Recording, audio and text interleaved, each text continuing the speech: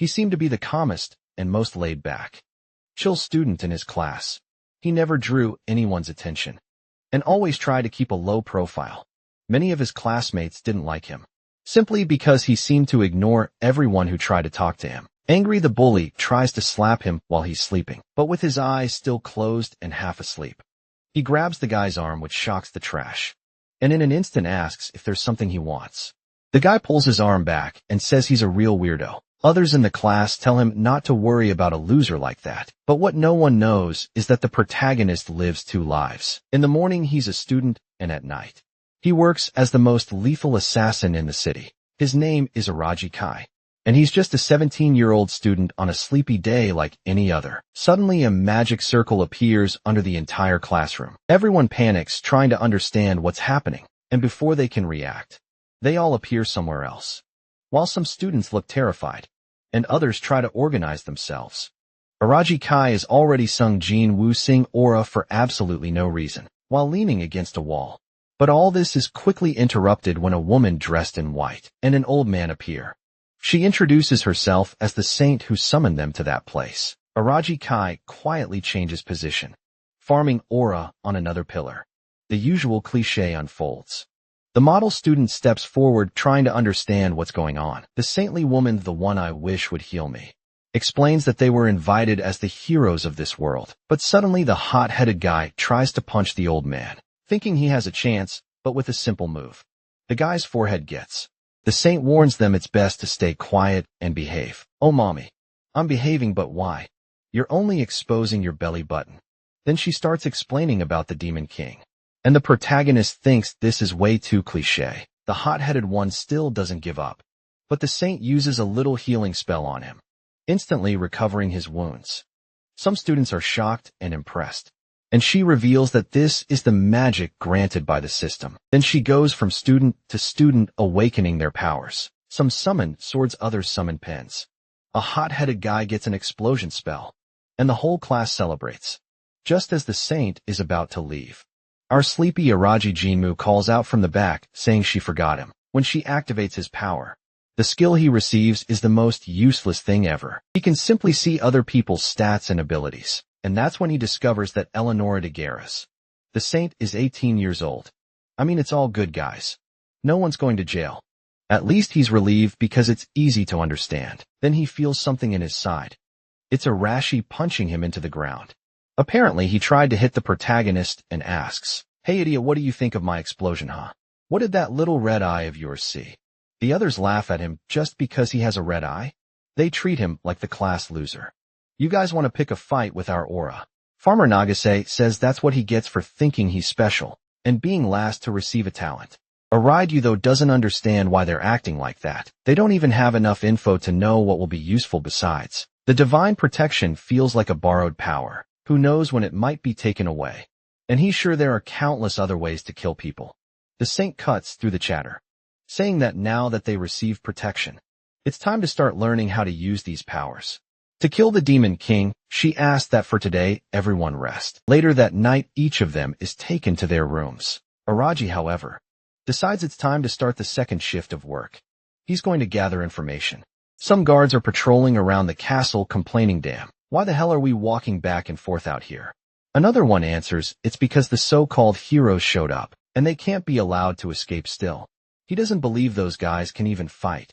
How would trash like that ever defeat the Demon King? The saint must have some trick up her sleeve. Of course, Erasure overhears all of this.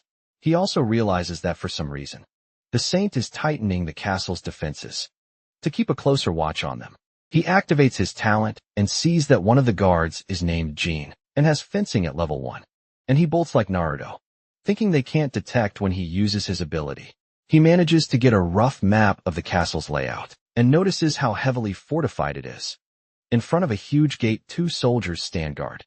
Escaping this place is going to be harder than he thought. While sneaking across the grass, he stumbles upon 3 girls chatting in the middle of the night. Then Brunette on the right says, "Maybe they shouldn't be doing this." He'll get mad. The one on the left insists, "It's fine, they're only practicing a little." Bagheera lifts up her flames, saying, "They all have to understand nobody's able to sleep anyway, and a bit of training will be great for strengthening their powers." Soon they're at fire plants. water all flying around while Araji quietly watches. They're using divine protection, and he's curious to see how it works. But suddenly something rushes past him, giving him a strange sensation. One of the girls glances sideways, wondering what that weird noise was before they can figure it out. A huge beast bursts out of the bushes in front of them. The three freeze in confusion, while Raggy wonders what kind of lizard this is. He's never seen this species before. He uses his power and learns it's a 4-year-old lizard Val. Aggressive, but without any special abilities. The problem is that its stats are way higher than the girls. The monster raises its head, inhales, and unleashes a roar. The girls start running, but the creature charges right after them, while Araji observes from a distance. Its aggressive nature drives it to attack without hesitation. It moves quickly, but its legs only carry it straight forward. No strategy, no real intelligence. Araji decides to test its skin's durability, so he throws a knife at Hits, drawing only a shallow cut. The beast halts for a moment, and Araji notes the throw was effective, though the wound wasn't deep. The trio is sprinting in panic when Magda stumbles on a rock and falls. She's scrambling to get up, but the lizard is already closing in. Seeing how near it is, she screams desperately, but the creature is already swinging its claw. She raises her arm and cries out for help when suddenly boom. The beast collapses dead right in front of her. She's left shocked as the other two rush to pull her to her feet. They wonder who saved her. Either way, whoever it was, they'd better get moving before more monsters show up. Arai stands off to the side, farming aura, thinking, I had no reason to save them, but I would have felt guilty ignoring it completely. So it looks like monsters really do roam this world. Things aren't going to be as easy as I thought. Just then he senses something off and hides behind the fallen lizard, trying to figure out if someone else is there. Realizing he needs to return to his room, he slips away, but behind a pillar. A hooded figure steps forward, places a foot on the lizard's body, and mutters that he thought these heroes would be a disappointment, but one of them carries the same scent as him. Next chapter, the monster's carcass lies sprawl on the ground, and everyone is left shaken. Gaius tells everyone that this creature was found close to the castle. The group is lost in thought, while another student is already crying in despair. The old knight explains that the Demon King drives monsters insane, making them crave human flesh. These are exactly the kinds of creatures they'll have to learn to fight. And the blonde boy who was inspecting the body says, it looks like some kind of magic was used to finish the creature off. Probably someone nearby was interested in the hero's powers. After learning the candidates had appeared, he even uses the word sorcery. And Araji wonders if that's different from magic. Mito jumps in, demanding to know what this business is about monsters being controlled by the Demon King. The blonde explains that powerful demons have servitude magic, which allows them to control weaker creatures. Basically, he's saying the Demon King is extremely strong and controls everything. But the old man cuts him off, saying not to listen to that weirdo. Araji already knows who he could ask for more information, but he's also worried about the idea of this monster having been controlled. He remembers when he saw the monster's profile earlier. It showed that condition, and now it makes sense. That murderous intent he felt must have come from a demon. He has to be careful. He barely noticed that presence, and only for a moment. Whoever it was could even be among them right now. Suddenly he feels something watching him from behind, and a voice says that this fear will only lead him to death. Araji is shaken, while Erishur loudly declares that nothing has changed. He just has to kill these demons as fast as possible and get back to his country. For once the classmates actually agree with him.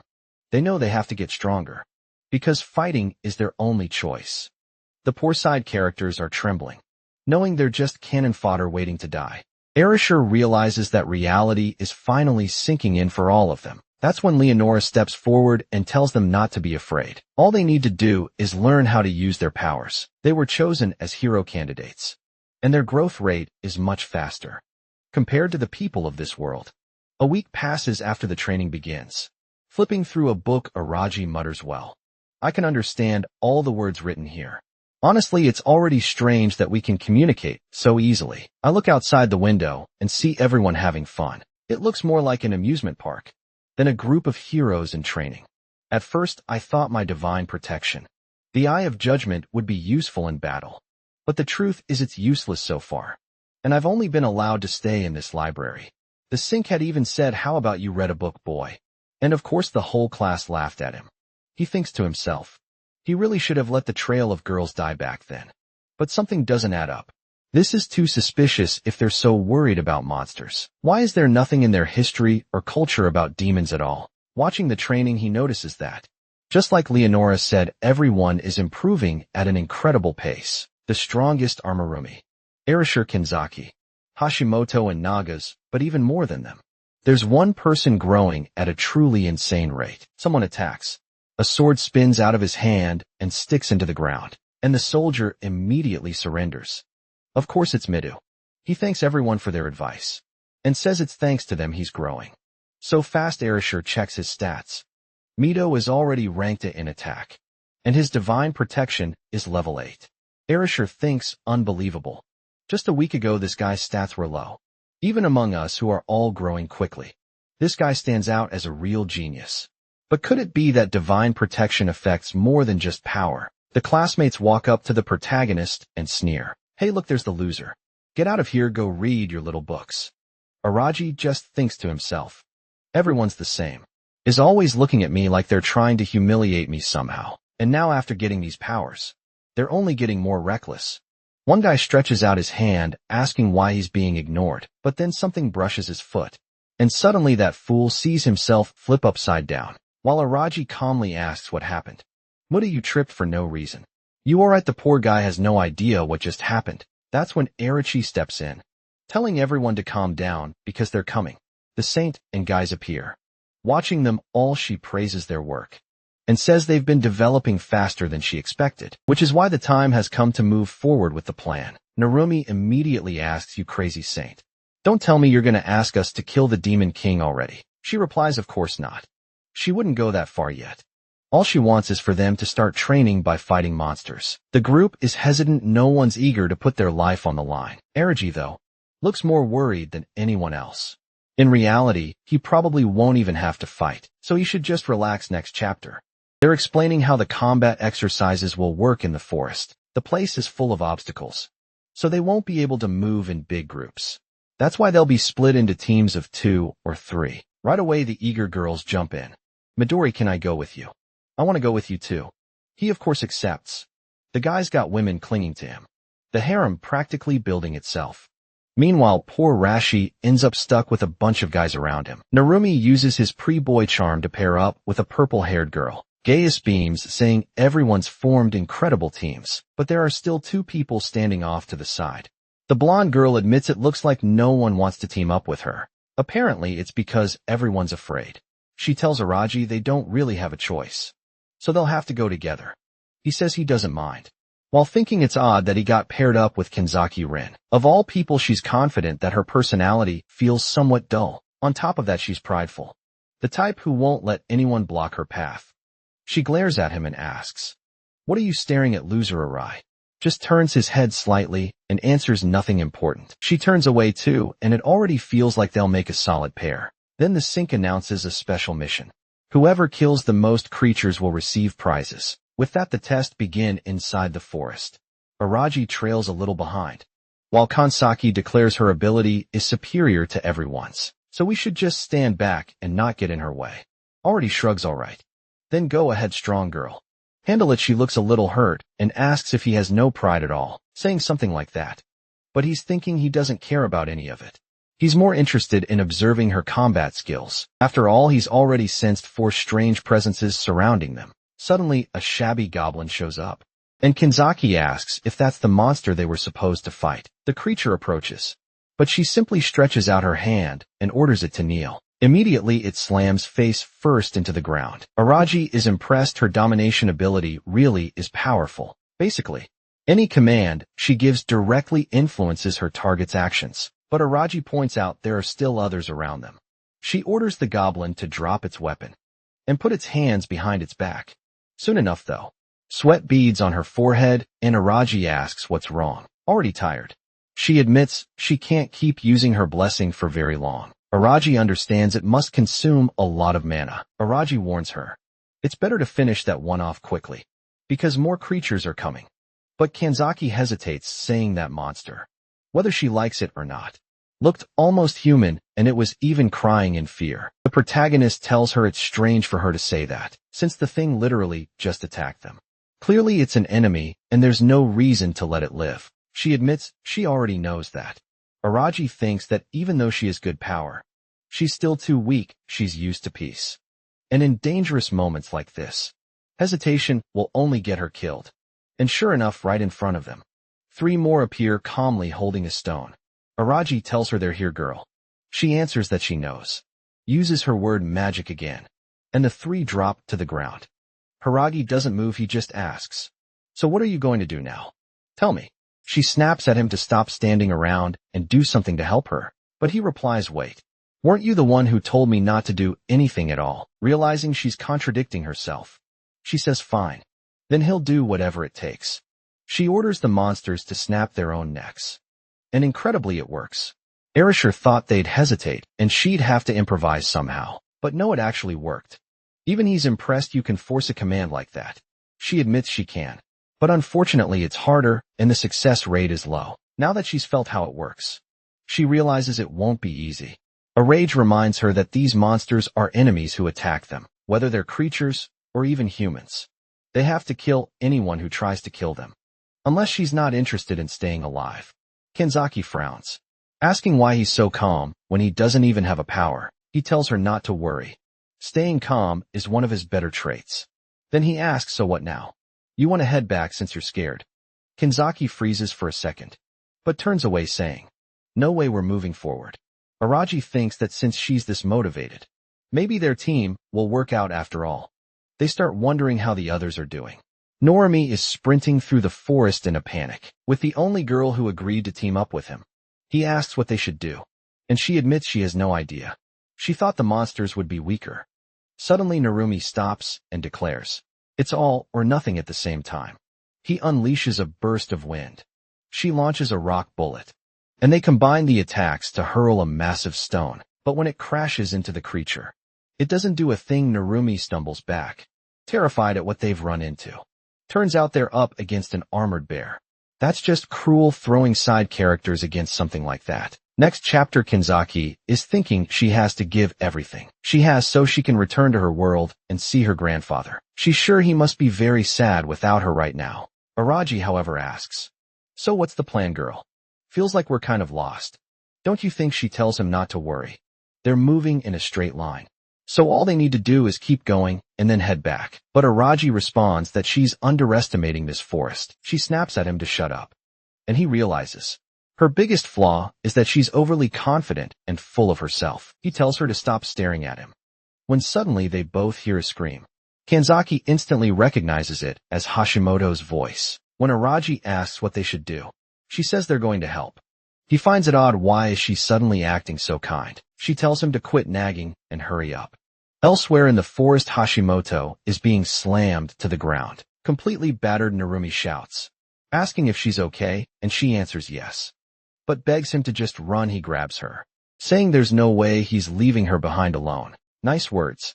But when he looks back and sees that armored bear's paw coming down, he nearly soils himself. Then suddenly, some power freezes the monster in place.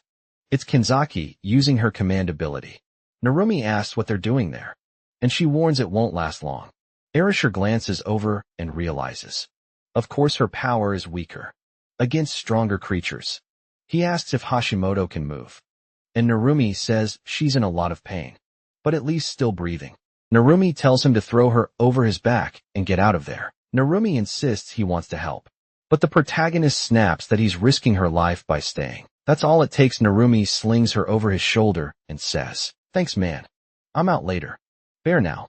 The problem is Arabi's to handle. He activates the Eye of Judgment, and it reveals the beast's defense is rank A. Its fur is thick, and the armor looks impenetrable. On top of that, it has the odd trait of being a mutant species. Kenzaki warns she can't hold it any longer. Arabi says that's fine. It's enough, they'll run too. But as she turns, she suddenly collapses, legs trembling from overusing her energy. The bear starts lumbering closer, and Araj realizes he'll have to act. And out of nowhere, the kid pulls out a smoke grenade. Where the hell did that come from? The boy looks up at Soldier. He tosses it, clouding the beast's vision, then scoops the grenade casing back up and tells her, "Relax. I'll handle this." He tells her to keep quiet. She covers her mouth, confused, asking what kind of smoke bomb that was. He explains casually it's one he made while everyone else was training. But that's a lie. The truth is he always came to school loaded weapons. Knives, a smaller knife. Grenades, everything. Kanzaki apologizes, calling him the stereotypical American civilian, and he asks why. She admits that she was the one talking big about saving everyone, but in the end, she was the one saved. He tells her not to worry about it, but she's blushing, saying she wants to thank him properly. He waves it off, telling her she's too soft-hearted. That's probably why so many people like her. She's about to say something else, but he tells her again to shut it before the bear comes back. She asked if they should run, but he says no way, that bear is still nearby. We'll just get spotted again. Sure enough, the armored beast crashes into the path of the fake protagonist of the story, and that sleigh guy really did gather a harem already. First mission, and it's starting like this. He activates the evil slaying sword and charges forward. Or at least he activates it, freezes up for a second, then rushes, and the bear lunges to bite. He dodges, grips the sword tight, and hacks on its arm, managing to land a blow outside the armor. But the skin underneath is tougher than expected. Then Nagas hurls a blazing fireball, screaming for the monster to die. The attack hits hard, actually tearing into it. That girl came in hot. Mito praises her. But the bear lets out a roar that snuffs out her flames. It fixes her with a glare, and she stammers in disbelief, asking how that's possible. He tells her to calm down, reminding her that her attack worked. The beast is clearly moving slower now. If they keep pushing and fighting together, they can take it down. She nods, and the trio of trouble continues the fight. But from the shadows, a sharp-toothed figure watches, muttering that it's only a matter of time. He's the veteran assassin known as Demon Delphis. Unfortunately, the armored bear won't be able to beat them. Their rapid growth and composure are astonishing, especially that boy. This was supposed to be a simple patrol mission, but now the plan is going to change. This has to end right now. Miter slashes again, and the giant bear is already shredded. He shouts that it's time to finish it, and drives his sword deep into the beast. Meanwhile, the demon, watching, mutters that the boy will take this lesson to the next world. The most dangerous moment in a fight is when you think you've already won. He's about to strike when suddenly there's a knife right at his face. He freezes, trembling with an overwhelming sense of death creeping over him. Araji steps out, aura flaring, and says his parents taught him. The biggest mistake an assassin can make is believing their enemy is dead. The demon drops his dagger, awkwardly thanking Arai for the lesson, saying he'll remember it, but inside, he's shaken. How did this kid get so close? And worse, that wasn't even supposed to be the focus here. He needs to find a way to escape. But that chance vanishes when a blade slices into his calf, dropping him instantly. Erasure approaches calmly, warning him not to scream. If he does, he'll die much faster than Erasure wants. He says he'll ask some questions, and the demon had better answer truthfully. Any lie means instant death. First question, who is he? But instead the demon snarls, who the hell are you, kid? Araji drops a cringe-worthy line. I am one who lives in the shadows. Someone from another world. The vampire-like demon is rattled. What kind of ominous presence is this? Araji presses, asking if the man he killed earlier that day was him lurking nearby. He admits he knew he was being watched, but he didn't expect his stalker to reveal himself so easily. That's why he deliberately used Midu and the others as bait, to draw him out. Delphis is shocked that this kid had planned it all from the start. Araji says what he needs now is information. Since he's new to this world, he'll squeeze everything he can about the demons out of him. Delphis laughs, saying it will be easy to make him talk, but then he screams in agony. Araji is merciless. He already slashed behind his knees, and now he cuts the tendons behind his arms, leaving him completely immobilized. He tells him flatly that unless he wants to taste death in hell itself, he better start talking, frothing with rage. The demon spits back that this brat is underestimating him. Then a strange purple liquid starts leaking from his mouth, eyes and nose. Araji realizes instantly the bastard had poison, ready to kill himself before revealing anything. Looks like the Demon King's army will be far more troublesome than he imagined. That's when suddenly a system general appears alongside her. Kanzaki steps in, spotting the scene and asking if that's a dead body on the ground. Araji clearly didn't want anyone knowing about his abilities. Immediately demands, since when were you watching? She admits she'd been there since the moment the demon hit the ground. So Araji explains the truth. that this guy was an assassin from the Demon King's army, and the strange power emanating from the bear was connected to him. Kanzaki asks if he's saying this person was trying to kill them. He answers that it's more than obvious. Of course they'd be targeted than the hero candidates. Did she really think they just live an easy life? She admits she was being naive, but asks how he noticed the assassin without being noticed himself. Strangely, Araji decides there's no reason to hide it, and reveals his family were assassins. That's why you can easily detect people in the same line of work. The claim is so outrageous that Kanzaki is stunned, blurting out that he must be insane. Arai simply replies that whether she believes it or not doesn't matter. What does matter is the corpse lying at their feet. That he's certain of besides that. He warns her not to tell anyone what she just saw. The class will already be shaken enough. Because of Hashimoto's condition. Kanzaki agrees, saying it's fine since he actually seems like a good person. She never imagined he cared that much about his classmates. He pulls his hood back, saying he understands that not everyone there is like him. Used to fighting now, it makes sense. He's revealing part of his abilities to Kanzaki because he knows she could be useful. Later on, the whole group gathers again in another part of the forest. Honor Shuri, who awakened healing abilities, starts using her power. She asked her friend to hold on, while the golden light spreads across her body. Everyone watches, and Narumi quickly asks if she thinks Hashimoto will be okay. Shuri says yes, but it'll take at least an hour to fully heal her. He thanks her, then says, Midori is truly amazing. Mito brushes it off, saying it's nothing, he just has strong people on his side. That's why it worked. Araji is standing nearby, just observing, wondering why the hell Kanzaki won't stop staring at him. That's when the saint appears with the old knight saying, it looks like everyone survived. Everyone greets Leonora, but Narumi wants to know if they were being watched the whole time. Gay answers that obviously they were. Did they really think they left? They were keeping an eye on everything. The blonde demands, then why didn't they help sooner? His friend almost died. The old knight answers that it was the perfect training opportunity. If things had gone too far, he would have intervened at the perfect moment. Midu argues that's weird. She was about to die, how could they claim they'd save her? Gagas tells them they'll have to get used to it. Military training has to put their lives at risk. The battles they'll face from now on will be far more dangerous. Midori steps forward again, saying that's not what he means. They were told only weak monsters would be in this area. Leonora steps forward and explains that it was the work of a demonic assassin. Of course, nobody understands what that means.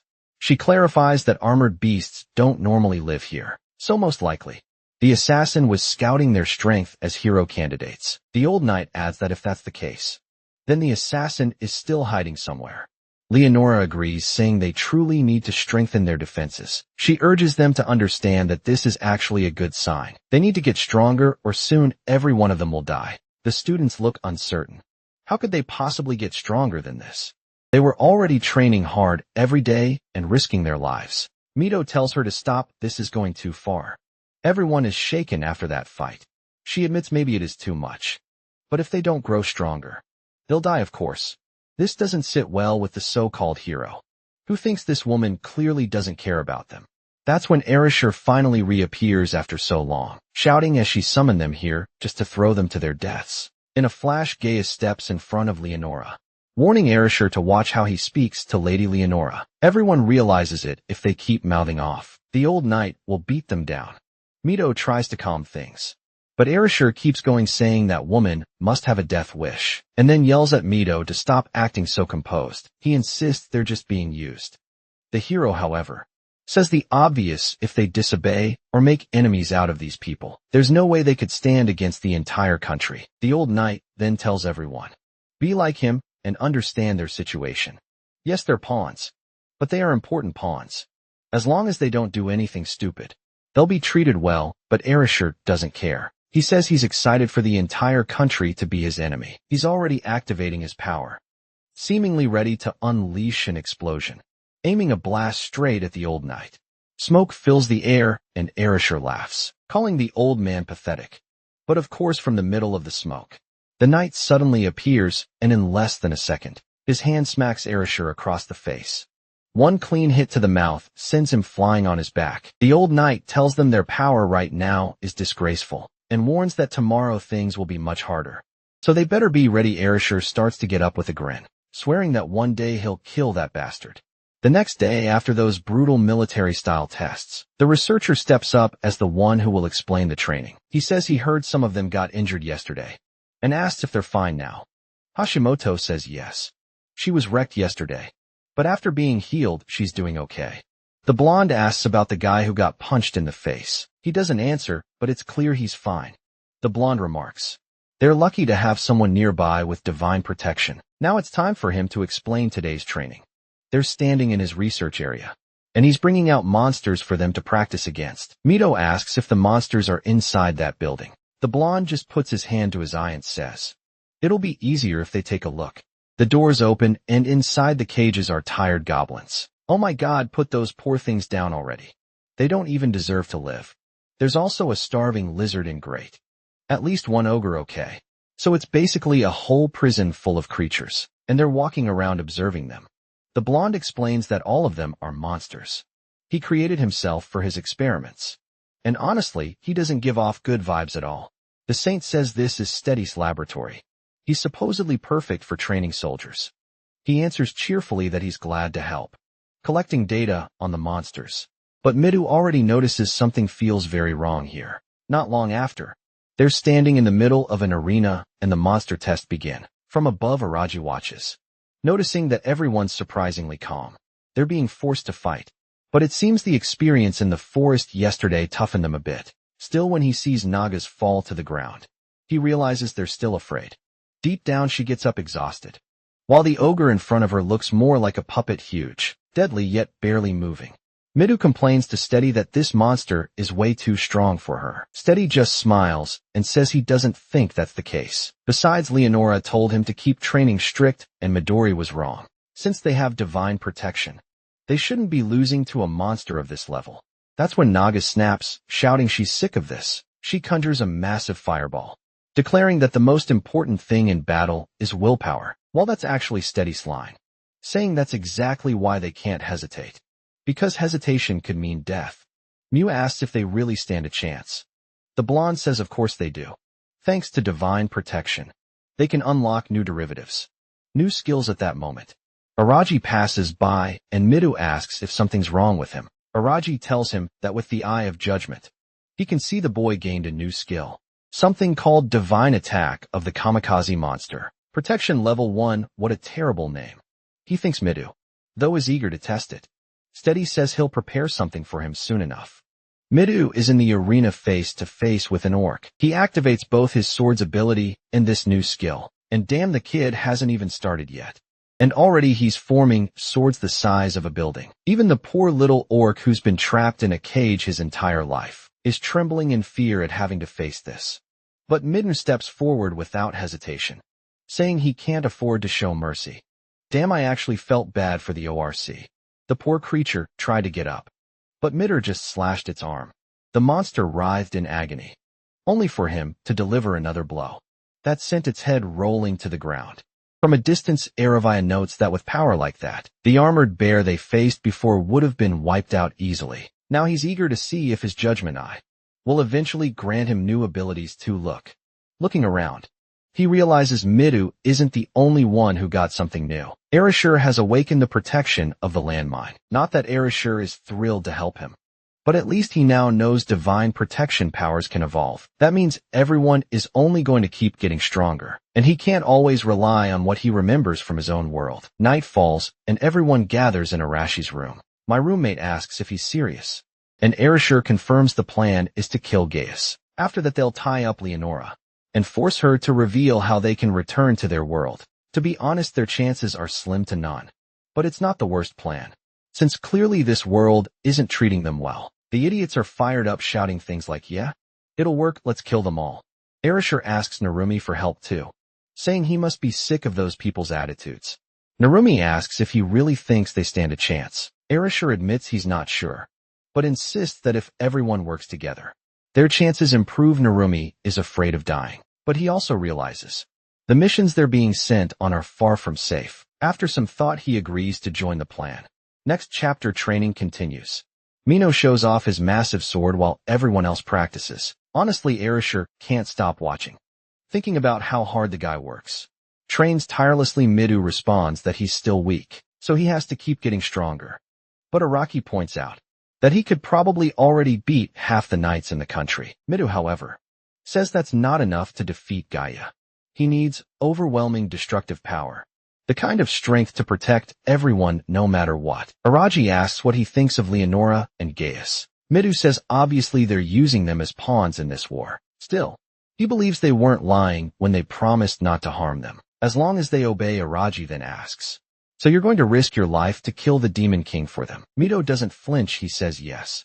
He's decided, but his plan is to be the only one who fights. He'll become the nation's main hero and slay the Demon King alone. Then he'll negotiate so that everyone else can live in peace. Araji says it's an impressive, even noble idea, but doubts Leonora would ever agree. Midu answers, then I'll swing my sword until she does. Right in the middle of this conversation, Leonora herself shows up beside Gaius.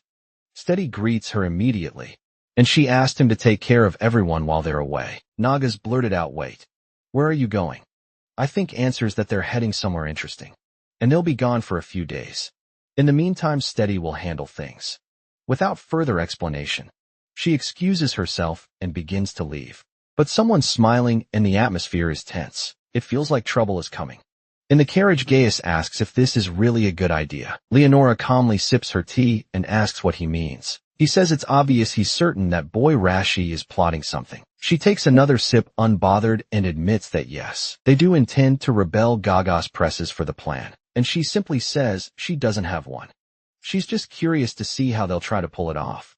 Besides that, Leonora says it's perfect to let them keep training and plotting while she's away. Gaius mentions that he knows they're still developing. It's unlikely, but maybe. She cuts him off, saying nothing will happen. There's no way they could ever face her directly. Some kind of contract must be protecting her.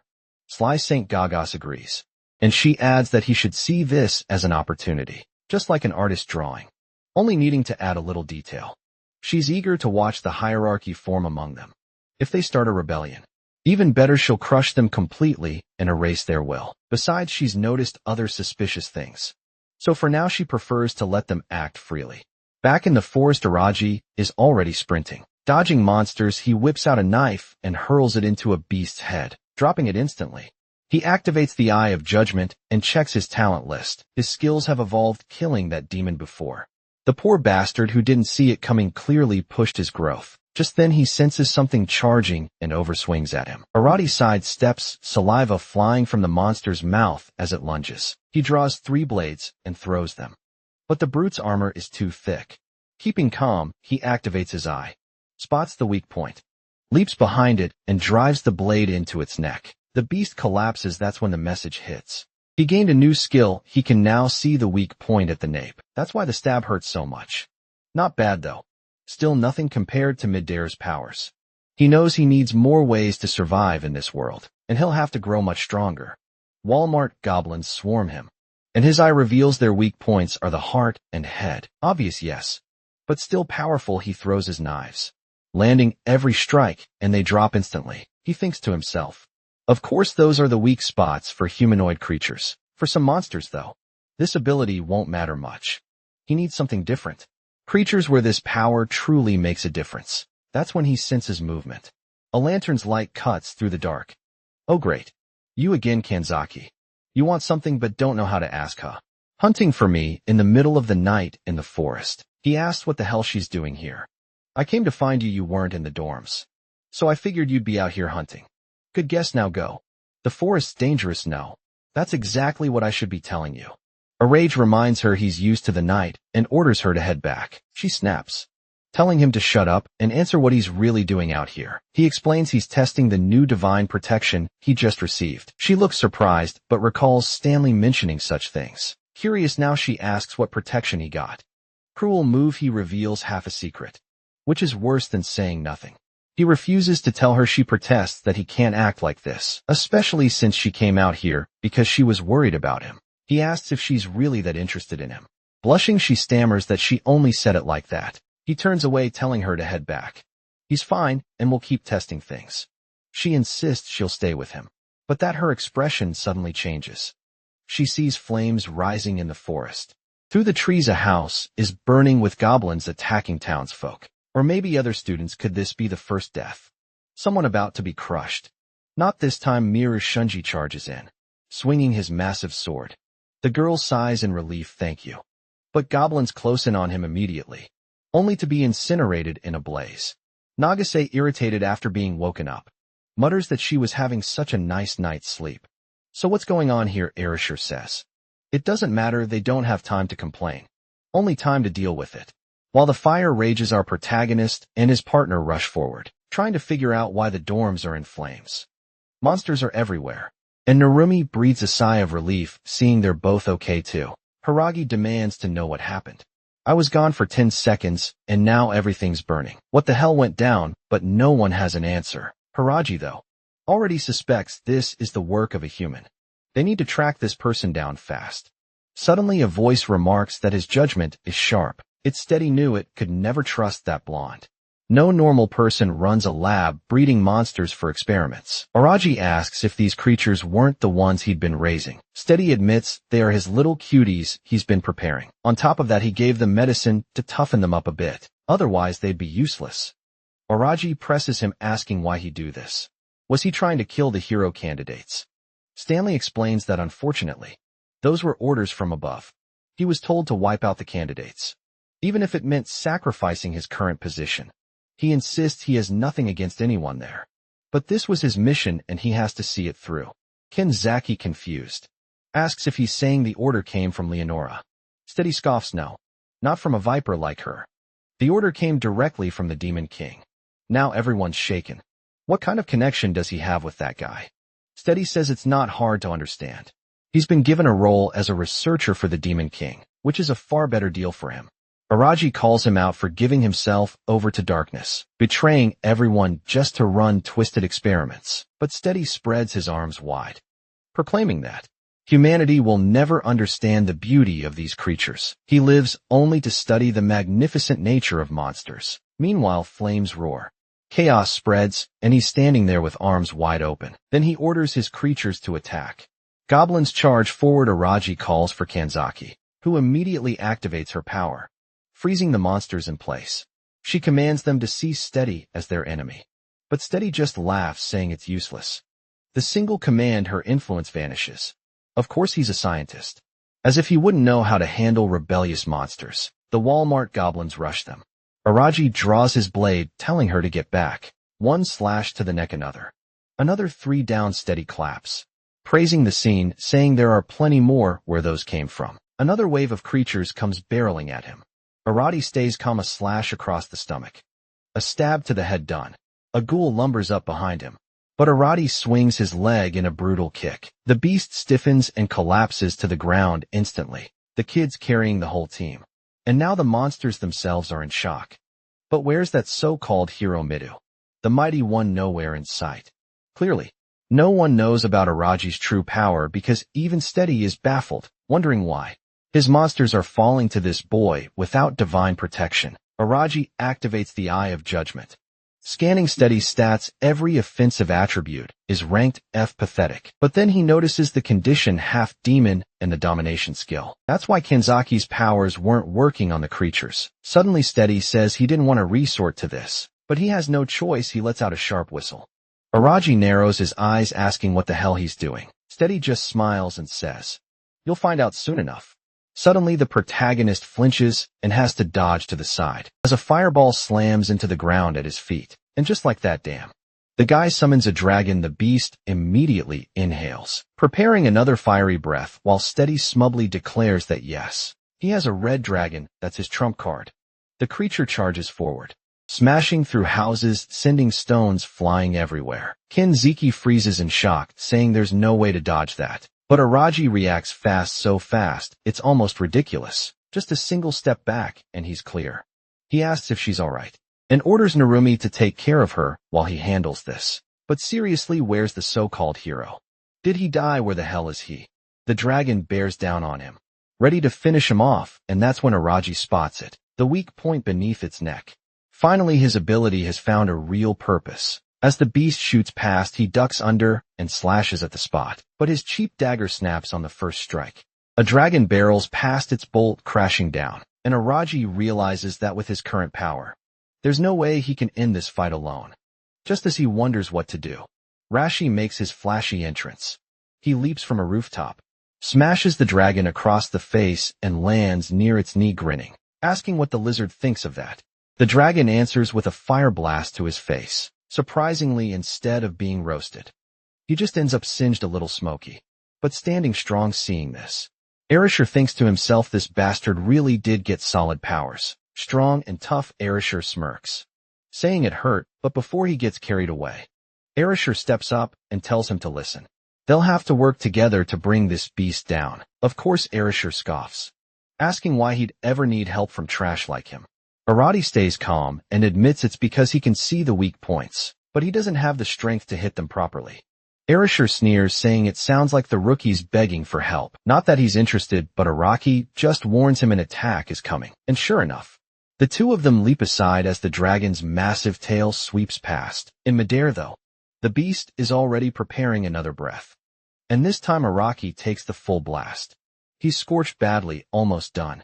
For Erasure asks him flat out, "So you think you can do this alone?" Erasure surprisingly doesn't hesitate. He admits he can't. He asks where the weak point is.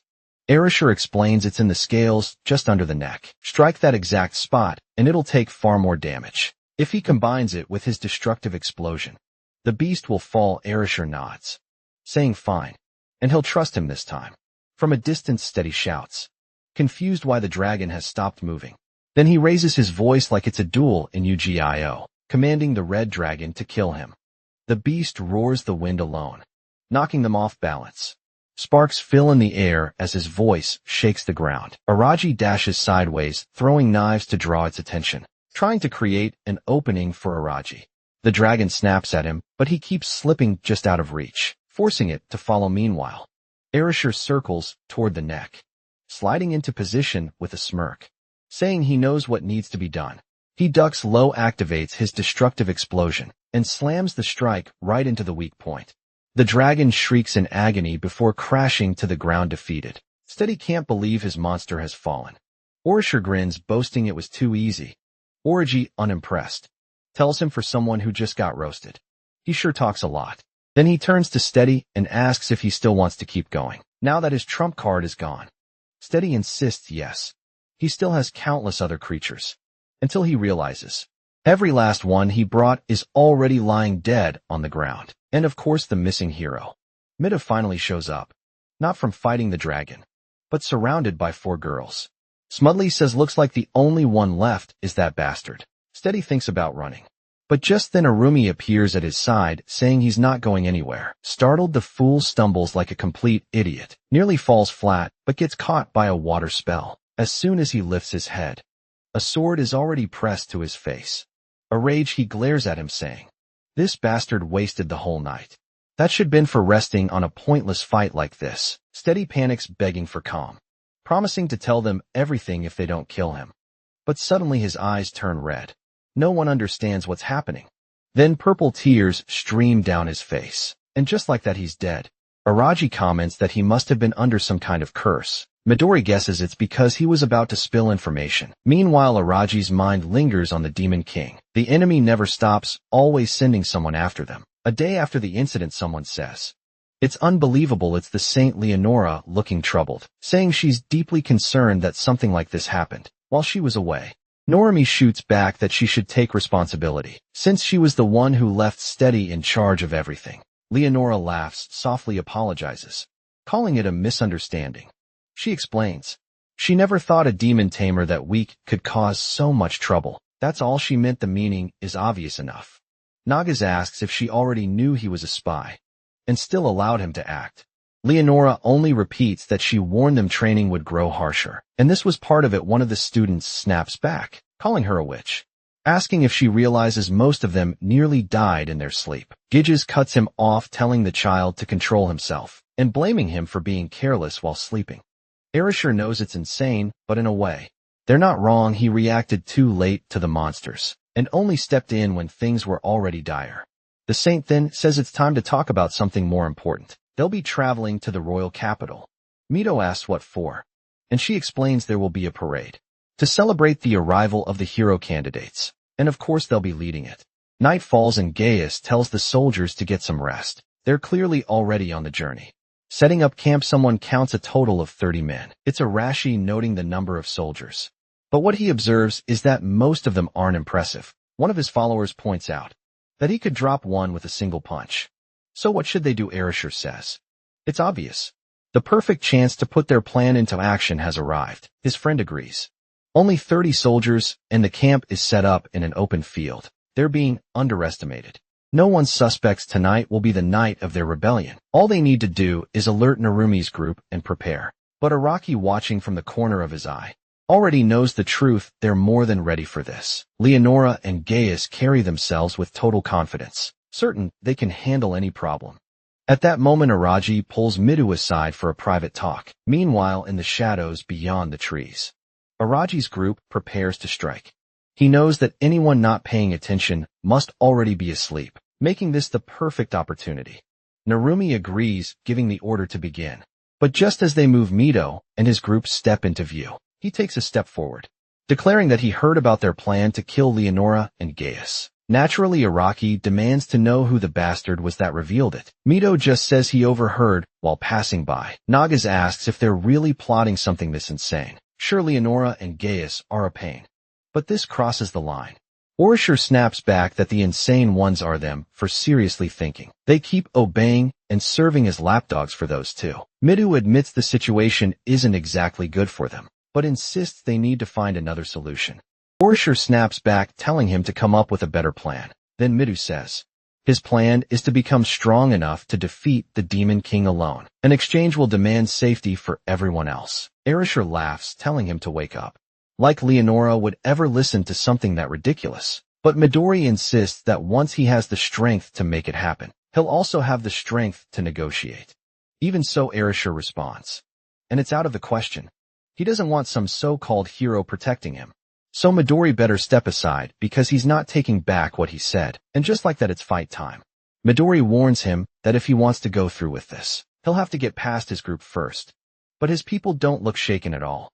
Arashir charges in, saying Midu will regret it, and slams a knee into his stomach. Midu is sent flying back, shocked in Arashi's raw speed and power. At the same time, Arashir is stunned too, because Midu actually managed to block part of the strike right then. The few soldiers rush over asking what's going on. Mido quickly answers that they're just having a disagreement, and doing some sparring. The soldiers tell them to calm down. It's too late at night for this nonsense. Realizing the situation will only get worse if he keeps pushing, Rashi spits that he's done with this. He walks off, saying it's pointless dealing with such a bunch of weaklings. It's not worth talking to anyone there. Next chapter, we're finally arriving at the capital of Daguerreast. Everyone's celebrating, selling their stuff. And Narumi, that fool, is all impressed. Hashimoto complains, saying there are too many people around, while Nagano shrugs and says that compared to her concerts, this is way less crowded, so it's fine. Meanwhile, the citizens are staring, whispering, wondering if it's really who they think it is. Gaia shouts for everyone to clear the way, announcing that the candidates for heroes have arrived. The crowd raises their arms, yelling, "These are God's chosen ones. They're incredible." The heroes of Team 1 stand there confused while everyone cheers wildly, except for Middle, of course, acting like a tough guy again. Honestly, he's getting tiring, really looking like he deserves a good beating at this point, strutting around with his arm raised like he owns the place. Naturally, Arashir isn't thrilled, while the protagonist realizes that people actually put a lot of faith in these so-called heroes. Kanzaki feels uncomfortable with the thought of so many lives depending on them like this. Araji, meanwhile, notices the castle towering over the city at the very top. King Rains welcomes everyone, telling them to rest after their long journey. And that's exactly what they do. Some collapse straight into bed. Others go off to heat things up. But later that night is a grand feast. And by the next morning, Midori's already out training again. Protagonist, as always, is off farming aura and gathering information about the region.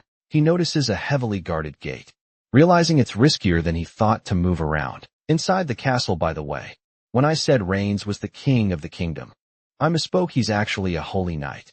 Anaraji quickly sees that this man has serious influence in the city. He observes him talking to soldiers, asking where are the hero candidates.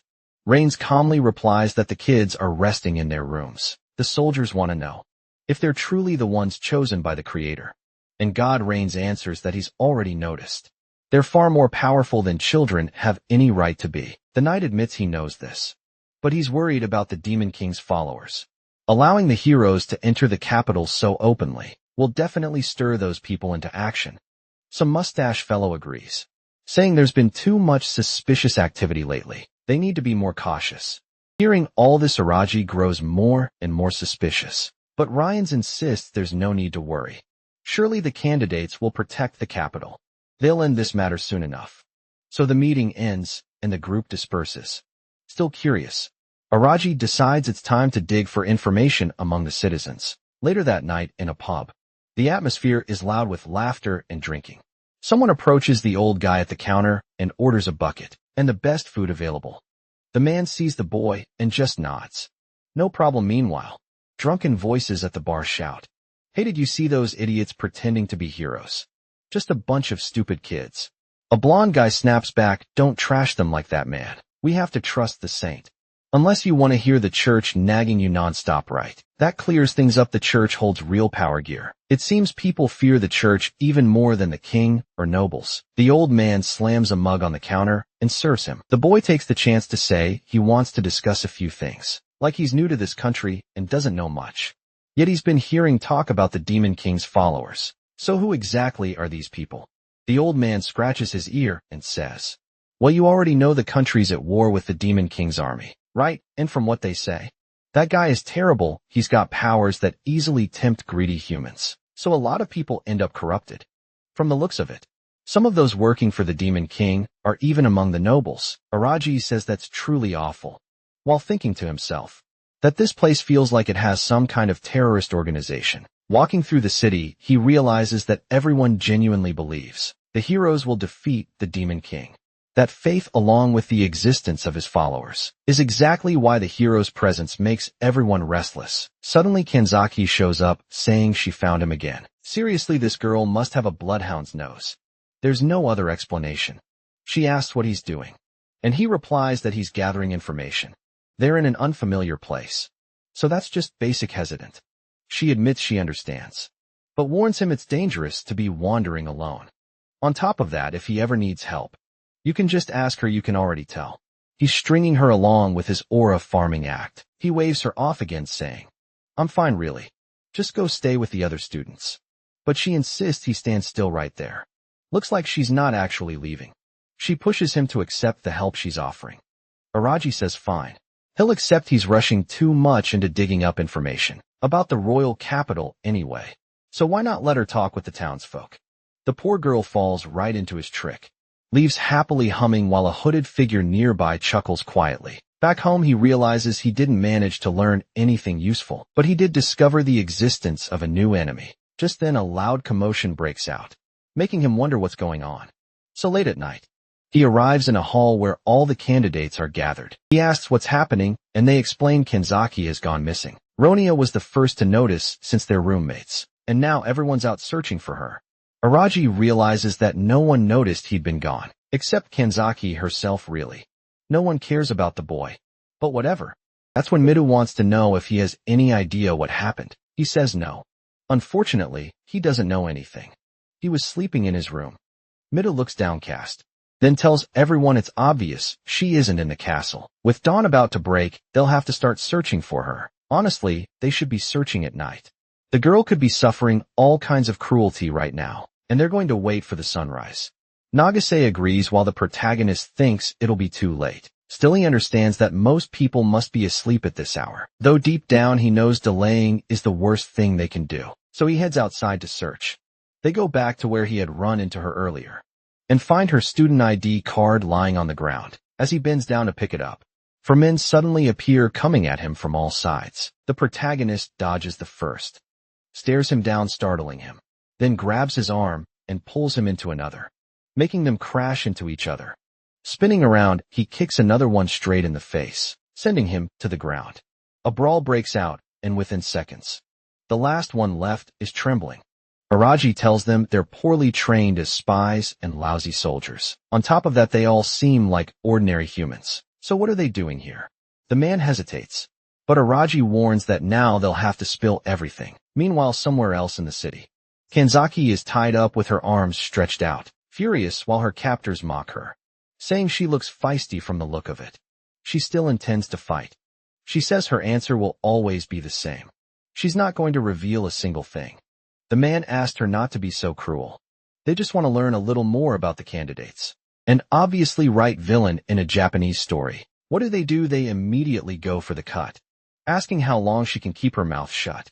But while they're plotting, they're already being watched by the king of the pillar, who once again notes that these guys were just ordinary humans. Hard to believe Kanzaki was even captured. The strike comes sharp, 2 knives fly and pierce both their skulls. Their bodies drop lifeless to the floor while she's left stunned. Then the tough guy appears saying, "Hey, are you okay?" She's still in shock, apologizing. But he just tells her to keep quiet, not make too much noise, and need to get out without drawing attention. She thanks him again, but right then, Araji feels that strange sensation once more. He stands and glances between the pillars, where something seems to be approaching. In an instant, a knight steps in and strikes the ground hard. And doesn't he look like Rains? The man rises, saying it's impressive he managed to dodge. Of course, it's that bastard declaring that Aragorn needs to be killed, calling him far too dangerous a candidate. The protagonist remembers. So this bastard really is from the Knight Order. What's he doing here? Rains admits it. Yes, he is. Or maybe it's better to call him a general of the Demon King's army. The protagonist prepares himself, thinking this cursed capital is crawling with enemies. Truly, this country was on the verge of collapse. Rains tells him to give up. The end is inevitable because all the candidates will be killed. As Rains gets ready, Araji activates his eye. Rains Walter, 28 years old, and as always, something feels off. He didn't have any ability suggesting demonic possession. Plus, all these stats were ranked B. Definitely not someone to underestimate. Rains glares again and charges. Swinging his blade, Araji dodges. But in midair, the man locks eyes with him, activates a magic circle, and fires off 3 fireballs. Protagonist hadn't expected this bastard to use magic too. As he leaps away from the fireballs, trapped midair, Rains rushes in, declaring that his end has come. Araji tries to throw another knife, but the man sneers that it's useless. He activates the eternal flame on his sword and says, "It's over for the candidate." He raises his weapon for the final cut when suddenly bang, the silver one pulls out a Glock and shoots him right in the forehead. Rains tries to form a magic circle, but the protagonist just form an American circle instead. Poor guy drops dead instantly. I'd almost forgotten that bastard still had that Glock in his pocket. He mutters that Rains actually managed to surprise him. He hadn't wanted to waste his bullets. But in midair, there was no way to dodge. Honestly, he's going to need to learn new ways to fight if he wants to survive in this world. Still in disbelief after 20 chapters, the kid finally invoked the Second Amendment. Kanzaki is completely shaken, asking if you really just shot the man. He says yes. It's standard equipment for an assassin. She admits it's terrifying to realize a classmate had a gun all along, but now her face is bright red. "You came to save me, didn't you?" The protagonist replies, "Coincidence. You idiot. Besides, what happened to your domination power?" She explains that strangely, the attack started when they slapped those shackles on her. From that moment, she couldn't use her ability anymore. It was weird, more than obvious. He already understands that those shackles have some kind of special property. He throws his coat over her shoulders and says, "Come on, girl." But she isn't having it any. Shinjo. "Those guys, they're going to go after everyone in the class, aren't they?" He nods, saying, "Yeah. Most likely they're the target of a good part of the city, especially since that guy was the captain of the Knights that we see a bit earlier, when he tortured the ones who had tried to attack him." The man was begging to live, but Araji told him it would depend on what he revealed, and that I dropped to his knees, saying, "I'm just following orders. Everyone said the candidates are enemies of the Demon King, and we had to kill them." Araji pressed him, asking if they had killed Kanzaki. The man replied no. Of course she was still alive. They were planning to keep her captive for a while, to lure the other heroes and get information. That made it clear to the protagonist that these people were everywhere. In large numbers, the sun was rising right. And that's exactly when the others would have started searching for her. Luckily, Araji went out during the night and saved her. The protagonist also notes that this man who gave information didn't die from a curse, unlike Steady before. Kanzaki realizes that these people were Demon King worshippers, even without any demonic powers. She had thought the people of this world were all allies, but Araki just tells her that from now on, She has to be careful not to be tricked again. The only reason they managed to slap those shackles on her was because she clearly let her guard down. Embarrassed, she admits they were answering all the questions she was asking. She wanted to learn more and ended up distracted. Then she snaps at him, telling him to stop nagging her. All she did was lose focus for a second. And right then someone calls their names. It's Mito showing up late, as ever. But at least he's relieved to see they're safe. He gets all cheerful and asks if it was Shinjo who found her. The protagonist says they need to talk. And Mito immediately realizes something happened. Araji explains about the Demon King's cult. This group of humans, who look like worshippers of the very enemy they're supposed to kill. And obviously that makes them the targets. Midu admits that now things are complicated. Since these are humans without any magic involved, it'll be much harder to identify who they really are. Unlike with monsters, Araji agrees. That's why things are about to get much more difficult. Midu says he'll have to report this to Leonora, so she can strengthen their defenses. But Kanzaki cuts in saying, she's certain that woman will just tell them to deal with it on their own. Like always, Midori pauses, thinks and admits she's probably right. She won't want to help, so it'll be better if they join forces and decide for themselves how to act. Meanwhile, the entire class is still out looking for Kanzaki, but then their talk is cut short by the sound of an explosion, echoing through the whole city. In the distance, smoke rises, and they immediately dash toward it. At the same time, they find themselves surrounded. Hooded figures all around snickering. Mew realizes it's exactly the bastards they've been hunting. Araki says it looks like they don't have a choice, and tells everyone to get ready. Those guys don't stand a chance anyway. Not with the three strongest right here. At the same time, Arashi's group and Nagasu's group are also surrounded. Poor totally spies, huh? They probably all get wiped out. Erasure must be thrilled since he loves a fight. Meanwhile, the protagonist scans their stats. As usual, hostile, but nothing showing demonic traits. Most of them ranked around D and F. Strangely, Araji mutters that these guys are a real problem. They were trained fighters. Maybe not a big deal, but we'll see. Then the order is given and the whole group charges. At that moment, the protagonist calls out to Kanzaki, who activates her power, freezing 5 of them in place for a second. He throws 5 knives with deadly accuracy. And it's over. Truly tough fighters. Midas, they're shouting, you guys are amazing. But then what the hell, people? They're humans, you can't just go around attacking them like that. A radio, though, says he doesn't care, enemies need to die. Midas trying to play that knightly hero act. No, you've got to save people from evil. Suddenly, another attacker comes from behind, and Arati has to defend himself, still insisting on being the good guy. Midas shouts, why are you doing this? We're all human, why are you helping the Demon King? The attacker just answers that they do everything for their master. Kanzaki reaches out, but the protagonist tells her not to. He wants Mito to handle it. Mito attacks, breaking the man's sword. Damn, you broke my blade. Mido says, buddy, drop that little sword and surrender, or you're gonna get your ass handed to you. The guy just laughs and screams that he'll never surrender to a filthy hero like him. He lunges for another strike. The cut sprays blood, and my god. Mida chose to get torn up rather than kill that idiot. The attacker is enjoying it, laughing like a psychopath. Then Mida moves and you son of a bitch, and hits him straight in the middle. Done tired of it. Is that what you wanted, you bastard? There he is, ripped open on the ground. But the weirdo on the side begs for more, saying, that's not enough. Araji tells Midu to finish him, because he replies that he can just leave the guy to die on the ground, right? But our protagonist says that's not how the world works. Have to make sure threats are eliminated. The attacker's terrified. How can a classmate speak so calmly about this?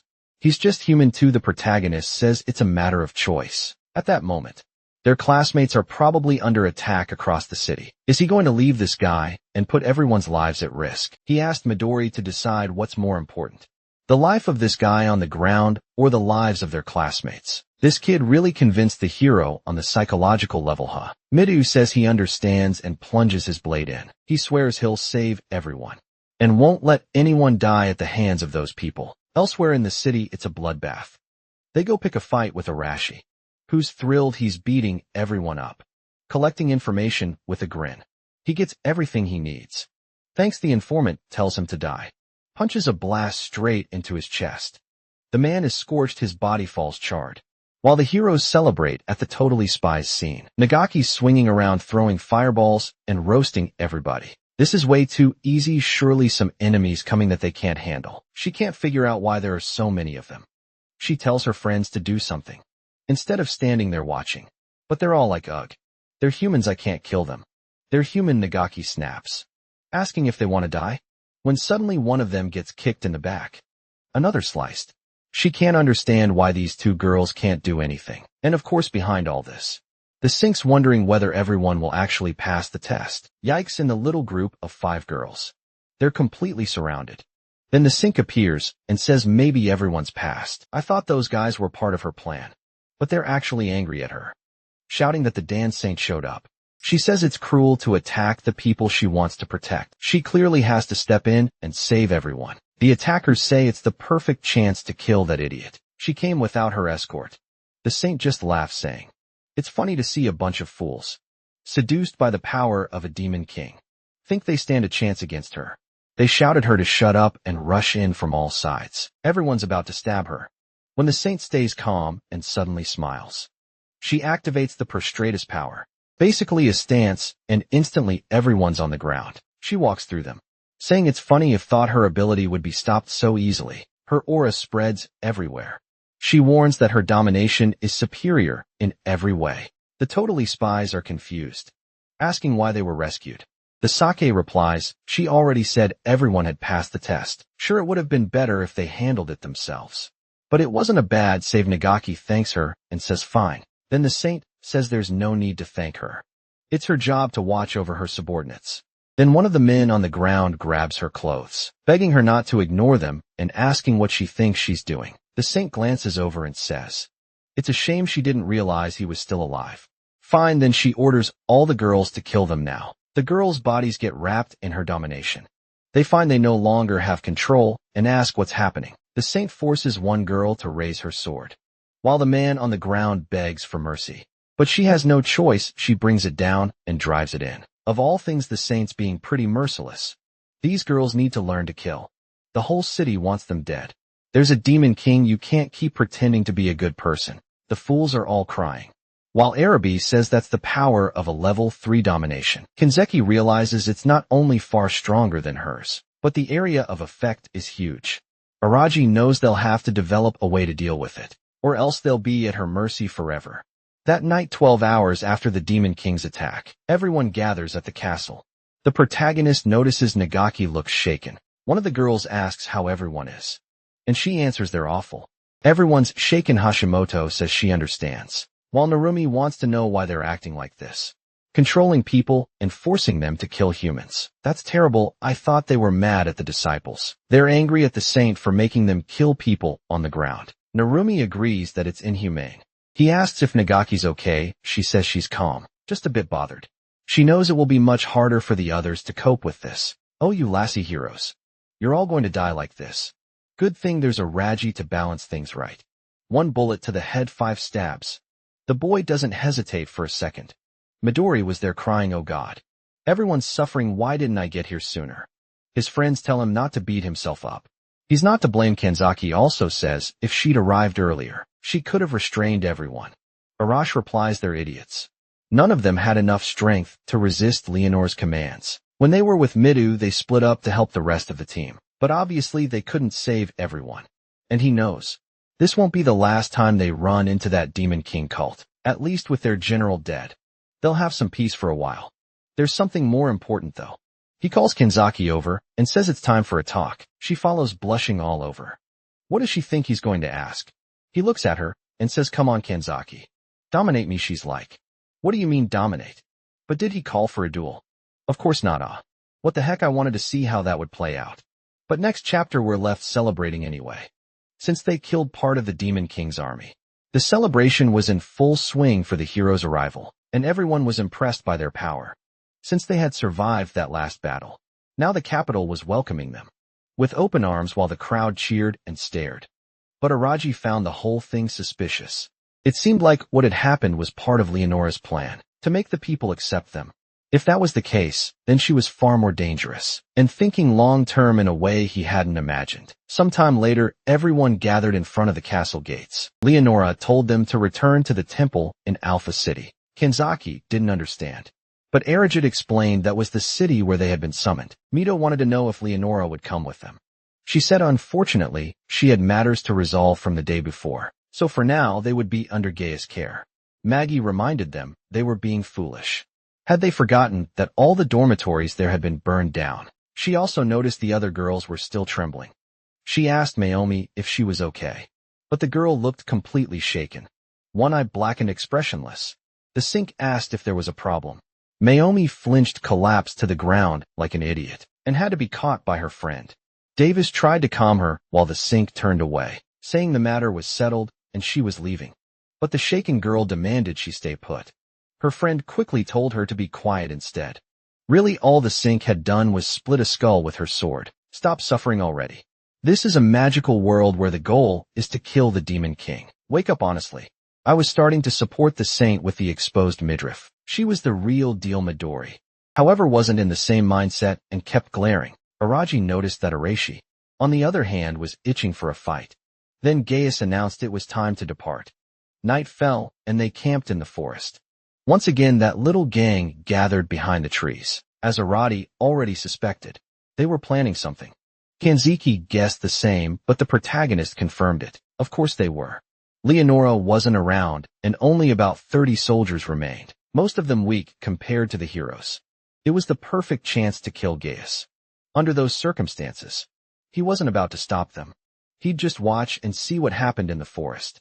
Gaius asked if the monster that looked like a dragon was really nearby. Narumi said yes. Come with him, he had seen something strange in the area. Was Gaius being tricked, or was he just playing dumb?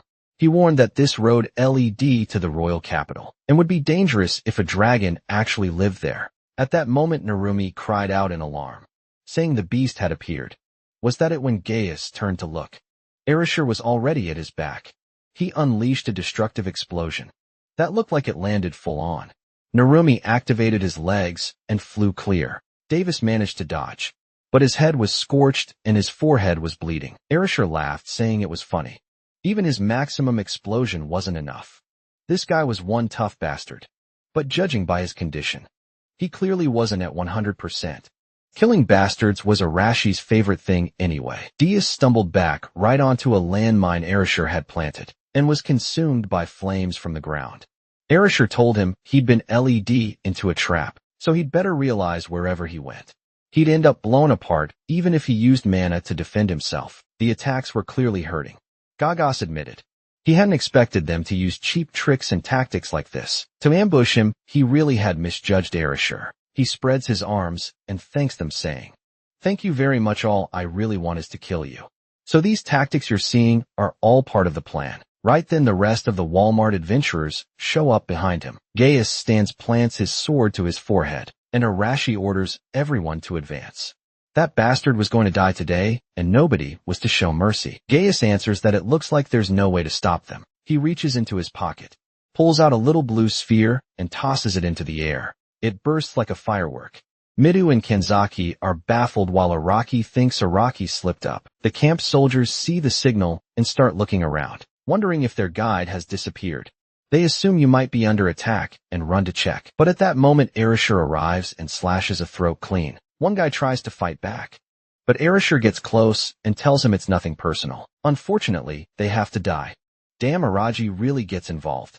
The attackers curse at him, but he dodges another strike and delivers a brutal blow under a chin. He throws one body onto another, so his survivor has to grab his friend, then stabs under the armpit as he passes.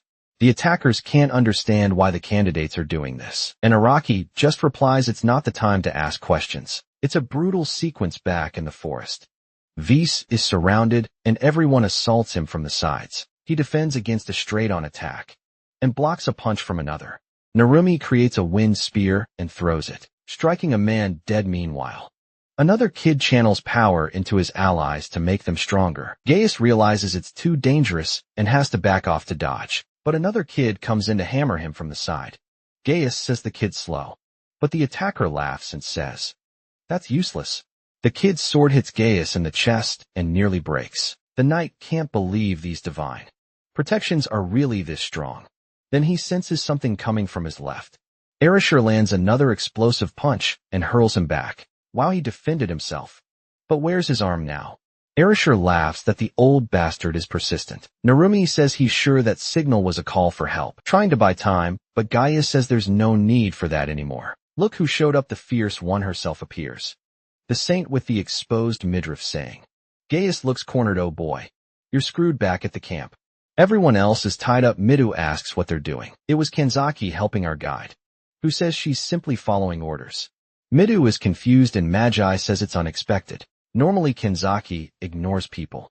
Then Erasure shows up and says, sadly for Midu, that Kanzaki is following his orders. Midu is stunned. Kanzaki says she captured 7. Although some escaped, she tells him not to worry. The rest are taken care of, right? Then Midori steps in and asks what she means by taken care of. Erasure just says yeah. I killed them all except those soldiers over there. None of the others are standing. Kanzaki comments that as always, he showed no mercy while Midu asks why. The protagonist explains Arashi and his group were confronting Bayas, and to help he decided to deal with the guys who would be easy targets. Now Midu understands why he hadn't seen Arashi that night. Magi says this rebellion might turn into something more serious than they expected. Is he really going to go through with a plan like this? Erasure just tells her to take a look at what's going on, and she'll get her answer. Midu, though, doesn't get it. Why is he teaming up with Erasure? He thought they were allies. The protagonist just says there are things he needs to do besides. If Midu wants to complain to someone, he can complain to Erasure. Don't bother him, the hero admits Midori's right. He doesn't have time to talk and orders them to move. They need to stop this lunatics group. The saint with the exposed midriff says it's impressive that guy lost. He answers that it's shameful. No escape, his time is up. From above, Marumi asks what they're going to do. Erasure replies they have no choice. There's no way he'll tuck his tail and run after coming this far. The others hesitate. They know she can control people. The saint herself explains there are limits to her ability. If someone has too much mana, even she has trouble controlling them. But these folks always rely on divine protection and barely know how to handle their own mana. So they're failures. That's why she can easily control everyone here. Erasure calls her a coward and says if she tried to face him head on, she'd have no chance. The saint laughs and says their taunts are cheap. Since that's the case, she'll deal with him and break those claws of his. Even Gaius looks frightened and begs her not to use that enslavement magic. This would be over the top. The queen of the belly button tells Gaius to calm down. After all, she's the saint. She's way more beloved by God than any of them. Erasure charges and tells her to come at him with everything. Gaius is scared, but the saint simply reaches out, calls to the earth, and something erupts from the ground and strikes him in the chest. He's riding. She calls to the wind, and it begins to slice from every direction, forming a cyclone. Narumi rushes to help, while everyone else asks if Arashi's okay. The saint calls to the fire, and one of them is vaporized. She calls to the water, and another is trapped in a bubble and can't breathe. As one guy falls unconscious, everyone hesitates. The saint asks if they're finished, but someone says no. Erasure snaps. Absolutely not, she shouldn't think she's won. Midori's group has arrived, and he orders Erasure to stop, wanting to know what he thinks he'll achieve. Acting like this, Erasure answers that if anyone wants to stop him, they'll have to fight, and he hates pacifists as much as anyone. Midu asks whether the rest of the group really thinks that way. Narumi apologizes, saying they can't trust the saint and her people. The hero is thoughtful while Nagas agrees with Narumi. Since things have reached this point, maybe it's better if everyone joins this cause. Hashimoto argues violence isn't the best way to solve things. The saint finds it comical that even in this situation, they're still arguing. She thinks it's funny they assume they won't be punished for stopping. Now the vibe is bad for everyone. No one can escape this. The saint stretches out her arms and orders the wind to destroy their enemies. Arumi says he won't let that happen and seems to try to summon a tornado to counter hers. But from the side, you can see the saint's storm is much bigger. Poor Arumi is thrown around, spinning helplessly with everyone else. Midori steps back. The dorm room crew is all down on the ground. He asks if they're okay. Erasure tells Midori to calm down. No one's dead. If he wants to help, he should start fighting instead of just watching. He readies his sword and says there really is no other option. Someone in the back agrees. Nagisa says she's also tired of holding back her patients. Hashimoto adds that it looks like this is their only choice. And with that, everyone gets ready. The saint says fine. Today she'll show them the distance between them behind a tree. Kanzaki asks Araji what they should do. As always, he's leaning against something with his arms crossed, saying that the moment she uses her magic to enslave them is when they'll step in. Until then, all they can do is trust their friends. The fight is about to begin when suddenly someone calls out to Leonora. It's Gaius, saying that even though he's not in the best condition, he's still her knight. The saint tells him not to worry and says she'll bless him with healing. In an instant, he's back at 100%. His arm restored, they get ready to face the heroes. While Narumi is stunned, they went through all that to kill Gaius, and in a second, he's completely fine again. Nagase tells him not to worry. Everyone's here, and they'll manage. Now all I can see is the saint's exposed stomach for some reason, and she says they can attack anytime. In her eyes, this battle is perfect to test them. After all, if they never defeat her, they'll never become true heroes. Mito charges in asking for cover and goes for the first strike. Gaius steps in front, blocks his attack, and they clash sword to sword. But Mito's blade is cutting right through his. Gaius is forced to retreat, realizing this kid really is powerful. Meanwhile, the saint calls upon ice, shaping it into spears to pierce her enemies. She launches them at Mito, but Nagase forms a fireball that intercepts them midair. The saint just says that's not enough. As shards continue forward, Midori has to cut them down, though some still pierce him. Narumi calls out to him, telling him to brace himself. At the same time, Hashimoto raises stones, vowing she won't let the saint strike their leader. Turns out this girl has telekinesis. Narumi channels his wind line to slice through the stones, and together they launch a combined attack. But the belly button queen just stands there, as the powers land full on, doing absolutely nothing. The rocks crash to the ground as she says she is loved by God. The divine protection and powers they received have no effect on her. From a distance, the protagonist realizes this must be the saint's protection. Even though her defense stats are relatively low, she doesn't even need to use them. And any physical attack will probably be handled by Gaius anyway. Erasure charges again, throwing a kick. Gaius blocks and asks where that explosive power went. Was he getting tired? Erasure replies he doesn't need to waste that on an old man like him. He tells Midu to take on the saint while he handles this guy. Midu agrees though. He wonders how he's supposed to kill a woman immune to divine protection. Even the energy blade he's using shouldn't work. Then suddenly the sword lands in his hand. One of the boys says this one will serve him better. He thanks him while the saint watches with interest, saying, "This is getting exciting." It looks like the two of them are about to face each other. Midu says unfortunately yes, because there are people depending on him, and that's why Leonora must be defeated. He charges while she keeps smiling, slashing arcs like Street Fighter half-moons. He dodges them as Nagas from a distance, wonders how they're supposed to help. All they can do is use their blessing powers, but they don't work. Hashimoto agrees, saying it's frustrating, but all they can do is stand and watch. No, you idiots. Sink is immune, throw rocks. A guy is to free up Erasure so he can fight without meaning to. I'm pointing out plot holes here. Erasure dodges, slips past another strike, and swings a punch at the old man's face, sending him back, but the kid stays flexible. Follows up with a kick that forces the old man to retreat, then drives a solid blow into his gut. The blast of force hurls him away. Rashi mocks him, asking why he's moving so slow. He thought his wounds had been healed, but clearly he hasn't regained all his strength. The old knight retorts that Rashi's at his limit too, and he can't rely on the divine protection he once had. Meanwhile, the saint launches 3 fireballs at Mito, forcing him to dive aside. He knows at this pace he can't win. None of his attacks are landing. He needs another way to defeat Leonora.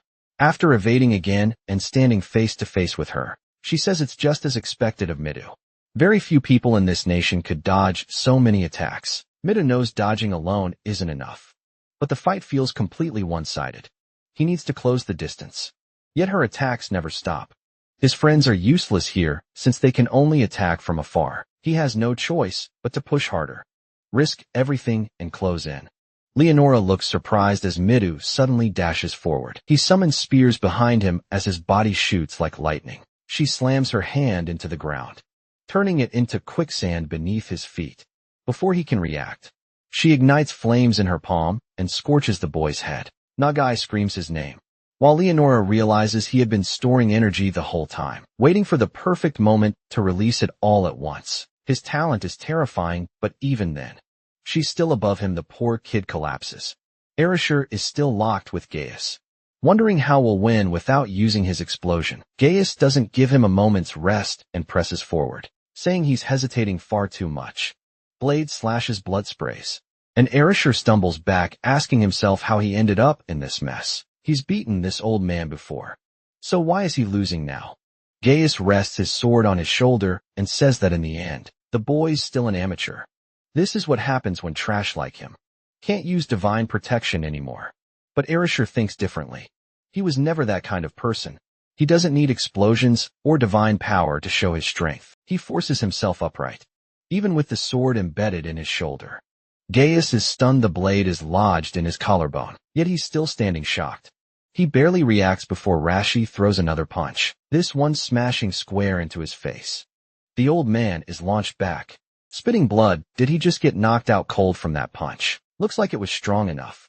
Hirashi grins, declaring that he's finally beaten the bastard. Meanwhile, Midori thinks it shouldn't be this way.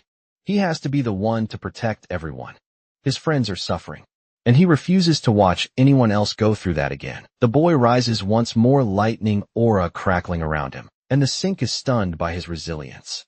He says enough. It's time to go all out. She responds that he doesn't even stand a chance of reaching her, but in a blink he's already at her side. As she turns to look, his blade strikes and sends her flying back. Blood pours from a cut on her arm, and she wonders if she really let her guard down. In another instant, Midu is already at her back. She spins, summoning an ice barrier. But his strike not only shatters it, it drives her back yet again. At that moment, she realizes it isn't about letting her guard down. He was actually managing to close the distance in an instant. She knew that was the Earth shrinking ability, a power only given to those favored by the gods. Midu said all he ever asked for was something that would help him protect people. In the same second, he drove his sword into her neck. The saint said that still wouldn't be enough to beat her. She activated Prostratus again, and Midu went face first into the dirt. She smiled, saying he'd made his choice. Now that the trump card had been used, Arati said it was their turn to move. Poor Midu was kissing the ground while the saint blushed, admitting she hadn't expected to need that technique. Yet she was impressed with Midu.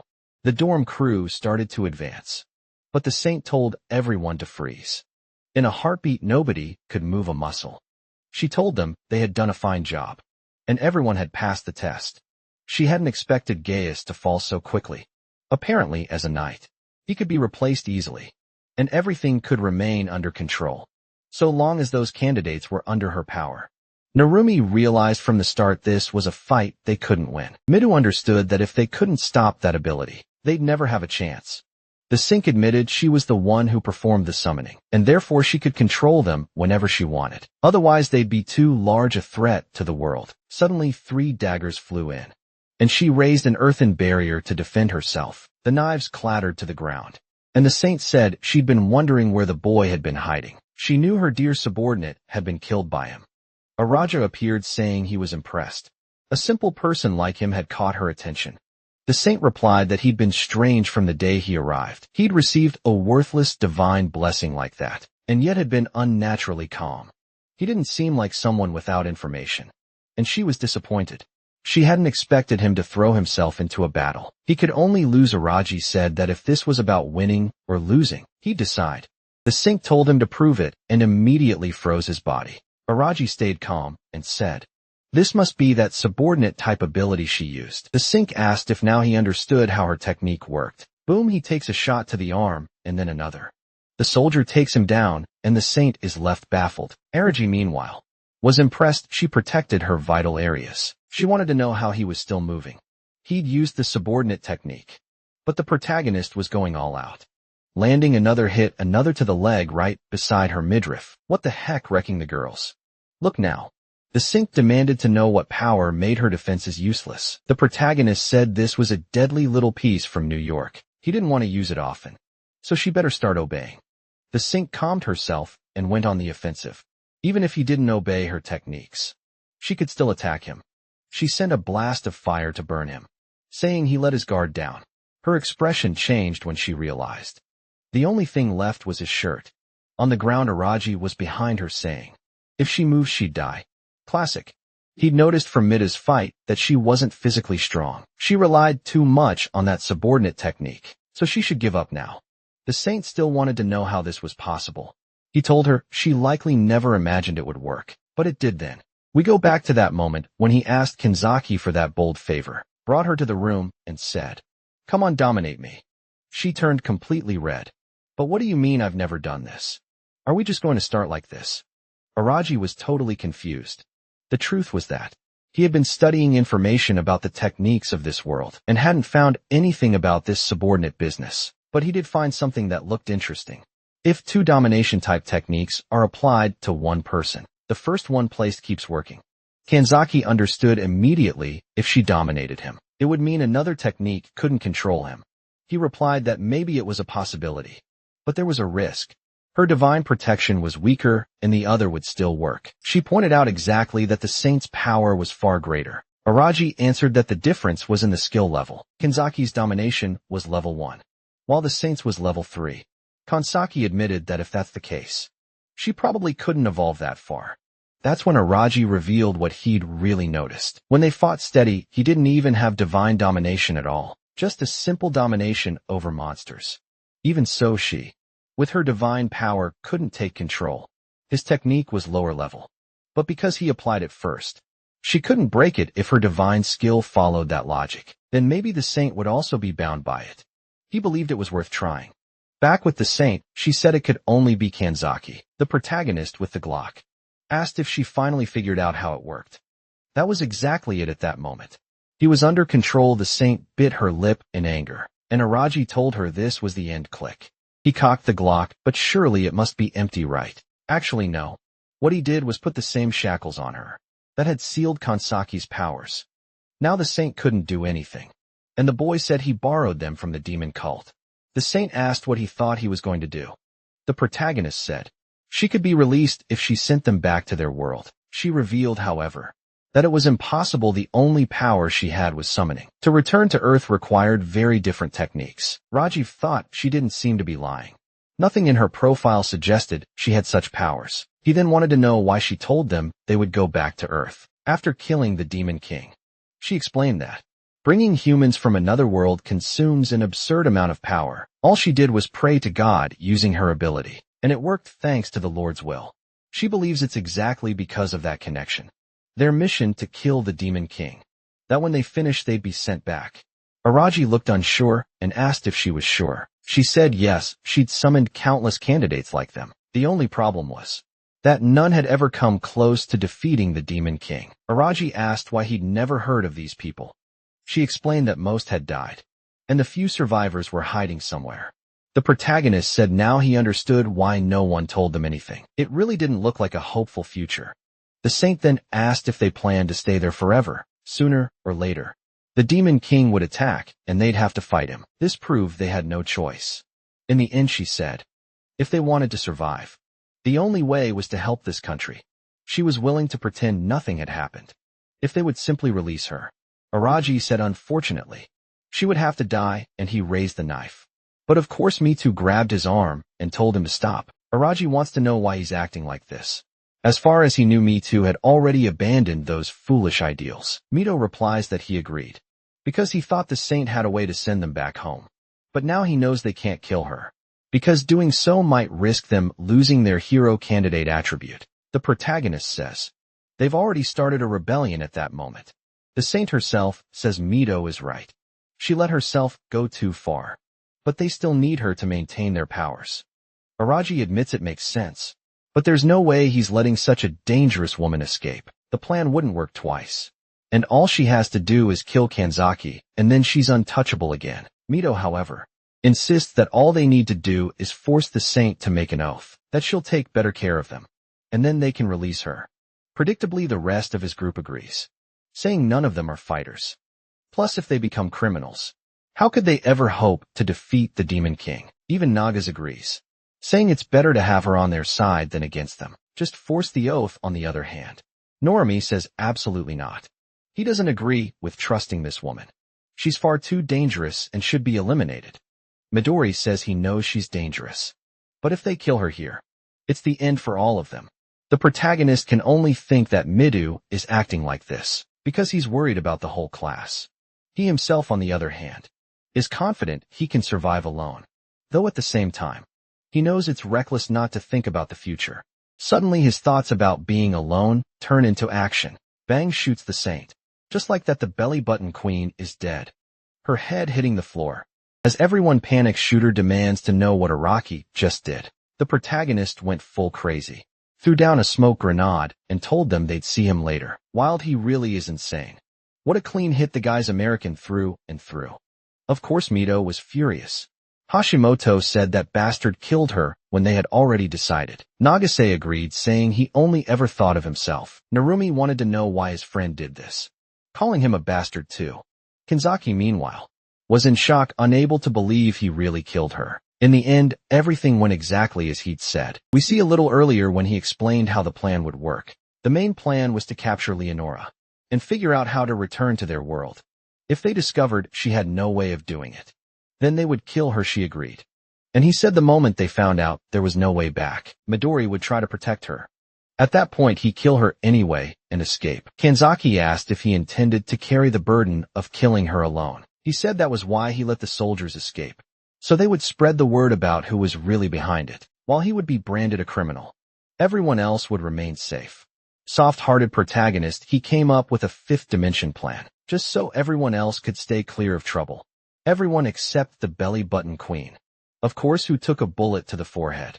Kanzaki doesn't think things will work out so neatly. He says if they run into problems, they can use their status as hero candidates to negotiate with the rest of the country. It seems that whole misunderstanding about losing their powers, if the saint died, was just a translation slip, since he didn't hesitate even for a second. And now Kanzaki is standing frozen in place, wondering if Shinjo will be able to handle all this. The scene shifts to a castle under a red moon. Someone asks about the candidates from another world, of the blessings of the gods. The blonde man at the front says yes. They've arrived, and they're trying to eliminate them. But unfortunately, they've been failing. Sitting on the throne, the man says, not to worry when they inevitably come here. They'll deal with it, and finally, things would start to get interesting. This is the Demon King Supreme, General known as Windberg, which means it's not even the Demon King himself yet. Now we're back in the forest, and our boy is wandering alone, drinking water from the river. We lost the belly button queen, lost the only waifu who was really into him. All he can do now is keep moving. Oh look, he spots a little town ahead at night. As he gets closer, he figures, since it's so late, sneaking into a place like this shouldn't be a problem. He reaches the wall, throws a grappling hook, climbs up, and starts wondering how he's going to make money. What he got from the soldiers is enough to survive for a bit, but nowhere near enough. He notices a tavern nearby, maybe a good place to find some way of earning. Everyone's smiling, having fun, when suddenly the room goes quiet, and someone asks what he's doing there. The protagonist walks up to the counter and asks for a mug to fill his belly. A guy beside him wants to know who he is. A traveler, he's never seen someone like him around here. Araji says yes. He was forced to leave his city and is looking for work. The guy assumes he must have been driven out by the Demon King's army and says it's truly a sad situation. Perfect misunderstanding for Araji. He just agrees, saying yes, that's the case, and asks if there's any kind of job, without needing identification, that he could take. Of course, it's the classic answer. The bartender tells him he should try becoming an adventurer. Araji asks what adventurers actually do, and the man explains. They receive missions from the guilds to subjugate magical beasts. A drunk nearby warns him to be careful. You take on dangerous work and you're dead in an instant. That's how it goes, but the bartender replies that he's sure this kid doesn't seem like an amateur. The drunk agrees, saying it's no wonder he's traveling alone. The protagonist replies that if it's only magical beasts, I can handle it. He asks how to become an adventurer. The man says it's simple. Just head to the guild in the middle of town and register. They're in need of plenty of adventurers, so they won't even ask for identification or anything like that. Araja notes that he knows a lot, and the man admits he used to be an adventurer himself, but after injuring his knee, he had to retire since he couldn't fight properly anymore. Serves the boy his meal, and with that, a ride, he gets dinner, and then the next day wakes up in his room. Wait, what's this? Showing off that belly, trying to seduce someone. Come on, man. Even the belly button saint never saw his stomach, and now he's flashing it like that at reception. He tells the clerk he'll be staying a few more days, and the girl thanks him.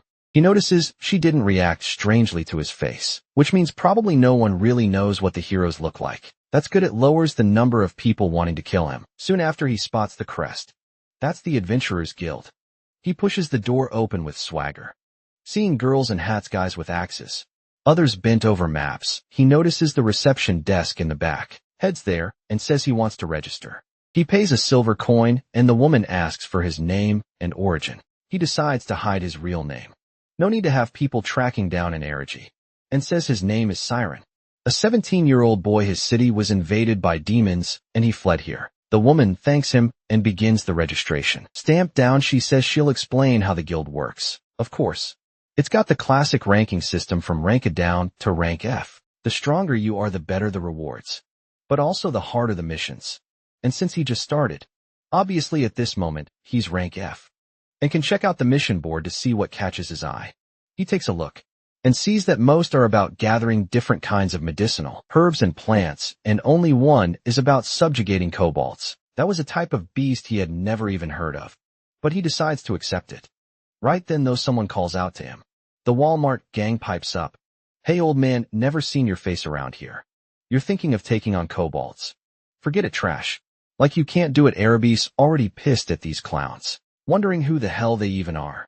He glances back, thanks them for the warning, but says he's not in the mood to chat.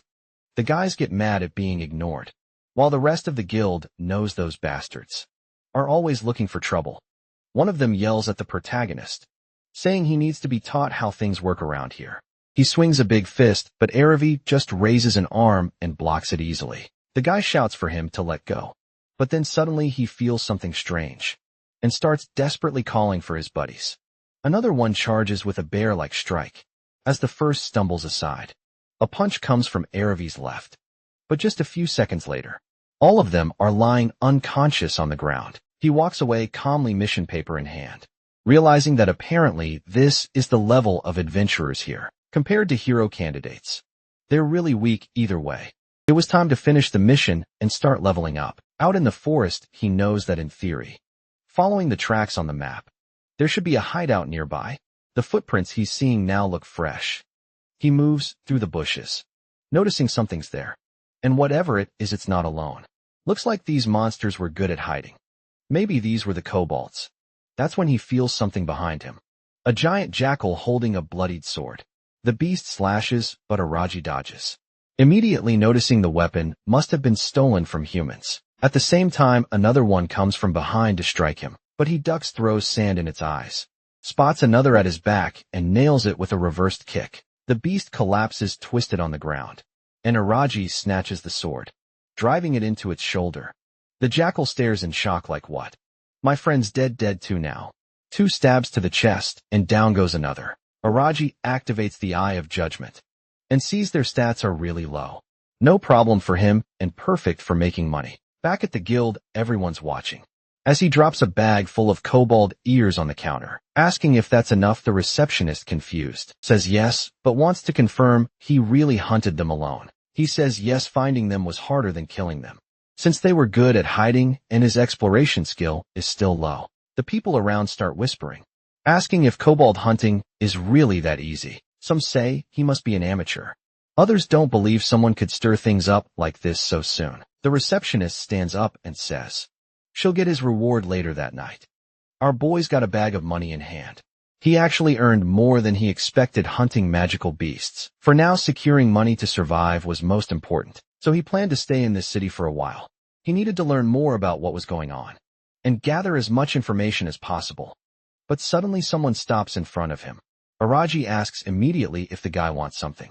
The blonde bowl cut introduces himself as Lyle, a ranked B adventurer, and says he's the one responsible for managing the guild in this city. The protagonist asks what the problem is, and the guy just wants to know if he's really Siren, the one who supposedly gave his men such trouble today. Araji calmly replies that he wasn't the one who started it, but Lyle tells him to quit lying, as if his men would pick a fight with some rookie and end up beaten like that. The protagonist says he understands what's about to happen, and in the next second Lyle rushes him, saying he won't hesitate to teach him a lesson. He swings the first punch, but Araji dodges it with ease, and the second, then the third. While Lyle starts losing his temper, he shouts that he's done playing, stomps the ground, and goes for a spinning kick. But Araki just ducks and snaps his balanced foot. Lyle crashes flat on his back like an idiot. While Araki walks off saying that yes, Lyle is strong, but his moves are full of openings. Lyle starts to get back up, telling him not to leave, but in the next moment, Araji's on him again, grabbing his arm and leg, locking him down with a hold on the ground. He even remarks that Lyle seems completely unused to fighting humans. Probably what happens when someone only ever fights beasts. Lyle then asks why if Araji is that strong, he's picking fights with his men.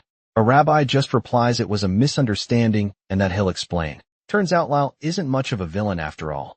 He's sitting at the bar downing a drink, saying it's clearly all his fault. Then he glares at his lackeys and says those bastards lied to him. They deserve a beating themselves.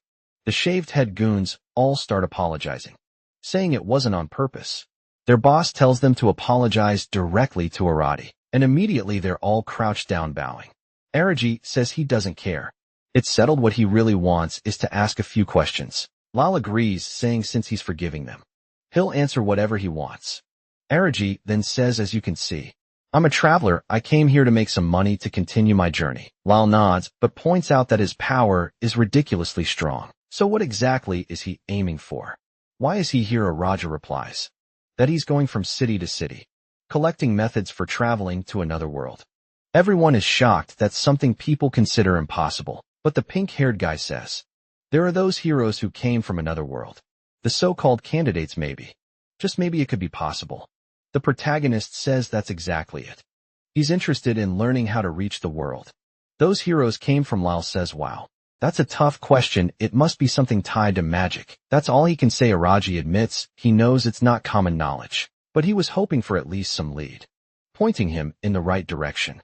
Lyle replies that there's a kind of sage in the city of Albana. Maybe that's his best option. Of course, Araji doesn't know the place, so Lyle explains it's an elf woman who helps in that country. At that, the protagonist remembers that the name of elf sages wasn't unfamiliar. He'd read in books that these were people who lived deep in the forests, but most of the stories about them were closer to legend. They very rarely showed themselves to the world. One of the few known to have contact was this particular sage. Lyle explains that this person has lived for over 100 years and has vast knowledge about the kingdom, as well as being an extremely famous spellcaster with a deep understanding of magic and power. For a radio, this sounded perfect.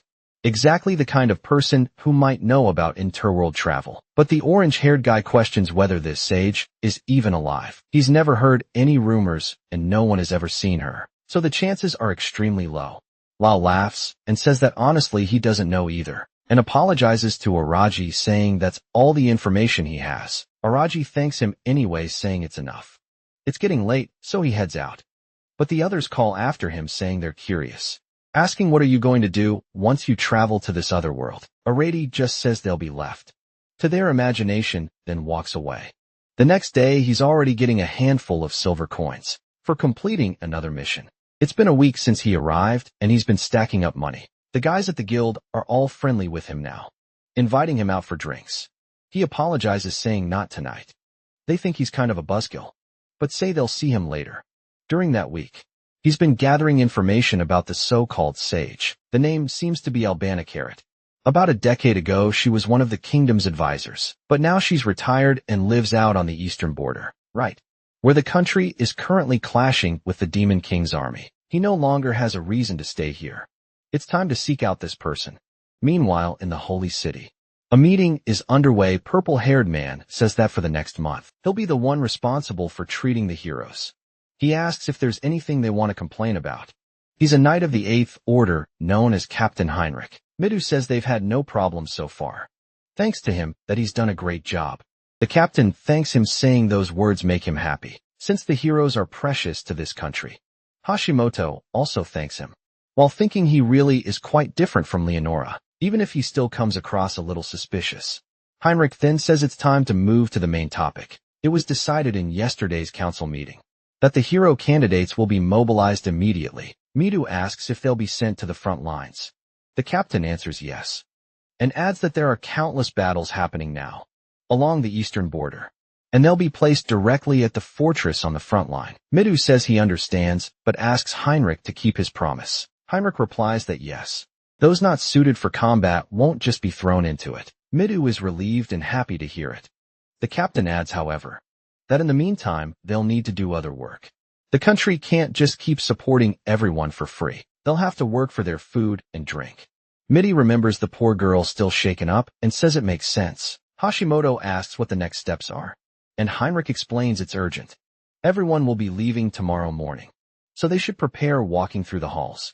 She's cheerful, saying it's good that they agreed to the requests. He agrees, saying he thought they would demand far more difficult conditions. Hashimoto is sure things will improve now that Leonore is gone. These people are much more modest, and there's less to worry about. What she's curious about, though, is what that boy is doing right now. Nu looks thoughtful, and it feels like their lives are about to get complicated very soon. We see the moment when the heroes group meets with the king and some priest or bishop, and they report that the Singh has been killed. The man immediately asks who did it. Nagas quickly reveals it was that bastard, Araji Kai, one of the hero candidates, who possessed a strange power. The old man asks where that boy is now. She replies that the traitor ran away. The knights consider it, saying, if that's true, they need an inquisitor to deal with the matter quickly. The old man, however, says it's an interesting story, and that it seems awfully convenient for all the heroes. Erasure immediately demanded the old man explain what he was thinking. The bishop replied that he didn't want to deny their story, but there was still the possibility that all of them together had come up with a plan to kill Leonora. One of the knights interrupted and said, Bishop, that's not what happened. I was there and saw everything. The candidates were trying to stop the fighting, trying to protect the saint, even discussing keeping her alive, when Aruidi suddenly killed her out of nowhere. Other knights nearby agreed, saying they saw the same thing, with so many voices confirming it. Bishop said that since most of her knights were reporting the same, it made sense, but then he asked, was this boy Araji really that strong? Midu answered yes.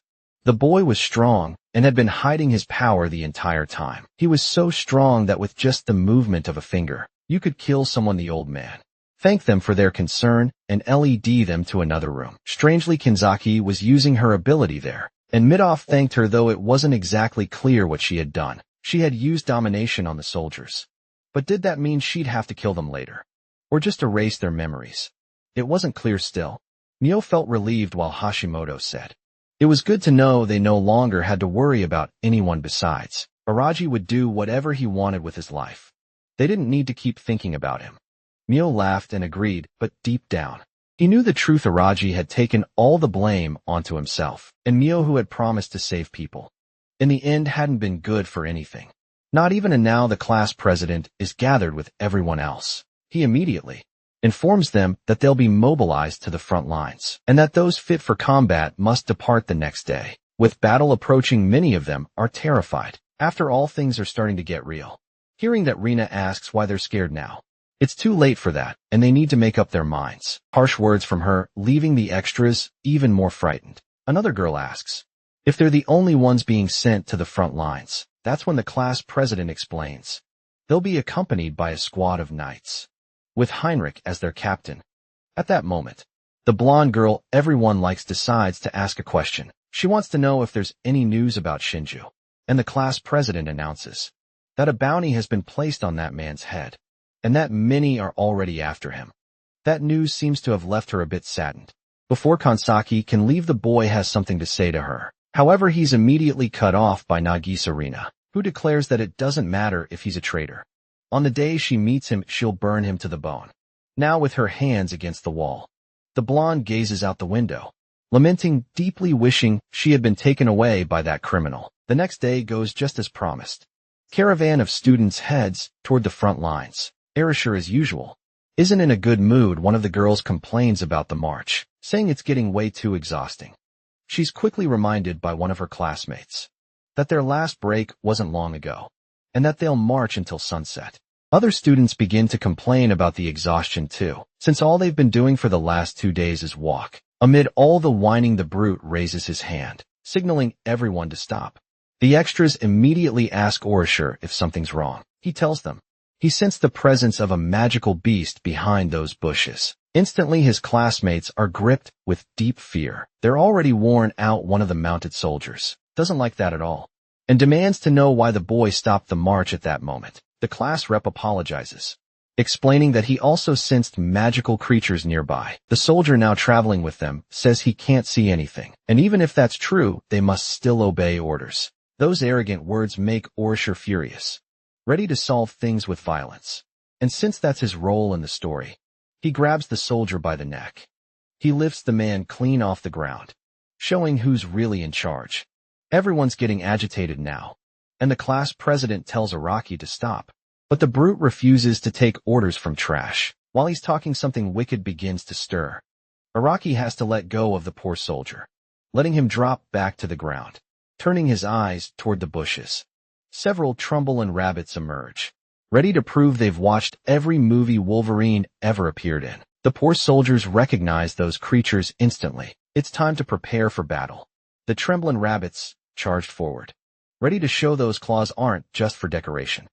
The first soldier in the front line is about to experience the worst moment of his life. He raises his sword in front of his face, but it's swatted away effortlessly. Looks like this nation's conscript training is seriously lacking. Now the trombone rabbit is ready to turn its prey into mince. The soldier stares in terror, but luckily for him, a massive fireball explodes nearby. It's the class brute showing just how much he loves violence. He's already crushing skulls with ease. The first rabbit's been sent straight to its maker. The soldier with his underwear completely drenched in filth, thanks to young man, who simply tells the trash not to get in his way during this fight. After saying that with a satisfied grin on his face, Orisher goes back to doing what he was born to do. Living for violence, his flaming fists carve a merciless path forward. He shouts with joy, smashing through and annihilating every creature in sight. The extras behind him breathe a sigh of relief. If things keep going like this, they probably won't need to fight. But for Urashi, that's not enough. The strength of these beasts and what he is now are nothing compared to that fool known as the protagonist. Slowly, his mind drifts back to that dark night when that man stood there. Holding a gun, he fired straight into the saint's head, her skull blown apart from the start. He never feared Urashi, in fact. He didn't react at all, and that coldness always drove Urashi insane, until the brute found out the hard way that this guy was way too strong. Now that he's got explosions in his fists, he sees this as his chance too, believing that this way he's become far stronger than his challengers. That's when the class president notices Irachi deep in thought, as if his mind's somewhere far away. Snapping back to reality, the brute says, it's nothing back on his horse.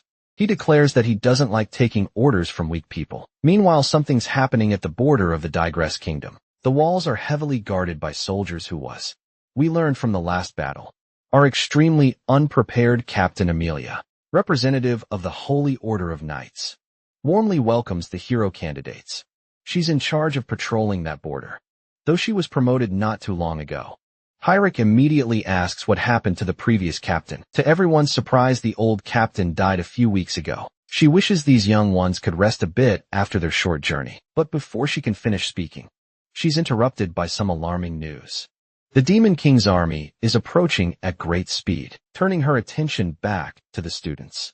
The captain says they'll be tested immediately. Class president is eager for it. Looking at his classmates, he tells everyone to get ready for battle right now. Orisher, of course, loves that news. He's dying to burn creatures with his flaming fists. The fortress alarm blares through the air. The Demon King's army is closing in. Looking out to the horizon, they can see the great march of demonic creatures approaching. The class president and his friends stare in fear. Heinrich quickly orders everyone to open fire. They must annihilate the creatures while they're still at a distance. The archers are already in position, and the mages begin casting their spells.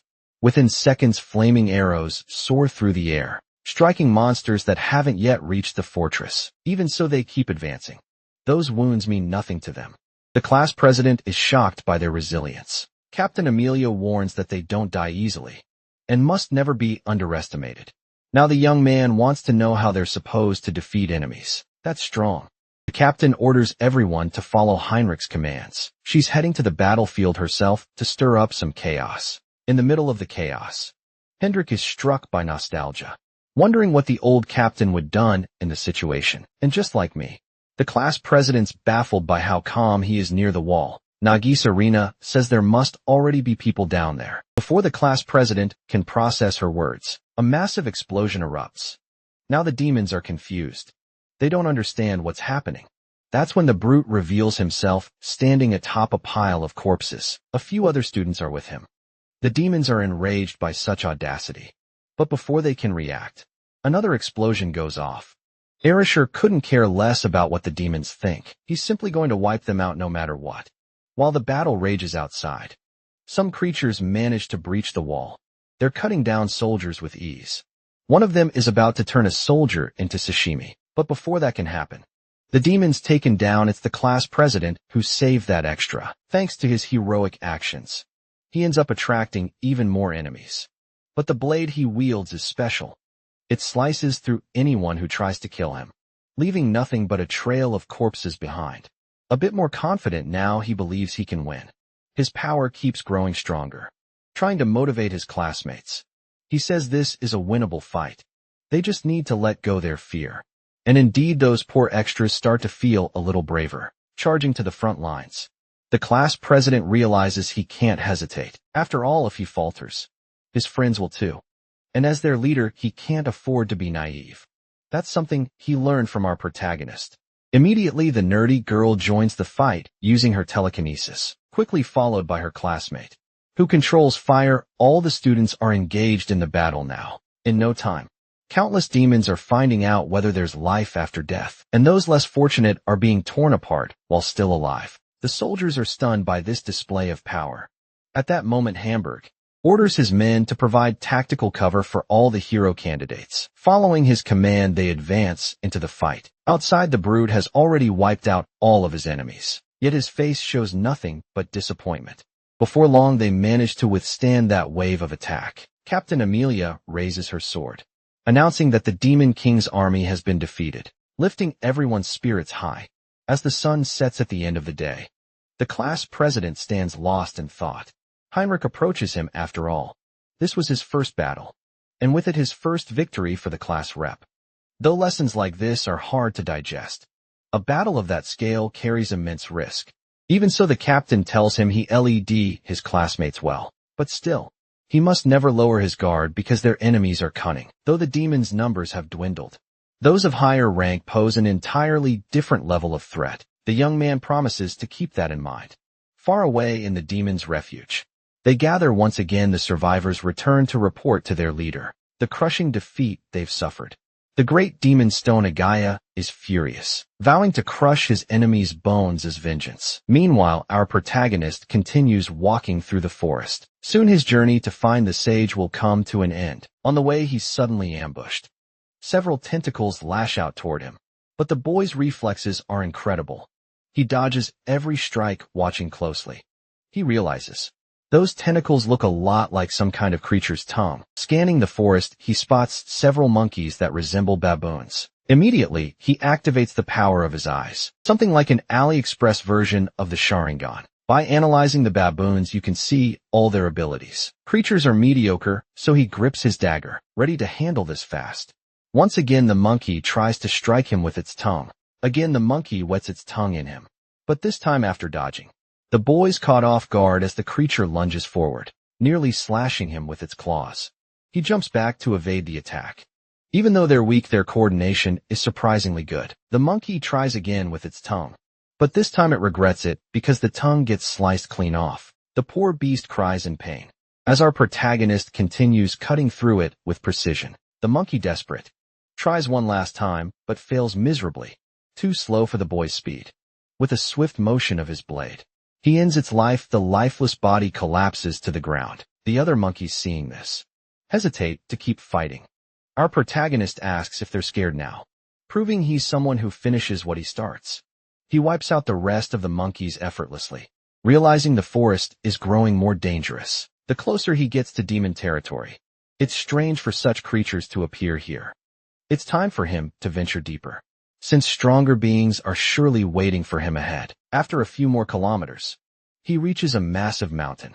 Urugano Mountain Peak is called the Reaper Wolf, and rumor has it that the sage Yubana lives there. According to his memories, there should be a small village at the mountain's base. He's walking, and the sun's already rising. Then his eyes catch something horrific. The village is in flames. He rushes there, panicking, thinking it must have been attacked by the Demon King's army. And indeed, what he finds is a massacre. Demons are slaughtering people.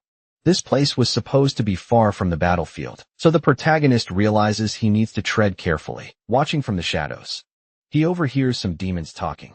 Apparently the massacre is going perfectly according to plan. Their leader says they can stop here and enslave the surviving humans. However, he wants to know if his subordinates have found any information about Yubana. One of them reports that the sage resides at the mountain summit, right at the peak of the Reaper Wolf. To the demon commander, that's terribly inconvenient. Their top priority is to capture the sage, no matter what it takes after resting tonight. They'll begin climbing, but the demons are clearly uneasy, because they know that Peak is home to countless deadly wolves. Even in battles against highly intelligent magical beasts, their technique is somewhat lacking. It's said that the 4 divine kings once managed to tame a dragon, but for ordinary demons that's impossible. The commander himself isn't skilled in magic either. That's why he tells them not to think too much. There's only one option: make it work. With that, his entire army becomes far more motivated. Our protagonist realizes that the demon's military organization is truly impressive, but he focuses his attention on that demon named Hector, since he's a high-ranking one. There are very few like him in the entire army. It would be difficult to face him in battle. Hector suddenly senses that someone is watching him. He turns his gaze toward the rooftop where our protagonist is hiding, but finds nothing even so. He remains suspicious and orders his soldiers to search the whole area. Our protagonist is impressed by the sharp instincts of this enemy. Meanwhile, the demons move through the village streets, searching for the intruder. But the boy has already begun his escape, moving quietly and swiftly as always. Then his eyes catch another grim sight. Several people have been taken hostage, including women and children. He hesitates for a few seconds, deep in thought, but he has to leave the village. He must stay focused on his main goal. Now he needs to climb the mountain and meet the sage. It takes some time, but he finally reaches the upper path. It's a difficult climb. And now he must follow the tracks of wild beasts. You can already feel that the ground isn't very stable. He's in a hurry, but he has to stay careful. It doesn't take long for him to sense some other presence nearby. Maybe the rumors were true. There really are dangerous wolves here. And as he walks through the forest, their presence grows stronger. The pressure they give off is overwhelming. Then from the darkness, he hears the distinct howl of his enemies. Several Reaper wolves charge toward him. Fortunately, he dodges the first attack, leaping up into a tree. These magical beasts are the infamous Reaper wolves of this mountain, and many who vanish here are devoured by them. Once again, our protagonist activates the analysis power of his AliExpress Sharingan, watching each of those creatures closely, identifying all of their attributes. While he's doing that, one of the wolves rams the tree, shattering it completely as he falls. The boy quickly plans his next move. He channels magic into a small leaf, strengthens it entirely with mana, then throws it straight at one of the wolves. The strike hits perfectly. The beast won't be moving its neck again. The boy lands on the ground, radiating fierce energy, completely in his element. Now the other creatures charge at him, only to meet the same fate as their first comrade. No matter what the wolves try, they keep getting beaten down. Some are already on the ground, barely able to move, while the ones that haven't joined the fight hesitate in fear. The boy realizes that reinforcing his body with mana is incredibly effective. He just needs to do it consciously. We learn that from Leonora. Those who depend on divine protection usually have poor mana control. That's why they couldn't resist the slavery spell she cast back then. Our protagonist decides he'll grow stronger, solely to overcome his own weaknesses. And this battle is the perfect chance. It may not be as powerful as divine protection yet, but it's enough to deal with these creatures. He keeps fighting, wiping out all the violent canines. He moves swiftly through them, heading straight for the leader. The weaker wolves can't even tell what happened. Their leader lets out a desperate howl, only to be silenced by the boy's blade. When the battle ends, he hears something interesting. As soon as the leader falls, the remaining wolves retreat. It seems they possess some degree of intelligence. Despite everything, the fight was quite interesting. And the boy continues walking through the forest, realizing he's being followed by wolves. And that's not all. There's some kind of strange presence within those creatures. He's able to predict their every movement. At that very moment, an attack is about to strike, but our protagonist is completely aware of it, dodging the first wolf and striking the second with his dagger. The poor creature is torn apart completely. with his enhanced eyes. Our protagonist can see up to a second into the future. After that slaughter, the wolves that tried to flee now truly have to run for their lives. But the boy intimidates them fiercely, commanding the monsters to stay put so he can keep training. A few minutes pass and no wolves remain alive anywhere near him. After that, he uses his appraisal skill on himself, realizing that his divine protection is only at level 1. His appraisal ability, however, keeps growing stronger, and it's what allows him to glimpse flashes of the future. But after that battle and all the walking, the boy's exhausted. He sits down, trying to recover, certain he's getting close to his destination. Just as he lets his guard down, something stirs in the forest. From the sound of it, he thinks the Demon King's army might be approaching. He immediately steels himself to keep moving. It's not time to rest near the mountain's peak. Several demons have gathered on their way to find the sage. They come across an elven girl. They assume she must be the great sage's disciple. Hearing that, the girl becomes visibly anxious. But the demon commander doesn't care. He orders his troops to eliminate her at once. The girl is badly wounded and exhausted. She can't believe her end will come that day. The demons advance toward her with wicked excitement, certain the worst is coming. The elf closes her eyes. That's when our protagonist appears. Holding her in his arms, she can't make sense of what's happening, but she's been saved by a stranger. And to her surprise, he's human. The boy, calm yet intense, is already analyzing the battlefield. The demons are shocked by the appearance of this new enemy, while our protagonist coolly assesses the situation. Aside from the leader, a high-ranking demon, there are 10 lackeys ready to fight. The elf girl doesn't understand why he saved her, but he ignores her questions completely. All he needs to know is whether she's truly the disciple of the great sage Ubana. The girl nods in confirmation. For our protagonist, that's all he needed. Meeting a sage is essential. He's already used his appraisal skill on her. She's a half-elf capable of casting enchantments. A demon captain, furious at the interruption, declares that nothing has changed. Both of them will die. Our protagonist wants to help the girl, so the sage will owe him a favor. That's why defeating all these enemies has become necessary. The demons charge at him, but the boy activates his red eyes again, seeing into the future, easily dodging their attacks. For him, this is child's play.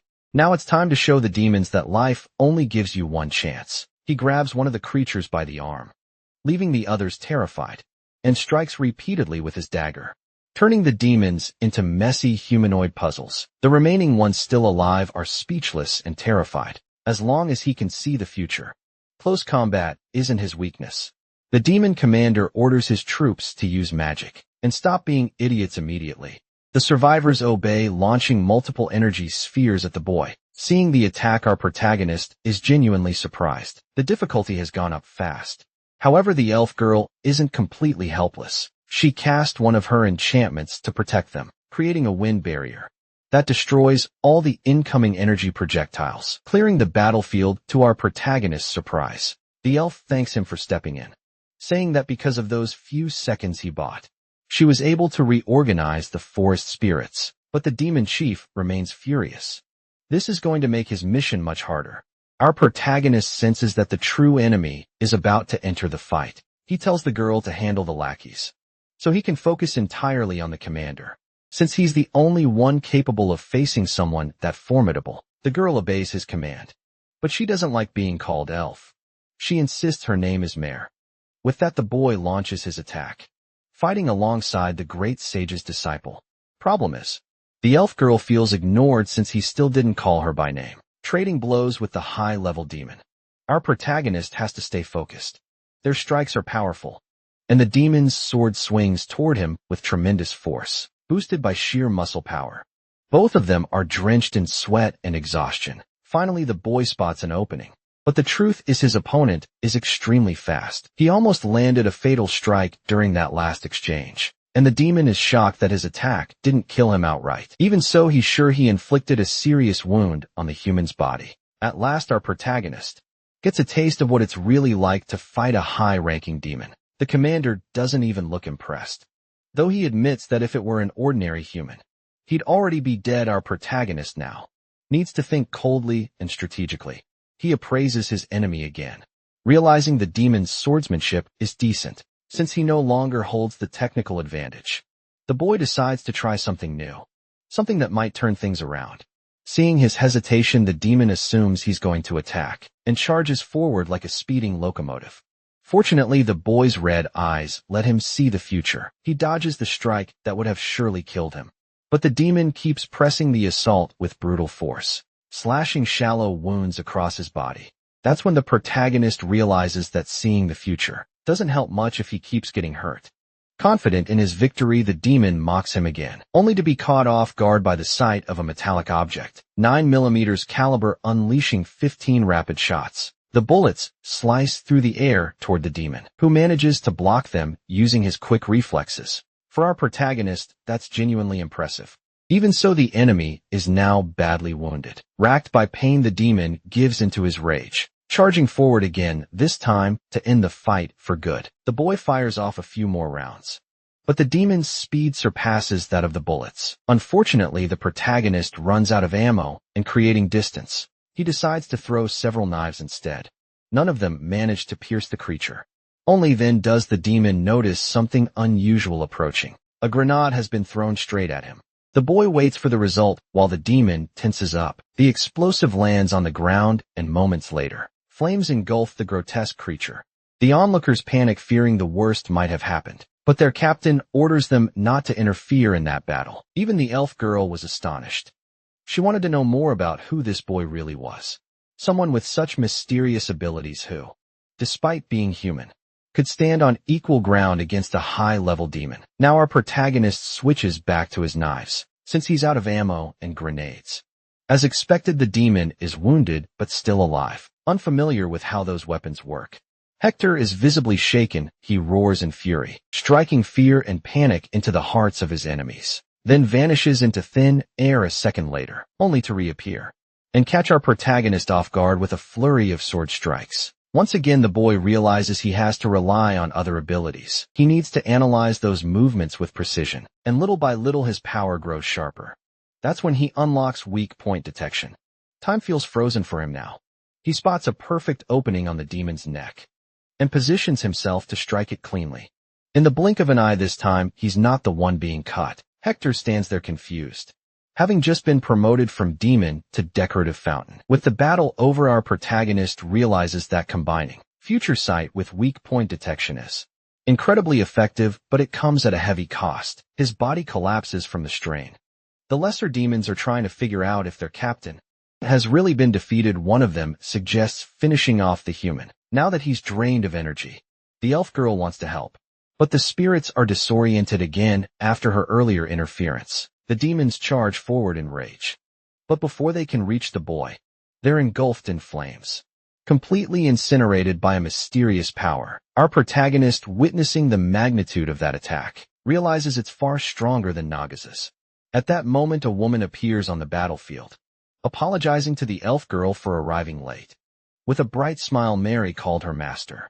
At last, our protagonist has found what he's been searching for. The beautiful woman standing before him is none other than the sage Yubana. She thanks him for saving her disciple's life. The sage seems genuinely grateful for what he's done. The boy replies that it was just a coincidence, but he still wants to confirm if she truly is the sage Yubana. She immediately affirms it, saying that compared to her younger days, she's just an old lady now. Unfortunately, our protagonist doesn't have enough mana left to use his appraisal skill, but one thing he knows for sure: this woman is powerful. There's no way he could defeat her in battle, not in his current condition. The woman clearly senses that he came to the mountain for a reason, and indeed that's true. He tells her as much. The sage had already suspected it. After all, no one comes to a place this dangerous without a purpose. She thanks him once more for saving her disciple. The elf then suggests they return home, since the corpses could attract wolves. The sage agrees and invites the boy to come with them, saying he could use a place to rest. Clearly worn out, he accepts. Now that he's in the sage's company, he realizes the situation turned out favorably. It was worth the risk of that battle. Before long, they arrive the woman's home. There's nothing remarkable about it. It's a simple dwelling inside. The elf excuses herself to take a bath. Our protagonist asks why the sage lives in such a remote place. She says there are many reasons, but mainly because she enjoys being close to nature, and too many humans have tried to take advantage of her. Now the boy understands why she lives in isolation. It's nearly impossible to reach this place. Even so, the sage says, few people as skilled as this young man ever managed to find her. Still, she's not heartless enough to turn away unexpected guests. Sitting together on the sofa, she asks what the boy is looking for. The truth is he wants to find a way to return to his original world. The sage is immediately intrigued by those words, realizing he's someone summoned from another realm. He explains that he's one of the hero candidates, tasked with defeating the Demon King. Setting critique upon the table, the sage remarks that he must belong to the third generation of summoned heroes. That revelation shocks the boy. It's something Leonora had mentioned briefly before. Unfortunately, it seems the previous hero candidates didn't survive their mission to defeat the Demon King. The sage explains that the last summoning happened 4 years ago, and the first one took place 10 years prior. All of those summoned tried to defeat the Demon King, but ended up being annihilated in the process. Saint Leonora had tried once more to make the summoning succeed, even though there were already people against using it again. The sage herself was one of those people. Calmly sipping her tea, our protagonist tells her that if Leonora was ever a problem, she isn't anymore, since she no longer exists in the world of the living, and soon even if they wanted to, such a summoning ritual wouldn't be possible again. What truly shocks the sage is the realization that it was he who ended that woman's life. He explains that there are many ways to end a person's life, even when there's a huge gap in strength between them. The sage seems oddly pleased by this story, finding it poetic that Leonora was finished off by one of her own pawns. At last she understands his true motivation for wanting to return home, getting straight to the point. She tells him it's impossible. After the initial shock, the boy tries to come to terms with that truth, curious and unwilling to give up. He asks if the sage knows of any clue he could investigate, but she tells him that the knowledge needed for something like that has long been lost to time. It's information he'd already heard from Leonora. Now all that's left for him is to defeat the Demon King. Standing up and walking to her bookshelf, the sage agrees perhaps demonic arts could help him in some way, taking that as a potential lead. Our protagonist decides to pursue the subject further. As the conversation nears its end, the sage apologizes for not being able to help more. She acknowledges that she still owes him a debt for saving her disciple's life. Even so, she believes he has what it takes to defeat the Demon King. Letting out a deep sigh, the boy admits that he doesn't actually want to take on such a burdensome task. Still, if there's no other option, that's what he'll do. The sheer coldness and conviction in his tone send a chill through the sage's spine. She feels a visceral fear. She realizes this young man is unlike anyone she's ever met. Regardless, the boy stands up and thanks her for all the information. He only asks that if she discovers anything new, she contact the Adventurers Guild. In truth, the sage is torn inside. She isn't sure if she can trust him with the knowledge she still holds. After their talk, the elf girl emerges from her bath refreshed and cheerful. She suggests that the boy take one as well, since he's covered in dirt from the journey. And honestly, for him, a bath doesn't sound like a bad idea right now. Before he can head to the bathroom, the sage speaks up with a suggestion of her own. Both of them are surprised by her sudden comment. The sage proposes that her disciple accompany him on his journey. The girl, shocked, asks if she really should, but the sage reminds her she has no other disciples here, and that Mare should start thinking about her own goals in life. Faced with that request, the girl looks completely conflicted. Our protagonist, however, refuses immediately. He doesn't want the company of a loud, talkative girl at the eastern border of Valdora. The battle rages on, and that's where the boy is headed next. The weather is good, and apparently he's not traveling alone this time. A girl explains that the territory once belonged to the Holy Kingdom, and that the climate here is quite different from that of Eldora. The protagonist immediately recalls the invasion that took place there by the Demon Kingdom's forces. The elf girl tells him that near the mountain where they are, there's a large city called Neutrat, surrounded by a few smaller villages. Their small caravan will take several more days to reach their destination. He asks what happened to the people who lived in that region. Before the invasion, she explains that half were exterminated, and the other half were turned into forced laborers.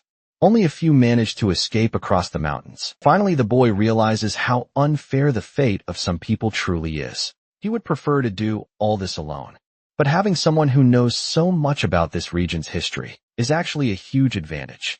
That's why the day before, he'd done everything he could to refuse that invitation. The girl, who was initially surprised by his rejection, ended up furious as the two young travelers argue. The sage seems rather entertained.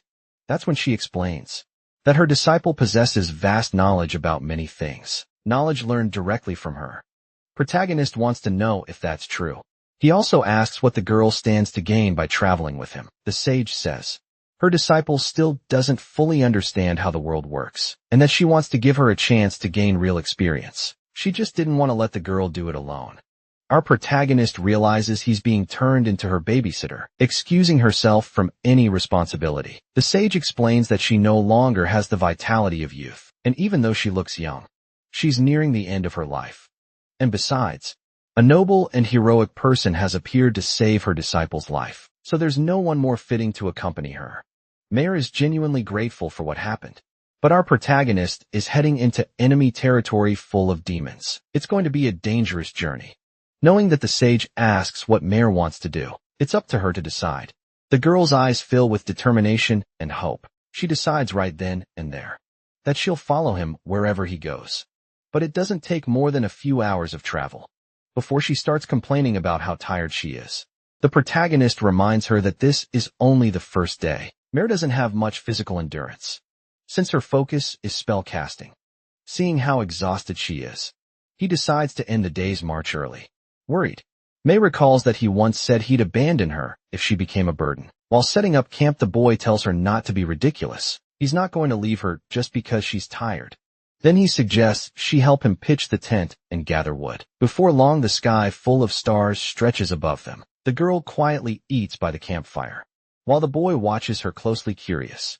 Eventually, he speaks to her in a cold, serious tone, warning her that their journey will only grow more dangerous from here. He makes it clear that he won't hesitate if it means returning to his original world, and she doesn't need to follow him to that point.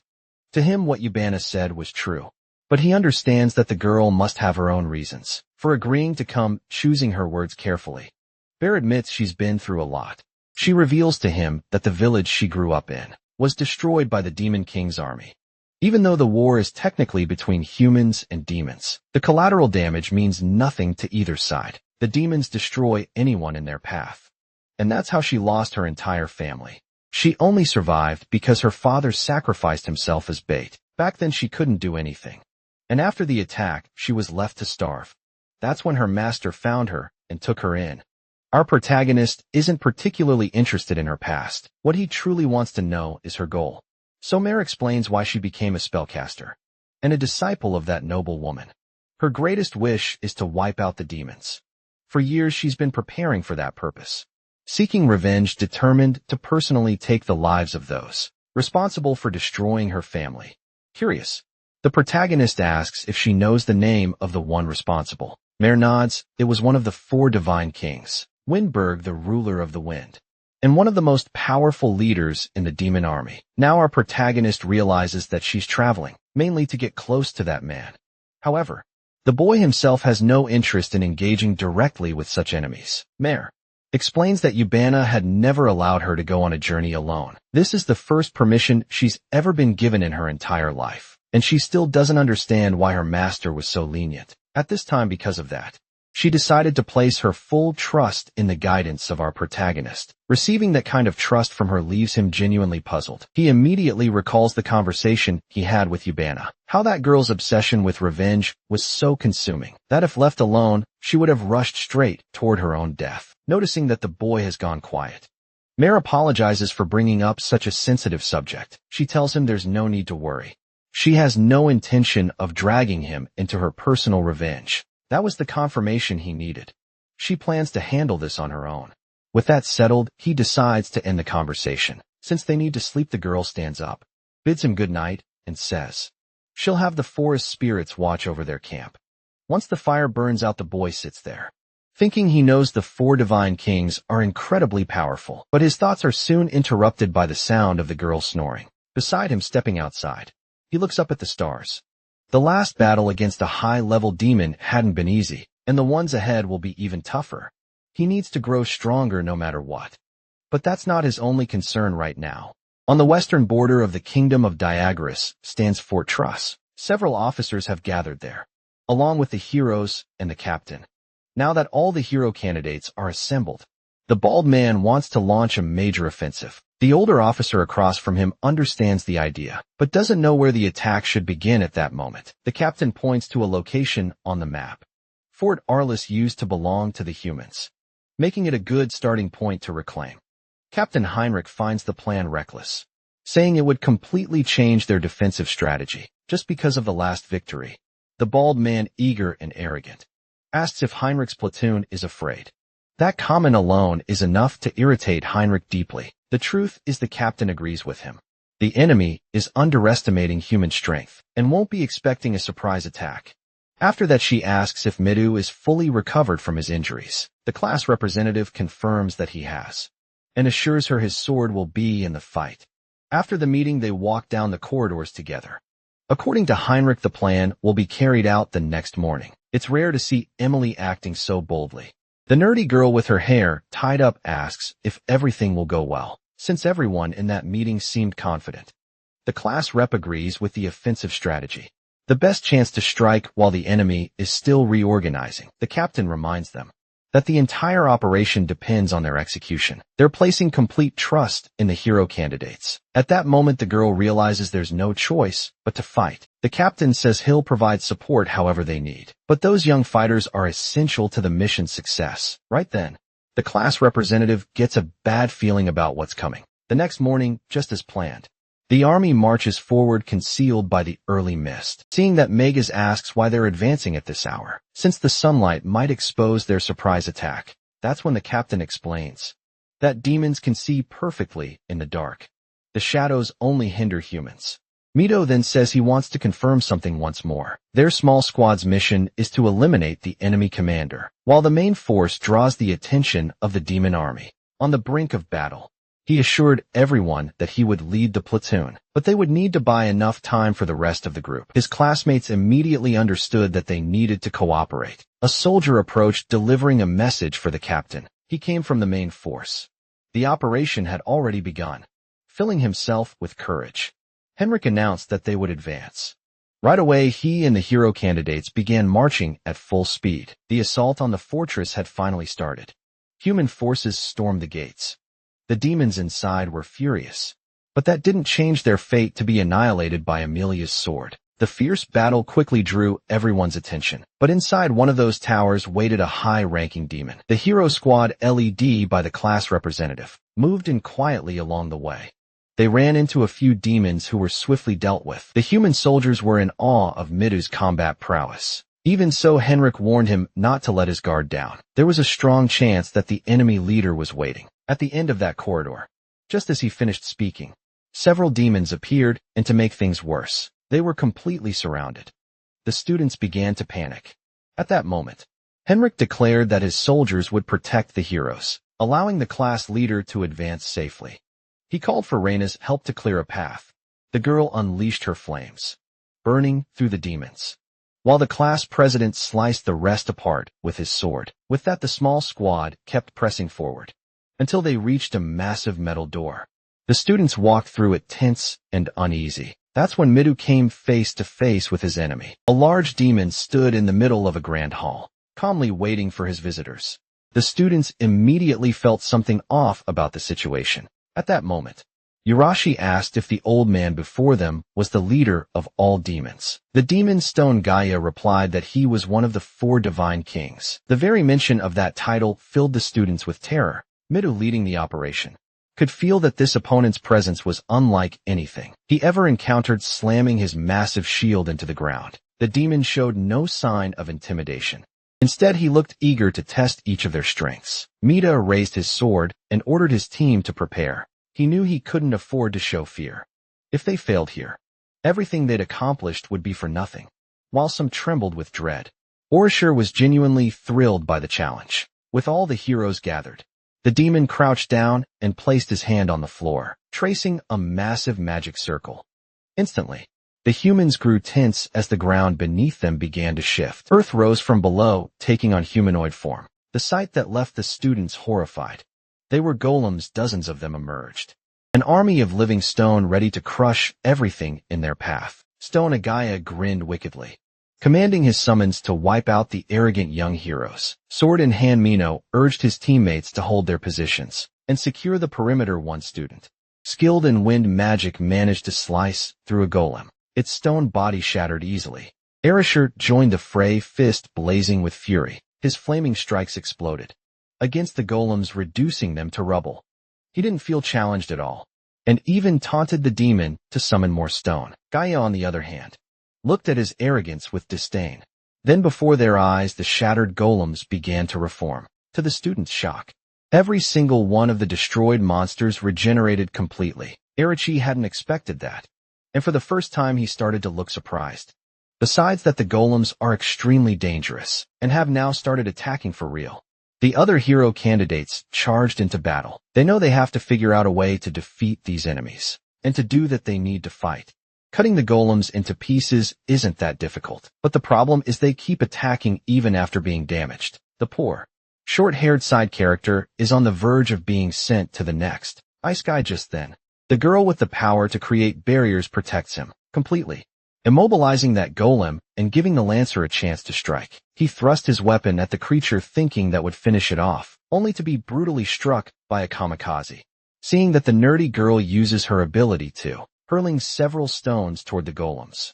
This time she manages to destroy one, but she hesitates, waiting to see what happens next, only to witness the creature regenerate completely. Erasure is growing frustrated with how repetitive the fight is, and he and the class representative hear a voice. One of the boys, who remembers reading about this kind of situation in manga. The best choice for all of them, he says, is to defeat the summoner who controls the golems. Manipulating the wind, he tells them to leave the creatures to the side. Characters Midu and Rashi get the message and rush forward to strike the real leader. With his exceptional agility, Mino darts past the golems with ease. Stone Gaia, noticing their approach, feels insulted by how much they're underestimating him. He slams his hand against the ground again, forming several more magic circles. More stones rise across the hall, and now they're flying toward Minu. The boy uses his agility to dodge the attack, but to his shock the stones curve through the air. Following him, he's hit directly by the impact, leaving him badly shaken. His teammates are deeply worried. He's been thrown across the room and is visibly injured. Even so, his determination still burns strong. Erasure seizes the opportunity to get close to the demon without being noticed and prepares a devastating strike. After a massive explosion, the other students ask if they finally won, but the room is filled with dust, and when it settles, they see that the demon created a massive stone barrier for protection. He then uses that same barrier to strike Erasure in the stomach, knocking him to the ground. Completely out of action now, furious, Stone Gaia demands to know if this is really all these so-called heroes have to offer. While the class representative and his friends face off against Stone, Gaia, our protagonist, finally arrives in the city of Neutrat. He and the girl are sneaking through the city's underground sewers. Girl clearly hates the idea. It reeks down there, but the boy asks her to be patient, assuring her they'll soon reach the city center. Even the city's heavy security, entering through the underground passage, turns out to be a smart decision. After walking for quite some time, they find a staircase. Climbing it, they finally emerge into the city above, which looks strangely deserted. At that moment, the boy grows alert. He senses someone approaching. They quickly hide inside a large chest. A group of demons walks by, patrolling the area. One of them seems quite pleased with the job, while his partner complains that working for the witch depends too much on personal achievements. He's not exactly motivated. The two continue chatting casually about their work, walking right past the spot where our protagonist is hiding, completely unaware of the humans nearby. Mayor notices that the demons are already moving away. Our protagonist knows exactly which they're talking about. She's the demon princess and the ruler of this city. Mayor confirms it apparently. This witch holds the title of the Witch of Space, and she's their current target. That information also came from the sage, who made it clear that this witch might be capable of granting the boy's wish. All that's left now is for him to figure out how to approach her safely, since without a solid plan, he could easily end up in multiple battles. Mayor doesn't know what to suggest either, and the boy decides they should gather more information first. He orders Mayor not to act alone. The girl promises she'll obey. Sneaking quietly through the city, they notice the place is crawling with demons. hiding inside a building. They can finally observe everything more closely. Mayor is stunned to see how the demons seem to be living normal lives. It's almost disappointing from the protagonist. It makes perfect sense since they have intelligence. It's natural that demons would live in a society similar to humans. He immediately points to something in the distance. Mary looks over and sees that among the demons are human slaves, people being treated horribly by their masters. Witnessing that shocks her deeply. The boy, on the other hand, finds her reaction strange. From a logical standpoint, anyone with common sense would expect demons to behave like that. And indeed, Mare already knew this kind of cruelty existed. But seeing it with her own eyes fills her with anger and disgust. The protagonist realizes she's losing control of herself before either of them can react. They're caught off guard by a mysterious girl, asking whether they're demons or not. He has no idea when she appeared. He hadn't sensed her presence at all. But before he can do anything, she tells them to stay calm, assuring them she's not there to fight. Still wary, the boy demands to know what she wants and how she found them. For him, it should be impossible for anyone to approach unnoticed, which means this woman must be using demonic techniques. She explains that she's been searching for them ever since they crossed her magical barrier. Mare, shocked, insists there wasn't any trace of a barrier along the path they took. That's when the mysterious girl reveals that there's not a single place in this city untouched by her demonic art. Realizing these are spatial techniques, the protagonist immediately activates his appraisal ability. Her stats are extraordinary, and her name is Isabel, the 5th princess of the Demon Kingdom. At last, the protagonist realizes he's found exactly who he was looking for. Growing slightly impatient, Isabel warns that if they don't answer her questions, she'll summon the soldiers. She wants to know what a human and an elf are doing together, since they don't look like spies. Knowing he can't guarantee their safety if a fight breaks out here, the boy decides to negotiate. He tells Isabel that the story is long, but since she seems bored, she decides to listen within minutes.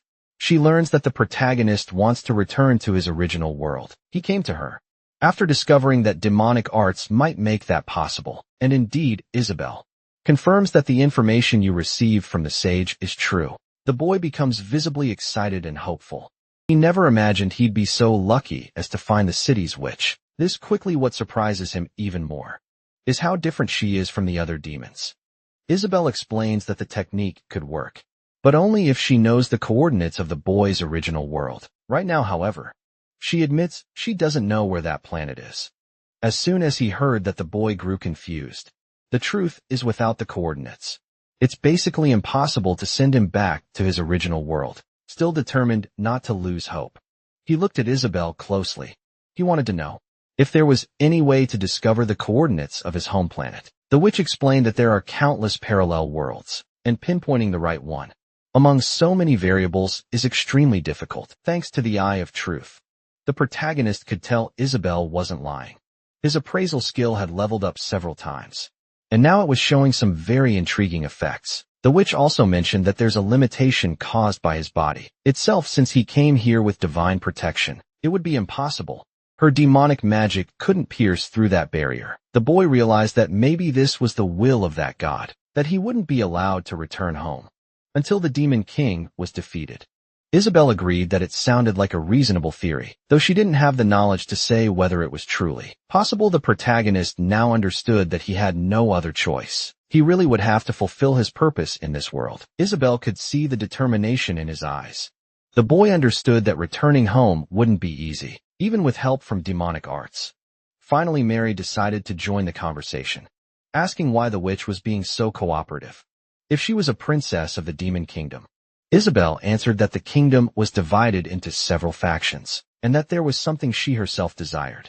Right after saying that, a wave of dark energy spread through the room, making both the boy and Mare tremble. Isabel opened a portal to leave, warning them to be cautious because escaping this city would be very, very dangerous. Then she vanished, leaving the two alone again. Letting out a deep sigh, Mary admitted that she was terrified. She truly thought that might have been her last day alive. The boy realized that the Demon King's bloodline was indeed powerful, and in his current state, he had no chance against them. Mayor thanked God that the witch hadn't been hostile for the protagonist. Having such unexpected luck could only mean that something worse was bound to happen next, which immediately made Mayor uneasy. Moments later, they heard noises coming from outside and rushed to the window. The city was in chaos. The demons were panicking. They already knew that humans were inside their territory spying. Frightened Mayor thought they had been discovered. And the boy knew this happened right after the witch left, meaning she must have alerted her subordinates. Mayor couldn't understand why the witch would do that. But for him, it did matter. Trying to figure out her motives was irrelevant. The priority was getting out of there alive. A few minutes later, they were sprinting across rooftops at high speed. The demons below couldn't spot them. But the protagonist noticed that everyone was now on high alert, and the individual power of those demons was remarkably strong. Suddenly he stopped. Startling Mare, they both crouched low. He told her not to move no matter what happened. His eyes were fixed on something fascinating. The mana signature he sensed was the same as the witch's, maybe even stronger. The boy spotted a peculiar figure among several demons, someone who clearly held authority. Mayor recognized him immediately. That was Wimberg. The boy was taken aback by the name, but the girl was completely focused on that figure. She hadn't expected to find him here, and it confirmed that following the boy had been the right choice. The protagonist asked if that was the target of her revenge. Furious Mayor confirmed it. He was one of the 4 divine kings. Upon hearing that, the boy used his appraisal skill, confirming that Wimber was indeed an incredibly strong and formidable enemy. Right after that, he tried to calm his companion down. If they fought here, they wouldn't stand a chance. Mayor understood that perfectly well. That was the divine king of wind, and his element made him an expert at scouting and detecting enemies, so they needed to be extremely careful. Quietly, the two began climbing down from the rooftop. Leading the demons, Wimberg was searching for the intruders, believing them to be weak. He didn't take the task too seriously. But one thing he was sure of. Once he found them, he would crush them with his own hands. He also knew that the human hero candidates were fighting on the front lines, and that during moments like this, they'd be trying to stabilize their nation. One of the demons asked if it was really all right for a divine king to be there with them, saying it would be better if Wimberg were on the front lines as well. The king replied that his position here benefited him greatly, and that manual labor could be left to the other units. Using his ability, he felt something carried by the wind. Wimberg had confirmed the presence of intruders. The demon accompanying him was shocked, and the divine king explained that he'd learned their position through the wind itself. They were moving carefully, but they wouldn't be able to escape his detection. The demon was amazed that Wimberg could sense anything, just from shifts in the air.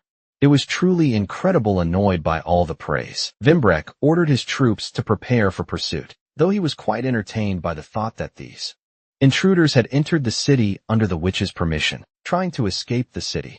The boy and mare ran at full speed, until he suddenly ordered her to stop. Nearby demons were searching the area with determination. The protagonist realized they had already been located. Even if the enemies couldn't pinpoint their exact position, he could feel the wind moving unnaturally for a while. Now Mayor mentioned that the spirits were restless. For the boy, that could only mean an elemental tracking ability was at play. The situation was turning dangerous. Mary could disrupt that technique with her magic, but doing so would reveal their exact location. He realized they shouldn't do that. Instead, they needed to keep moving. Demons were roaming through the city streets, while the boy dashed desperately through the alleys. Unfortunately, they were found. Mayor apologized, saying it was her fault, but the protagonist told her they could still use the terrain to their advantage. For that, though, he needed her to act as bait. Girl didn't like that idea at all. While she hesitated, the boy leaped between the walls, climbing back onto the rooftops.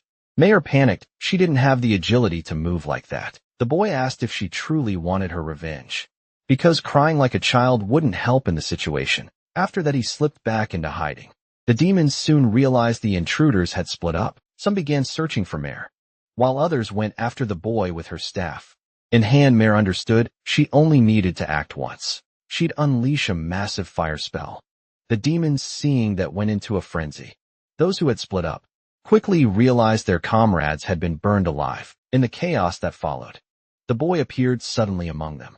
With swift, precise movements, he began cutting down his enemies. The demons didn't understand what was happening. All they could hear were the sounds of blades slicing through the air. One of the creatures turned around, wondering what the noise was, only to see all his allies already defeated. Right before his own neck met the edge of the boy's blade. Desperate, the demon called him a coward. But that didn't change his fate. Mary kept fighting, but this time, she changed her spell, summoning a massive surge of water to block the advancing demons. She tried to push them back as best as she could. All she managed to do was slow them down a little. And at that rate, they'd soon catch up to her. That's when she noticed something strange. The number of demons was decreasing rapidly. One of them turned around in panic, only to be struck in the face by the knife of the boy, who had been working from the shadows, to silently eliminate their pursuers. Retrieving his weapon, the protagonist thanked Mare for her effort. She had been an excellent distraction. The girl, however, was still upset about the situation, realizing how dangerously close she'd come to death. Elsewhere, the Divine King was furious the intruders had still not been captured. One of the demons tried to apologize, saying he would send more troops immediately. But to the Divine King, that was pointless. It would only lead to more casualties. He decided to hunt the intruders down himself. Meanwhile, the boy and Mayor continued trying to escape. They began to notice the wind growing stronger around them, and to make things worse, they could feel mana gathering in their direction. Mayor immediately summoned the Spirit of Wind. At that moment, the boy realized their enemy had arrived. Hovering above the city, the Divine King was watching them intently. To him, these intruders were nothing more than lost rats. Mayor looked up at Winberg with hatred burning in her eyes. Her long-awaited chance for revenge had finally appeared before her. The boy asked if she was ready, and she answered that she'd been prepared for this ever since. Her life had changed forever. The two of them braced themselves for the battle that was about to begin. He whispered to her that they couldn't win a long-range fight. They would have to use everything they had right from the start, and finish it quickly. Mayor agreed with the plan. She immediately called upon the Spirit of Wind again, sending several fierce gusts toward their enemy. The demon watched carefully as the attacks approached, thinking his opponents were foolish to use wind against him. He was completely surrounded by that energy, and every one of Mayor's attacks failed to hit. Each blast was deflected with ease. The boy noticed that the demon had partially blocked his own vision with his defense. Just as he realized this, he had to dodge an incoming strike. I couldn't understand how it had been possible for the enemy to attack while hidden within that barrier. The demon had already predicted that his enemies would try to close the distance, thinking they could find an opening in his elemental control. But with his sensitivity to the wind, he would never lose. The boy understood now how dire the situation was. Even if he managed to find his opponent's blind spot, the demon's arts would stop him. But Mare was still there, and she promised she'd fix this. She used wind again, but this time with greater force. At first, the demon wasn't alarmed, until he sensed something unusual coming from her spell. Mayor knew that demonic arts relied on precise manipulation of wind. All she had to do was disrupt that control with her own techniques. The demon quickly realized that he couldn't handle the wind as finely as before. The boy could now see that Mayor had been planning her revenge. Her entire life, he seized the opportunity to move closer. But the demon was still watching carefully. The boy rushed forward, blade in hand. Yet he couldn't reach him. The enemy simply used the wind to soar through the air, leaving the boy seething with frustration. That's when someone told him he just needed to jump. Following that advice, the boy stepped onto the wind and was suddenly propelled straight toward his enemy. The demon had no idea how that was even possible, while the protagonist was determined to finish this once and for all, pouring every bit of his strength into it. Now close enough to strike, he used his eye ability to predict exactly where the demon would move next. But to his surprise, the enemy's weak points started to fade away. He didn't expect something like that. And before he could strike, a massive sword materialized in the demon's hands. The creature had never imagined he'd be forced to draw his weapon against such intruders. The boy realized that he was no longer on the offensive. He now had to focus entirely on defending himself. His agility wasn't good enough to keep his guard up against all those attacks. At that moment, the demon decided to reveal that he was the one who personally taught Hector how to wield a sword. Right after saying that, the creature had to pay attention to his surroundings, as a huge boulder was suddenly hurled in his direction. That interruption forced both the demon and the protagonist to stop fighting. Reuniting with Mayor, it was time to rethink their strategy. Up above, the demon stared down at the boulder and the two young fighters, trying to make sense of what just happened. Moving something that size shouldn't be easy. And now he realized that the elf girl could use more than one element. He remembered that the nearby elven village should have been wiped out long ago. And suddenly it clicked. These two must have been the ones who killed Hector. Fueled by rage, Mare confirmed it with a faint smirk. The Divine King recognized her identity. The girl was a survivor from that same village. Mare told him that she'd spent the last 10 years training for this moment just to destroy him. Recalling the day of the massacre, the demon said it had been quite the spectacle. His words caught Mare off guard, and he continued, saying how much he had enjoyed watching the elves suffer. In their final moments, that raw emotion they displayed, their despair was what drove him to keep killing, as he took pleasure in the hopelessness reflected in their eyes. Hearing that Maya completely lost control, the protagonist had to remind her not to give in to the demon's provocations, since her abilities were crucial for their victory. Regaining her composure, Mare decided to listen to him. Now it was up to the boy to analyze every variable. He was the kind of person who would do whatever it took to win. The demon, on the other hand, understood that his opponents were far more troublesome than he'd expected, and that the human he fought was still standing. Something that shouldn't even be possible. There's only one explanation. That boy must be one of the summoned candidates. With his eyes glowing, the protagonist said they were being underestimated in this fight. The Divine King replied that he always kept the strongest warriors of enemy nations in mind, and that red-eyed boy wasn't among them. That could only mean one thing. He wasn't from this world floating above them. The demon realized he still had the strategic advantage. There was no need for him to rush. The protagonist, however, knew he'd only had about 3 minutes left before the power of his eyes would fade, and once it did, victory would become impossible. Mare then told him she had an idea for how they could turn the tide of the battle, knowing that she might actually be useful. The boy told her not to slow things down. Offended, Mare snapped back that she should have been the one saying that. The demon, meanwhile, grew irritated at how casually his enemies were talking. In the middle of a fight, with fury burning in his eyes, the protagonist declared that they were going to launch their attack, while the demon, filled with anticipation, was eager to see what they could do. Using her wind abilities, the girl hurled the boys straight toward their enemy. At the same time, she used her earth manipulation to summon additional spirits, launching several massive boulders in the demon's direction. Seeing the incoming assault, Wimberg didn't feel threatened. He used his own wind techniques to defend himself, controlling the air to neutralize every rock that came his way. But that was just a diversion. In the very next moment, he was forced to defend himself against a precise strike from the protagonist, who had closed in while he was distracted. Still on the ground, Maria hadn't stopped her offensive. She altered the course of the boulders midair, catching Wimberg from behind. He hadn't expected that possibility at all. His only option was to dodge. But even then, Mare didn't let up. Wimber's expression shifted to one of shock, as his magical formation was shattered by the barrage of rocks. The protagonist finally saw an opening. He was about to drag his blade into the demon's chest. The demon had to act instantly if he wanted to survive. Blood splattered into the air, as Wimberg realized the strike hadn't been aimed at his heart, but at the hilt of his sword. The boy seized the moment, disarming him and claiming the weapon for himself, before quickly retreating. Wimberg glared at the boy in rage, only to be struck by more of Mare's boulders. The demon was surprised that their strategy had worked at all, though he made it clear that someone of his level wouldn't be defeated so easily. Mare was terrified their coordinated attack had been perfect, yet the enemy remained unscathed. But to the protagonist, everything was still going according to plan. Mare had mentioned that Wimberg's wind technique, while powerful, had a weakness. It couldn't handle heavy attacks from the earth element. If they couldn't break through his defense, she could still use her wind magic to disrupt his control over it. The boy knew Maya had spent her entire life preparing for this moment. Even so, their combined techniques still weren't enough, as Aludi asked her for just one thing: to create another opening frame to strike. Now that he had stolen Wimberg's weapon, his determination flared even stronger. With that sword in his hands, his next attacks would be far more devastating. Mare wanted to know what he intended to do.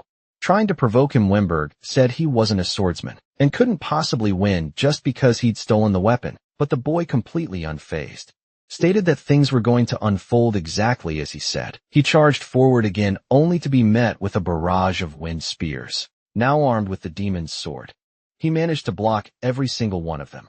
His eyes tracked the path of each attack, allowing him to close in once more. When Bert was shocked, he barely managed to defend himself, and now he could no longer follow the boy's movements. The protagonist had fully taken the offensive. He pressed the attack relentlessly, giving the demon no time to react. Seeing the chance, Mayer called upon the wind spirits again, throwing Wimberg off balance midair. The demon couldn't comprehend how these humans were managing to fight with such precision. And then the boy appeared right in front of him. To finish the battle once and for all. Wimberg felt deeply insulted by those words, channeling all of his remaining energy. He formed a massive wind spear to pierce his enemy. That final act of desperation amounted to nothing. The protagonist swung his blade and severed the demon's head, ending the fight instantly. Drained of all his mana, the boy could barely stand. Wimberg never imagined that he would fall that day. My God, the guy's head is gone, and he's still talking. Yeah, he's definitely a demon. Only then did the protagonist reveal that his eyes allow him to copy his opponent's abilities. He'd been replicating Wimberg's sword techniques all along. At first, he wasn't familiar with those moves, which made him hesitant to use them. But once Wimberg understood that, he realized the hero candidates were humanity's true trump card. The protagonist explained that he gained this power after defeating Hector Amused. Wimberg admitted that his disciple had been a fool. He ended up helping his own enemy grow stronger by losing to him. Now that the battle was over, the boy needed time to recover. He'd just gotten a first-hand taste of the strength of one of the demon empire's 4 divine kings. There were still 3 others of that same rank. And without a doubt, the Demon King himself had to be far stronger, not to mention the Demon King's descendants, who were said to rival Isabel in power. His current strength wasn't nearly enough to overcome all of those threats. As he was deep in thought, he noticed Mayer walking toward him. She wanted to make sure the demon was truly dead. That's when the boy asked her how she felt, now that she'd finally gotten her revenge. She said that after everything, she didn't feel anything at all. She risked her life to reach this point, and now that it was over, she just felt empty, but still relieved in a way. The people of her village had finally been avenged, and she was free from the past that had haunted her for so long. Protagonist admitted that having her by his side was invaluable. Without Mary's help, he never could have defeated Wimber. That feeling was mutual. She knew her revenge was only possible because of him. Because of that, she thanked him. He'd helped her fulfill one of her lifelong dreams. The boy brushed it off, saying it was just coincidence, nothing worth so much gratitude. But Mary didn't agree. She was content with the choice she'd made to follow him. If not for this journey, she admitted, she probably would have lost control and rushed to her death. Without meaning, the protagonist asked what she planned to do now. She hadn't thought about it and confessed she felt lost. He told her that she should create new goals for her life. After all, elves lived for a very long time. Still, since she was half human, she wouldn't live as long as her master. For now, she decided to continue traveling with him. He asked if she was sure about that, since his goal was to defeat the Demon King. But to her, that was exactly why she should stay. If the Demon King fell, there would be fewer people like her, fewer tragic stories born from his reign. That made her journey worth following. Even if he told her not to, she'd still stay by his side. As they set off again, the protagonist said they needed to find more clues. Soon reinforcements would arrive in the city before long, and that would become a serious problem. Mayer understood what he meant. She'd been accepted by him, and now they were walking the same path. As the two made their way toward the outskirts, someone was watching them from above. It was the witch Isabel. Surprised by how well this unlikely pair had done, their victory over Wimber had made her next moves much easier. After that grueling battle, their journey continued. The protagonist eventually returned to Ubana. The wise woman was relieved that both of them had come back safely, admitting she hadn't expected it to happen so soon. Mayer had something to say to her, but Ubana already knew what it was. She could tell her disciple wanted to travel alongside the boy. Because of that, the sage wished them both an excellent journey. Ubana's enthusiasm was so genuine that Mayer actually felt embarrassed. As they sat together drinking tea, the sage asked the protagonist if he heard the latest news from the front lines. Hearing that, the boy immediately asked what had happened. From what it seemed, the hero candidates had been defeated, Manhwa included. Now the protagonist wanted to know who the enemy was. Ubana explained that the one responsible for that crushing loss was one of the Demon King's highest-ranking executives, Stonagaya. Mayer guessed he must be just as strong as Vimbrek had been, which made him extremely dangerous opponent. The boy, however, wanted to know whether his former companions were still alive. Yubana told him that somehow they had managed to survive, but their defeat had completely shattered their morale. Because of that, the protagonist wanted to understand what would happen from here on. His goal was still to defeat the Demon King. And to do that you needed to gradually weaken the enemy's forces. Mayer asked if the other hero candidates were as powerful as he was. The boy said he couldn't say for sure. But even if they possessed great strength, it wouldn't matter much if they couldn't use it properly. Back at the human fortress, several soldiers were being treated, including the hero candidates. Midu tried to reject the excessive attention, saying his companion shouldn't use her healing technique for too long. She knew that, but insisted on helping everyone as much as she could. After saying that, she went back to focusing her energy on healing Midu's wounds. During that battle, thanks to Heinrich's auxiliary forces, they had managed to retreat safely. Still, the injuries suffered by his team were severe, and the worst of all wasn't physical, but psychological. After their defeat, the hero candidates were in shambles. Mido was deeply frustrated, blaming himself entirely for what had happened. High above in the All's fortress, Stoner Gaia was surveying the perimeter. Far away, someone had already located him. It was the protagonist using his AliExpress great eyes. Mayer asked how he could see things from such a distance. The boy explained that ever since his appraisal skill leveled up, it had been providing him with extra benefits. Mayer was amazed. It was an incredibly convenient ability. At times, even from that far, the boy could tell that the demon's stats were formidable. Deciding to push further, he used the advanced version of his appraisal skill to analyze Stoner Gaia in more detail. He discovered that the demon's defense could multiply based on his base attributes.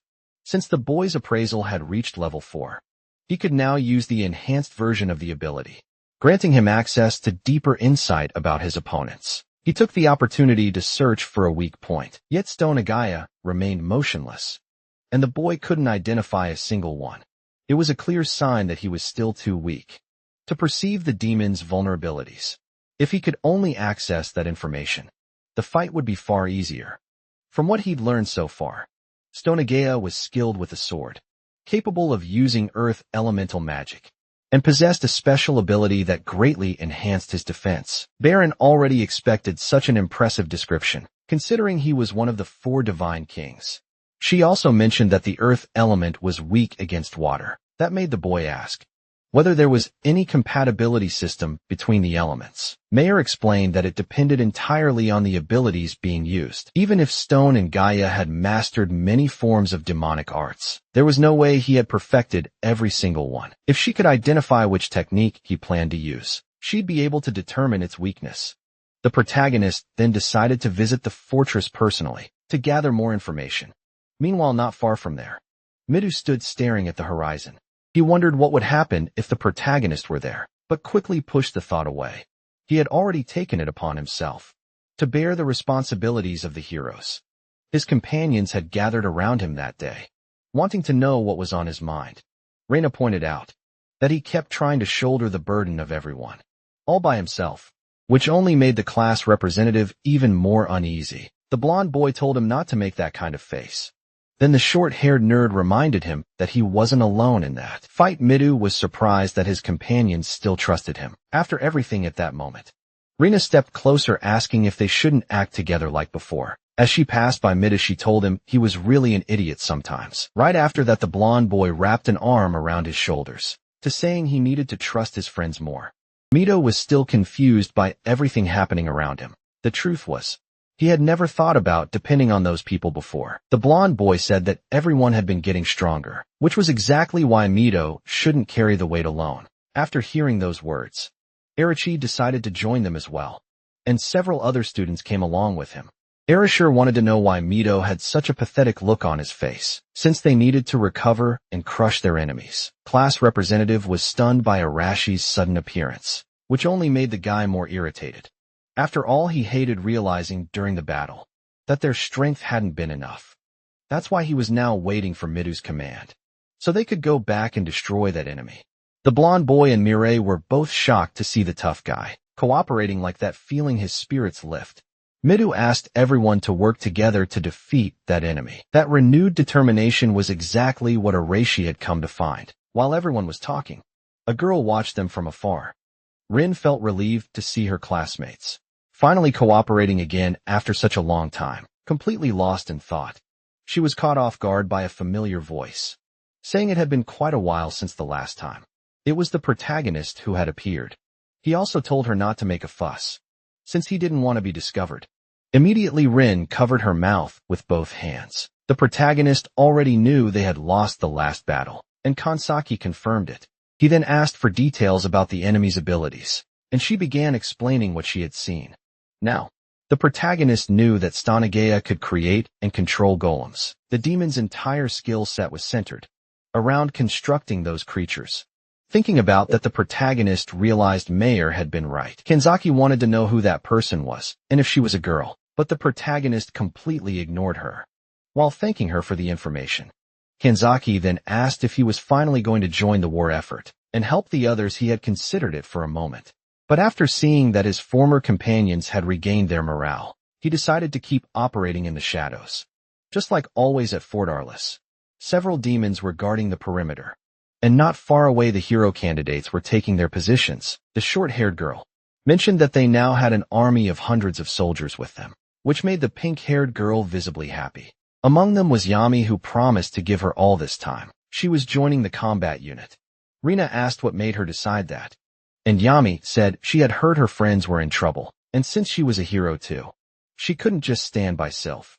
She wasn't entirely sure it would work out. 5 days earlier, she had been busy with household chores, which had left her completely exhausted. It had been a while since Kinoshita last saw the protagonist. She actually agreed with what he said, but once she realized who she was talking to, she was completely shocked, and asked how he had managed to get into that building, and if he was really the same Shinju she knew. The protagonist noticed she had come back to her senses, but she was furious that he had infiltrated straight into her room, getting straight to the point.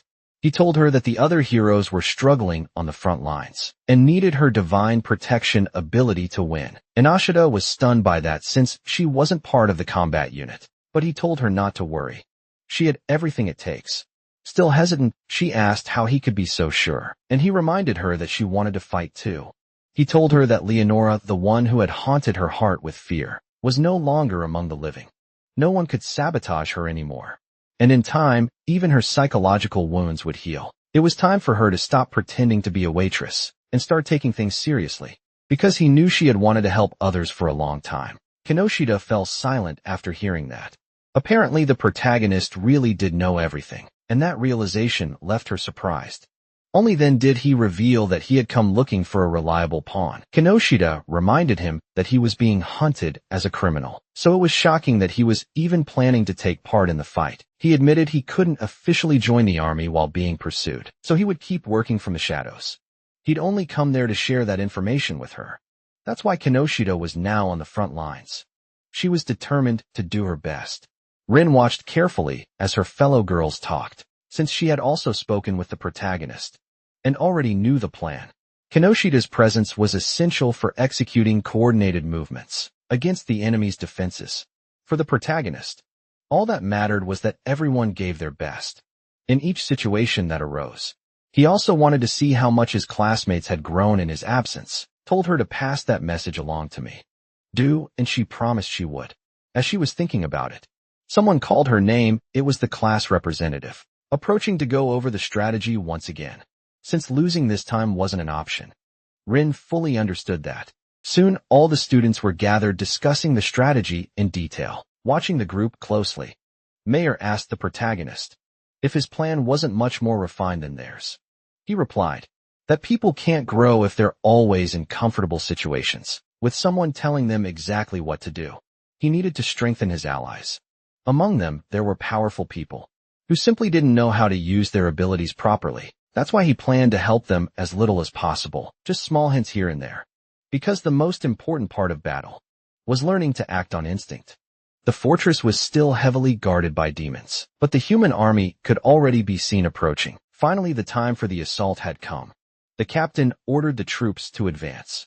The demons were preparing to fight and were confident of victory. The captain knew they needed to clear a path so the hero candidates could breach the fortress, but the demons wouldn't make that easy. The fierce battle erupted, and in the middle of that chaos, the heroes began carving their way through. Midu led the charge at the front. spotting the tower where Stone Gaia was waiting. The demon smirked at him mockingly, as if he had been expecting those children to arrive all along. Stone Gaia called out to them, radiating confidence as he declared he would win. Once again, the massive gate was still closed, but it was immediately blown apart by Rash's ability. Alongside him were the other hero candidates, and Stone Gaia was already waiting for them with his golems. Mito wasted no time ordering everyone to put the plan into action. Watching everything from the shadows was the protagonist. The hero candidates were determined to win this battle. On the other side stood countless summoned golems. Mito drew his sword and commanded everyone to begin the operation. As they advanced, Rina asked Yumi if she was okay. Still uneasy, Yumi told her not to worry, and immediately began summoning a massive surge of water. Her control over water was vital for defeating those golems. Tanagaya quickly noticed that someone with such an ability hadn't been part of the last attack. His golems were overwhelmed by Yumi's water. Erishur appeared right after, ready to incinerate them all. His blazing fists were devastatingly lethal. Mito showed no mercy either, striking down anything in his path. Every student fought fiercely. Even the background characters were fully engaged. In just a few seconds, all the ghouls were reduced to rubble, but just like before, they began to regenerate. However, those struck by water weren't able to recover. Everyone noticed that the strategy was working perfectly this time. Stony Guy was now focused on that water user, who hadn't been present last time. Because of her, some of his golems couldn't regenerate. The protagonist praised Mare, as things were unfolding exactly as she had predicted. Her theory was that the joints between the golem's limbs wouldn't regenerate properly in the presence of moisture. Medio encouraged his allies, shouting that the golems wouldn't be able to regenerate anymore. I fired Yumi up, and she unleashed an even greater surge of water, creating a huge wave that crashed over the enemies. After that, her teammates rushed forward to press the advantage, determined to destroy the golems for good. Stanagaya, though, grew even more excited. The strategy against him was effective, but he still remained defiant. After drawing several magic circles on the ground, he declared that his golems were nothing more than expendable subordinates, then lifting multiple massive rocks into the air. He said he would show them what true power looked like, hurling all of them at the hero candidates before they could be hit. Mary stepped in front, using her telekinesis to stop the barrage of boulders. Stanagaya was shocked to see someone capable of overpowering his control over stone while he was still processing that. Rin used her domination ability directly on Stanagaya's body, mobilizing him completely.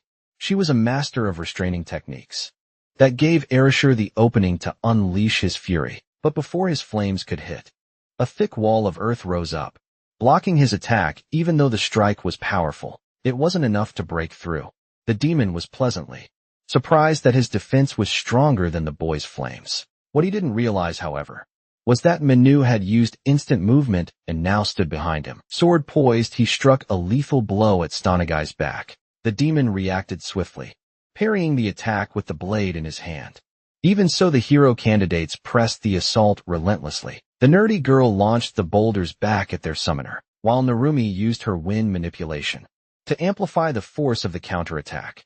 Stonagaya was completely surrounded. No matter where he looked, attacks were coming at him from every direction. Even so, none of their attacks were able to pierce his defense. Seeing that, Yami acted once again, manipulating water against the creature and striking its barrier with a massive surge of moisture. Stanagaya had now completely cut off from the outside world. Felt something was wrong once his defense became damp. It would no longer be as resistant to attacks. Midu was determined to end that battle no matter what, and Araki was equally resolute to finish the enemy immediately. The two attacked in perfect coordination, striking the demon's body. And for the first time, Stomakaya was actually wounded by the hero candidates. Still, we can't believe he could withstand the damage.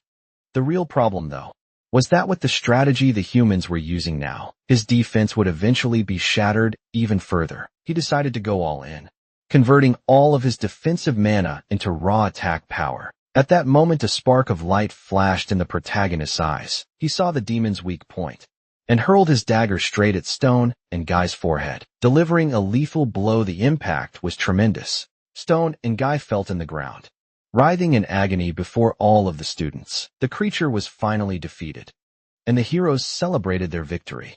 The efforts of Midu and Erishur had brought down that vile monster. However, both of them, standing closest to the enemy, knew they weren't the ones who had landed the final blow. Something had struck the demon's head in that final instant. Erishur picked up the dagger lying on the floor and immediately recognized it. Looking around, Mino tried to spot something, noticing a small crack in the ceiling above.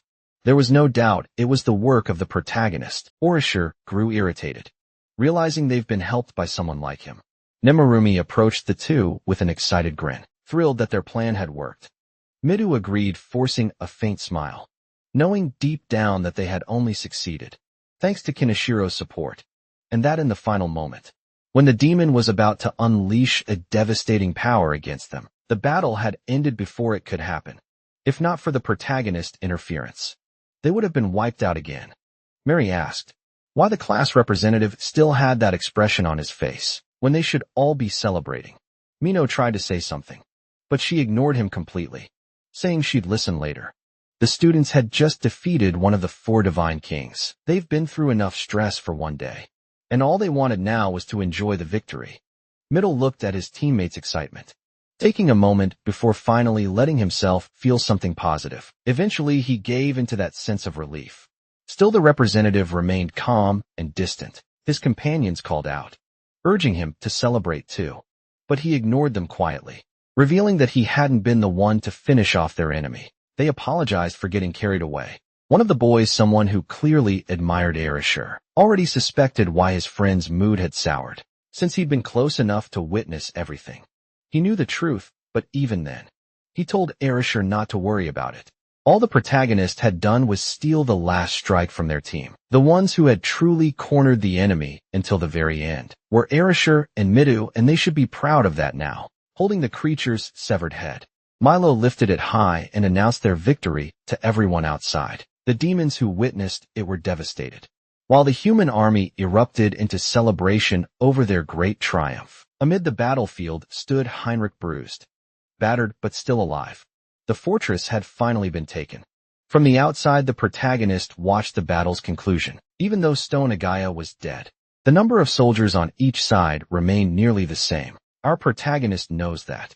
The demon army is usually led by someone with high charisma. When their leader is defeated, the rest of the army can't hold their ground the same way. Mayer noticed that the same thing happened after they defeated Wimberg. No demon tried to chase them after that victory.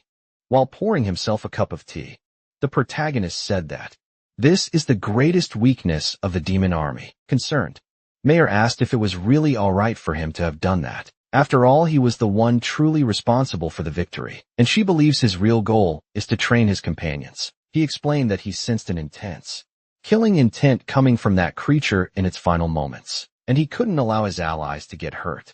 The primary duty of an assassin, after all, is to prevent the worst from happening. Mayer thought he was being overly protective of his comrades, which slightly irritated him. He asked her to start calling him by his name, embarrassed by the sudden closeness. She hesitated and asked if she could just call him Kai, a shortened form of his long, full name. He told her that was fine, but then asked why her face was turning so red. After that, he started reflecting on their recent victory. 2 of the Celestial Kings had already been defeated. Even so, there were still powerful enemies remaining like Isabel. His journey to defeat the Demon King was only just beginning. Meanwhile, somewhere else, a girl seemed to have been defeated, and someone commented that she had done it on purpose. She stood up furiously while the demon responsible for her downfall was impressed that her willpower still had been broken. He ordered one of his soldiers to deliver a message to the auxiliary forces. The princess had been captured. From that point forward, the Beastman Federation had finally fallen. A week passed since the hero candidates' last battle. Thanks to their recent victories, morale throughout the empire had risen greatly. Even the soldiers were now more enthusiastic about their military duties. The popularity of the hero candidates continued to soar. They had become the symbol of hope for the people. Because of that, they were summoned to the presence of the king, who had already heard about the defeat of one of the 4 celestial kings. Of the demon army, he granted Midu the title of Knight of the Realm. After the ceremony, when he gathered with his companions, the class representative said the whole thing had been exhausting. Mary was surprised by that, as she had never imagined he'd get nervous or tired. Captain Amelia joked that if he was feeling like that, Then he must have gotten older. That's when Henrik reminded everyone that unlike them, Midu never received a noble's education, and he handled everything very well. Midu admitted the situation had been a bit nerve-wracking, was worried about being rude in front of the king. Heinrich reassured him that nothing bad would happen. Now that Midi had been promoted to a knight, he would soon have new responsibilities to fulfill. Midu realized that being a noble wasn't easy. Heinrich said he wouldn't complain about his own position, and assured Midu there was no need to worry about where he stood now. Amelia added that the church also held great power within the kingdom. After the ceremony, Menu officially became part of the Royal Knight Order, and was appointed to lead the 11th Division, also known as the Hero Battalion. Currently the strongest force in the entire kingdom. People asked whether the knights were under the church's control, and what his new title truly meant. Henry explained that the situation was complex. There were many political ties within the state. Even so, Midu now shared the same standing as those nobles, and with authority always comes responsibility. Outside, our protagonist heard about Midu's promotion. Rin was the one who told him everything. Mayor didn't fully understand the situation yet, but believed that the promotion was something very positive. Surely the kingdom wanted to turn Menu into a symbol for everyone. Giving him authority was the path to achieving that goal. Mayor couldn't see how that could be anything but beneficial. However, our protagonist reminded her that after they defeat the Demon King, they'll have to return to their original world. They're only being used by the kingdom in the end. They're being treated the same way Leonora once treated them. Just as expendable tools, Mayor said she'd be more cautious from now on, but had another question. She wanted to know who the girl accompanying him was. He finally introduced her, explaining that Mayor was a half-elf and a spellcaster, but Rin wasn't asking for her qualifications. She wanted to know what kind of relationship he had with her. Mayor explained that she was only accompanying him on his journey, but now she wanted to know who Rin was to Kai. She was surprised to hear Rin call him by a nickname, and ended up confused. Rin said they were friends, but our protagonist immediately corrected her, which made her feel embarrassed. He clarified that Rin was just a collaborator. Mayor wanted to know if they had been that close. Back in their original world, the boy explained that they'd never actually spoken before. Besides, Rin already knew. His mission was to completely subjugate the Demon King. Our protagonist said he continued moving in the shadows, and now Rin would act as a messenger between him and the others. The girl asked if she could go with him, which caught him off guard. Rin thought about it for a moment, and his silence made both girls anxious. But he eventually decided it wouldn't be a good idea. Rin was needed to stay in contact with the rest of the group, who were still rather hostile toward him. Rin accepted that there was nothing she could do about it for now. She revealed that some of their classmates still saw him in a positive light, especially Midu. Our protagonist said he wanted Midu to become more independent, though his growth was crucial if they were to defeat the Demon King. Rina asked if he truly intended to make each of his classmates stronger. He told her he had already defeated one of the Celestial Kings, though it had been an incredibly difficult battle. Rin was stunned when she learned he had done it, with only Mayor by his side. Mayor added that the fight had been extremely close, and he barely won. Rin was astonished by this, knowing that their victory over Stone and Gaia had taken the combined effort of everyone. A half-elf girl traveling with the protagonist definitely didn't seem ordinary, and it made Rin feel increasingly useless. Our protagonist said there were still beings far more powerful than the Celestial Kings, ones they couldn't possibly defeat right now. That's why he asked Rin to closely observe her classmates' progress. He'd contact her again soon. The girl accepted his orders. As he turned to leave, he told her he was refining his own way to defeat the Demon King, and that it would be her job to relay that information to Midu. After that, he called for Mare to follow him, leaving Rin alone in the forest. With her current strength, she couldn't do anything, and in that moment, a new determination began to grow inside her heart, the will to become stronger. Now that one of the Celestial Kings has been defeated, the humans have launched a full-scale offensive, with the collaboration of the hero candidates, now part of the 11th Division. The army's morale has risen greatly as a result of this campaign. Several fortresses have been reclaimed, and the city of Neutrate has finally been liberated. All of this was made possible not only by the fall of Stonegaya, one of the demon commanders, but also by the defeat of Vimberg, who had been responsible for the Demon King's army logistics. However, this last part remains completely unknown to the army of the Holy Kingdom. thanks to their string of victories. Celebrations have become routine. The hero candidates are taking full advantage of the chance to drink alcohol. In this new world, since the legal age is 15, it's perfectly acceptable. Even so, Mary keeps scolding her teammates, warning them that if they return to their original world, this kind of behavior would be unacceptable. She even went as far as snatching a beer mug right out of Narumi's hands. Poor guy Musa saw that and couldn't help but laugh. Rihanna, dressed elegantly for the occasion, noticed that her friends still looked tense, despite the celebration at that moment. Myra realized Rina was drinking too, but the girls swore it was just grape juice, a claim none of them believed. Amid the festivities, Midou began to overhear rumors. It seemed the enemy's chain of command was collapsing. Something wasn't right, and there were still things they didn't know. Midou agreed. He had his doubts no matter how he looked at it. The enemy appeared weakened. He even wondered if it might be a trap. Hearing that, Reina said they were all being too cautious, claiming that demons were just a bunch of idiots. For Midou, the answer was obvious. Our protagonist was moving in the shadows.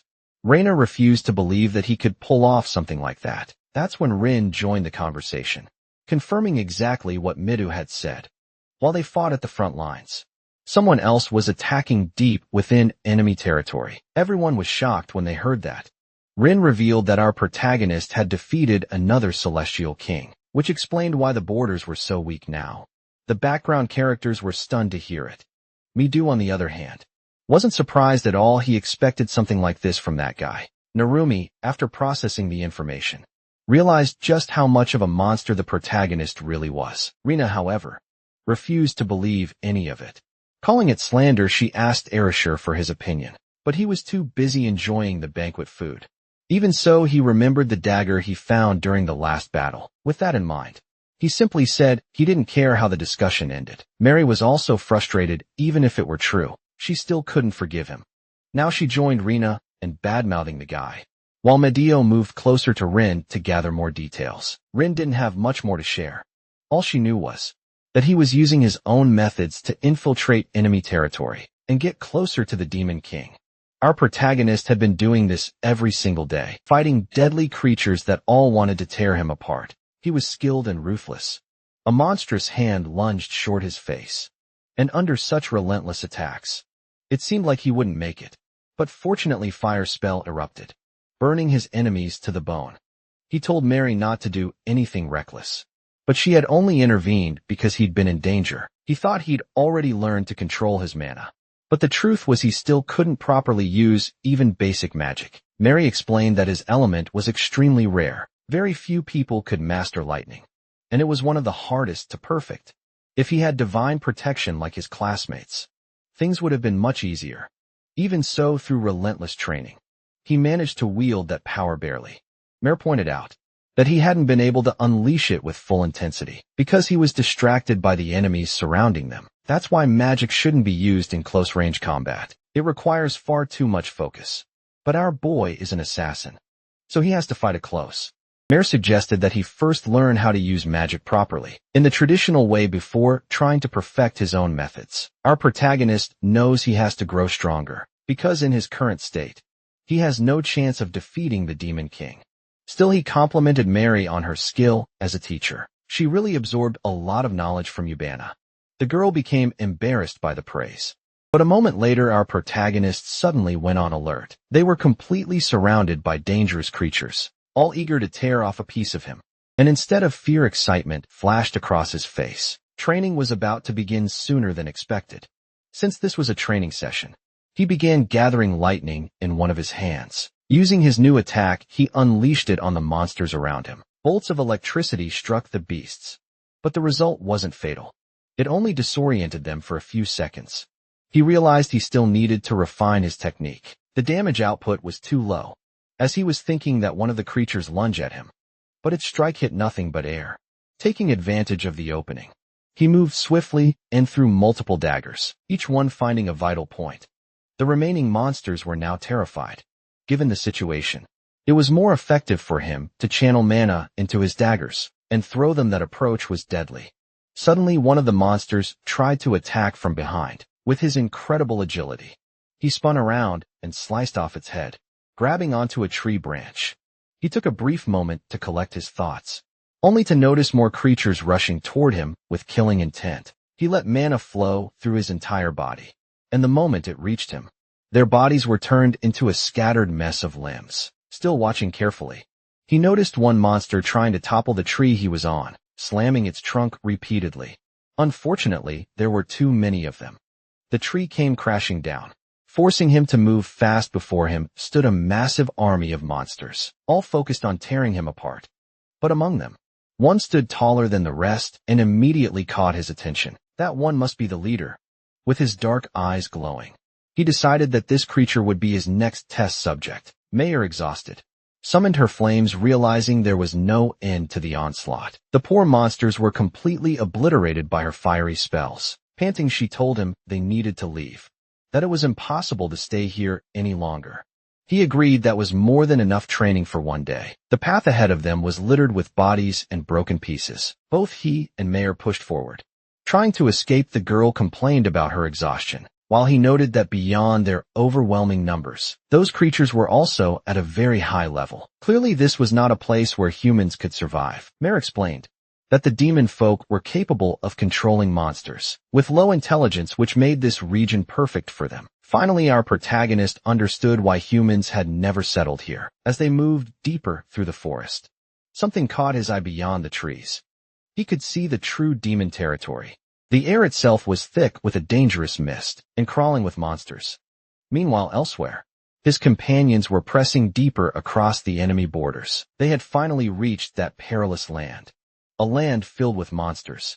For the first time since the offensive campaign began, the situation had taken a turn. The creatures here were truly dangerous. For the knights and hero candidates, they weren't much of a threat.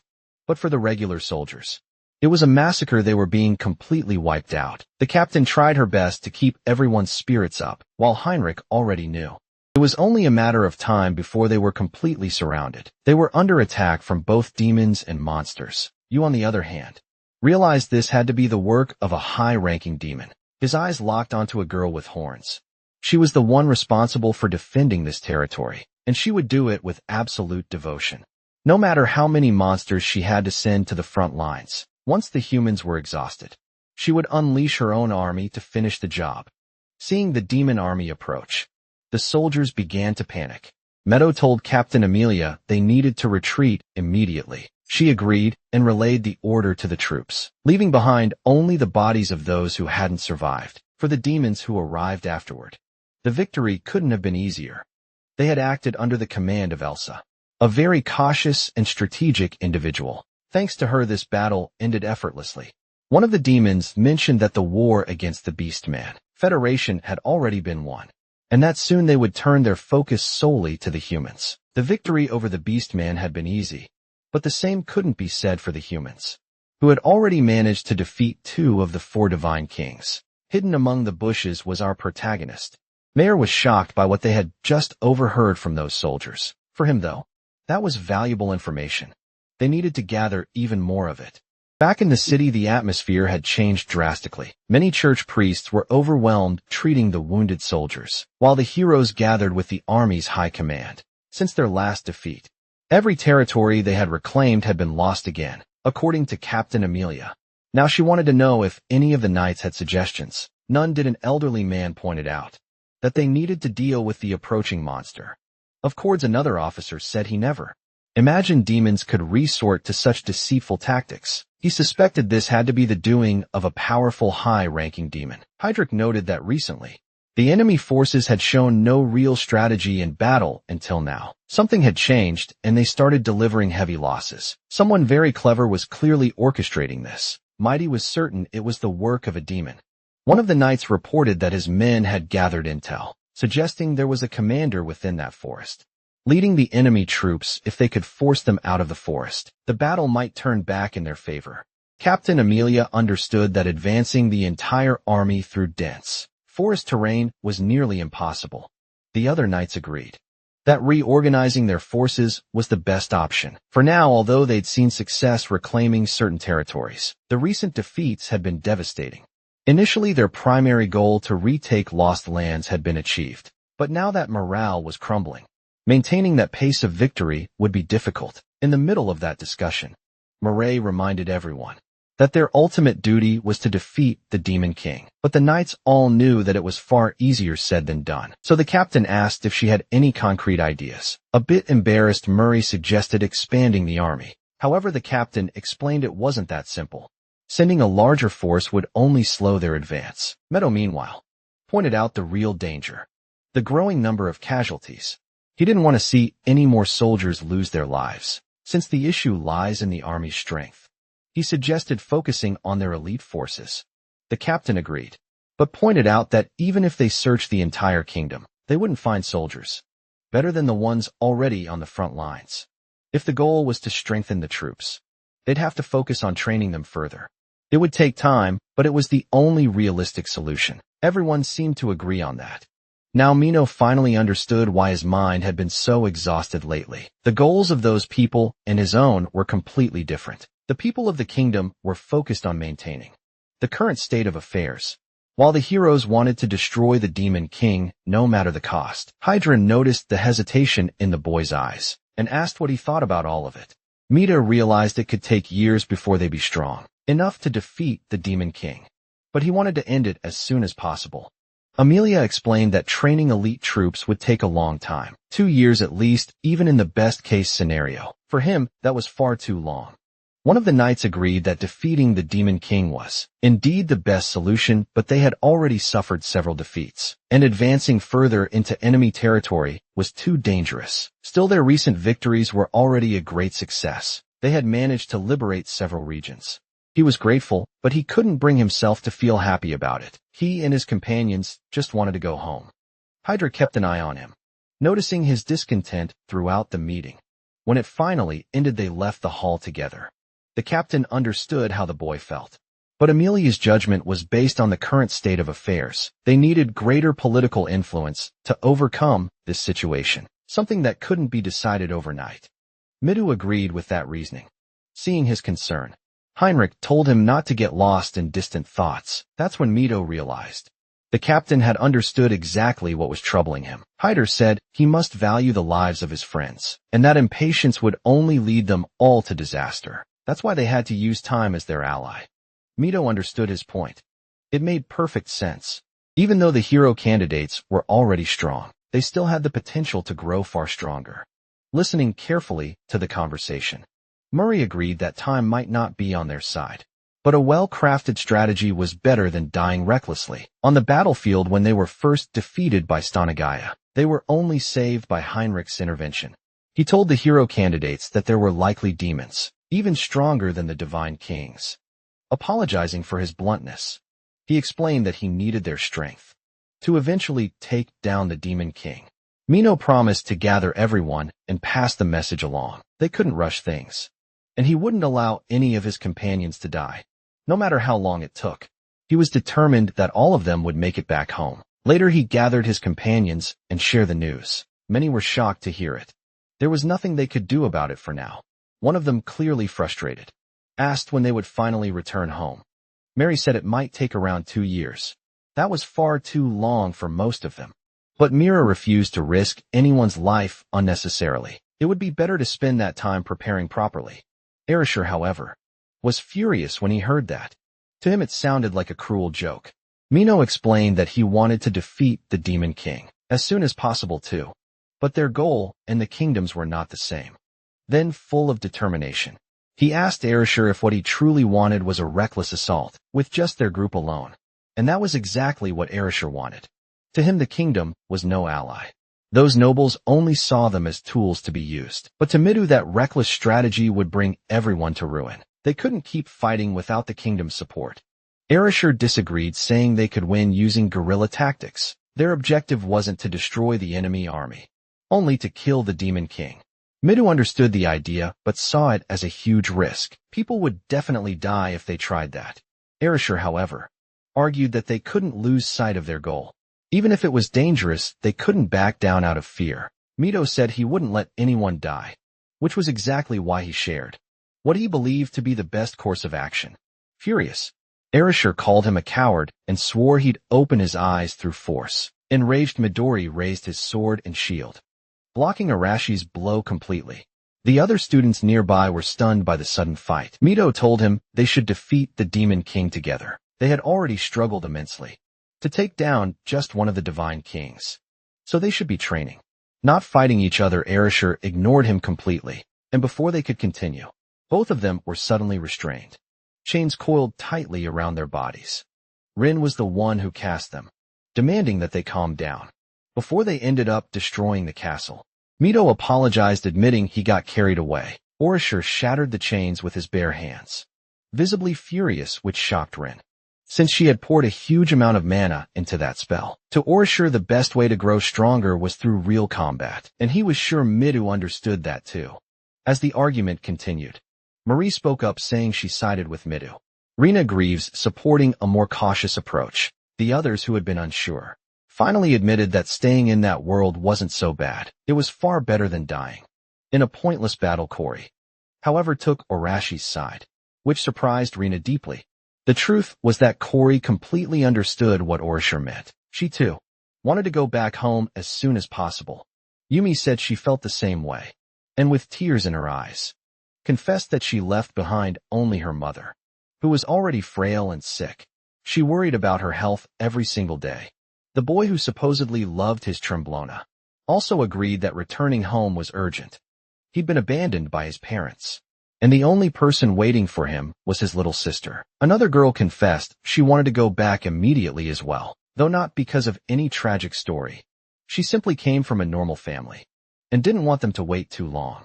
Years after that collective outpouring, Midori realized just how complicated everything really was. Among them stood Narumi, whose reason for wanting to go back was to reunite with his many girlfriends.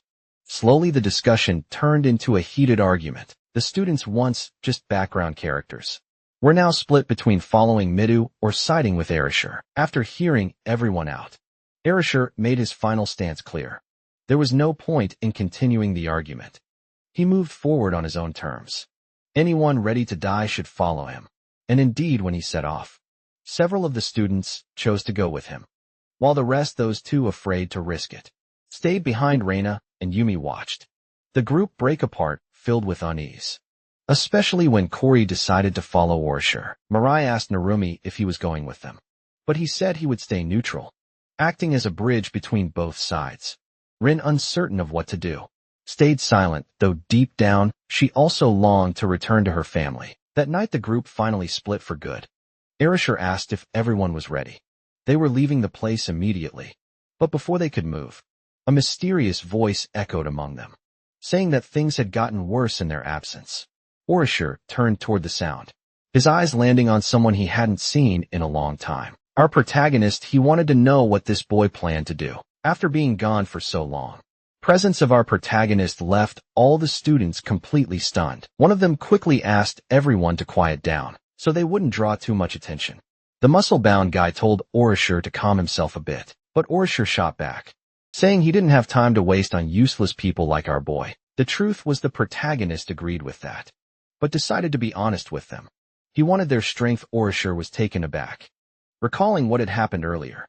Right after he'd left the meeting hall during a whole argument, our protagonist had been watching everything through the window. Mary noticed how serious the discussion among the classmates had gotten. But for our protagonist, both sides were right in their own way. Just as Midu had said, they couldn't do this alone. On the other hand, the kingdom's approach was far too passive. Erasure had pointed about the 2-year time frame being real, but his plan was dangerously reckless. Mayor asked what our protagonist would do in a situation like that. He said there were 3 possible paths to overcome the current stalemate. The first was to change the mindset of the people in positions of power within the kingdom. If they could do that, the military strength might eventually be redirected towards supporting the hero's cause. The problem was that Midu would never agree to such a method. Hearing that, Mayor asked what the second option would be. Our protagonist explained that they could take the approach. Erasure suggested using guerrilla tactics to fight against the enemy, based on what they knew so far.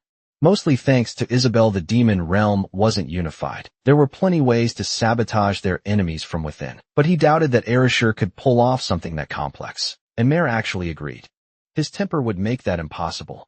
So she asked what the third option was. Our protagonist said he based his strategy on the information he had gathered so far. If everything went well, he could collect even more from the other factions, which would force the kingdom to take the initiative in the war. Sitting around a campfire, he shared new intel with the group. The Beastman princess had been captured. Orishar didn't understand what that meant for them. Our protagonist explained that the girl was the daughter of an important leader and had been taken by the demon army. He confirmed the information himself after, as he put it, creatively interrogating several demons. Hearing that some of the girls looked unsettled, while others were just curious about what he'd actually done. One of the guys even seemed jealous because he was in love with Mare. Orishar, however, still hadn't connected the dots. He couldn't grasp what the Beastman had to do with the hero's situation. Some of the others, on the contrary, got excited, saying they'd love to see that new race in person, imagining they must be adorable. Our protagonist went on to explain his plan. South of their current territory was the Beastman Nation, a federation well known to everyone. Up to this point, that country had remained completely neutral in the war between humans and demons. Orishar realized that our protagonist intended to form an alliance with them, but scoffed at the idea, saying the Beastmen were nothing but cowards, too afraid to stand against the demons. Mayer said those tribes' soldiers were stronger than they imagined. Their physical abilities and senses are extremely enhanced. If that's true, Orishar couldn't understand how they'd stayed neutral during the conflict. Mayer explained that in the current situation, the Beastmen wouldn't be able to secure a victory on their own. Besides, the Demon King's army has always focused its efforts on humans. But if those two nations join forces, they might be able to achieve something unlikely. After she explained that, the boy finally understood why they need the princess. Corey suggested they simply rescue her and use her as a political bargaining chip. That was exactly what our protagonist wanted, and he already had information on some supply routes. He asked Urashi to act as bait, bringing destruction to those routes, while he moved through the shadows. After all that explanation, one of the students wondered why those nations hadn't already cooperated, despite having a common enemy. There was in fact a reason. Mayer said the Beastman Federation also hated the demons because of repeated invasions. Unfortunately, humans refused to accept the Beastman, calling them a lower subspecies. Because of that disdain, there's no alliance between those nations. Realized getting their cooperation wouldn't be easy, which is why they need a bargaining chip. Our protagonist knew the princess was being held hostage, and that situation could work in their favor. Mayer added that the Beastman's word was rock solid. If they were helped, they'd be willing to cooperate. When the discussion ended, the clearing fell silent for the protagonist. The plan was worth trying. He was sure Erichi hadn't come up with anything to execute right now. Furious, Erichi complained that the protagonist's sudden appearance brought a lot of demands before he could keep being rude. Another student asked him to consider the plan. This decision would affect everyone's lives. The others watched Sarashir closely, and he finally sat down, still furious. With no other option, he asked what they should do. The hero candidates' caravan began to move out. One girl asked if it was really okay. They've been heading south for a while, but the protagonist assured her the Beastman territory lay exactly in that region. Meanwhile, the demons were moving prisoners along a northern route, whose final stretch cut through the heart of the forest. Because none of the countries had real trade treaties, there were only a few roads in that area, which actually made the plan easier to pull off. The boy knew they were infiltrating demon territory and worried they might be found in ambush. But he also knew exactly what he was capable of, so that possibility didn't concern him too much. Even if the journey would be harsh and full of monsters, their carriage and caravan would pass, and the boy could hardly believe it. They could also rely on Sorero Tomoko's ability, a spatial protection that stores equipment and items. For heaven's sake now. Even the background characters were getting names. Patience required approaching the protagonist. One of the extras said it'd been a while since they'd seen each other. He remembered her ability. The protagonist says that it's hard to forget the good things, and the girl lit up at the comment. The burly kid who only wears sleeveless shirts now had a few questions. He wanted to know how the protagonist had managed to infiltrate enemy territory. Answering him, the boy said he hadn't always been in that region. He'd been searching for clues about another way to get back home. Curious, his companions asked what conclusion he reached, getting straight to the point. The protagonist said the only chance was to defeat the Demon King, and since then, he'd been gathering information on how to make that a reality. That's how he learned about the kidnapping of the Beastman princess. which was actually quite interesting. Annoyed by how slow things were going, Erasure asked if they were really fine moving at that pace, since they needed to ambush the enemy. In response, our protagonist agreed they should move faster, and said they'd rely on Cerero's ability to store supplies in her virtual space. It was already nighttime, and the group of students kept moving through the forest. Erasure suddenly sensed monsters nearby, and ordered everyone to get ready. Several wolves were surrounding them now. One of them lunged toward a terrified girl, but the muscle-bound guy finally proved those muscles weren't just for show. He punched the creature right in the mouth, shattering its teeth. A hit like that would never pierce the kind of physique sculpted through countless gym sessions, and a solid dose of testosterone and anadrol. He immediately finished off the beast. Afterward, another student shouted that they were surrounded and needed to fight back. He used a support skill to strengthen everyone, and now the group was ready for some action. The students charged the wolves, slashing and striking with their weapons. Even the usually useless girl managed to pull off a few decent moves. The students were actually winning, until one wolf thought it'd be smart to go after Erasure before it could even reach him. He grabbed it by the throat. Erasure hated being targeted by weak creatures, so he burned the wolf alive with his bare hands, tossing its charred corpse away. Once the fight was over, he asked if any of his weak companions were hurt, but it looked like everyone had come out fine. After all, our protagonist had been watching the whole thing, but there was still one problem left. A massive beast suddenly charged at them. The attack caught Erasure completely off guard, but Mare wasn't there just for decoration. She unleashed a powerful flame spell, incinerating the creature and turning it into a pile of burnt remains. The other heroes were amazed by her firepower. Erasure, on the other hand, didn't like being saved and complained to the wife of our protagonist, but since she obviously wasn't his wife, Maya got flustered and snapped back that she'd never marry someone who couldn't even take his hood off at night. Erasure had only said that to get under her skin, and it clearly worked. Mary was waiting for some kind of compliment, given she just saved him, but our protagonist completely ignored the topic and changed the subject. The other students were irritated by how much special treatment he seemed to get, thinking he was still insufferable, even with a beautiful girl by his side. The other girls went over to Mary to get closer to her. She glanced at our protagonist, as if waiting for some kind of permission, but he didn't care either way. It was entirely up to her. That little gesture made Mary genuinely happy, and she went off to chat with them, leaving the protagonist by himself, which was honestly a relief for him. The place they were in now seemed ideal. Erasure asked if the enemy caravan would pass through there, saying he didn't want to wait too long. But with his AliExpress eyes, our protagonist assured him that the action would start soon. He could already see the demons approaching from the distance. Thanks to the stealth ability granted by those AliExpress eyes, our boy could clearly see what they were dealing with. Some low-level demons, around 15 mid-level ones, and possibly even more, hidden inside the caravans. Among them, there was a single high-level demon.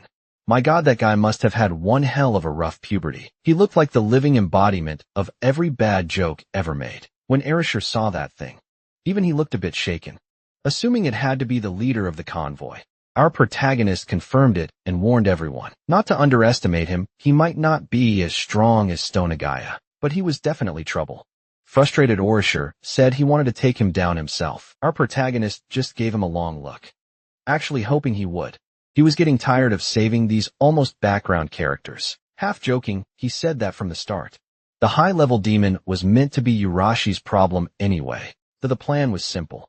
The hothead would draw attention with his explosions. Then once the enemy formation broke apart, it surround them. The side characters were already on board with the plan. The muscle guy's job was to collect and escort the wounded, while Mare would provide area support for the fighters, or as she couldn't afford to lose focus, he had to deal with the enemy leader, while everyone else fought. Our protagonist would sneak in and rescue the princess. Once that was done, he gave the signal. As for the rest, every person for themselves. Whoever wanted to live better fight, and whoever wanted to die. Well, just stand still. Erasure told our boy not to worry, promising the mission would be a success. Hearing that, the protagonist couldn't wait to see if those words would actually turn out true. After all, everyone was there because of Urashi's big motivation. Some of the others were offended and said he should be more humble. But Erasure snapped back, telling those idiots to shut up. It was time to start the operation, and they needed to focus. Meanwhile, the demon Zaganda, with his intimidating stare, was keeping a close eye on the forest. You probably spent more time judging people's outfits than strategizing. His troops were whining about exhaustion. They've been marching all day. But Zaganda barked that they'd reach their destination soon and ordered them to keep moving.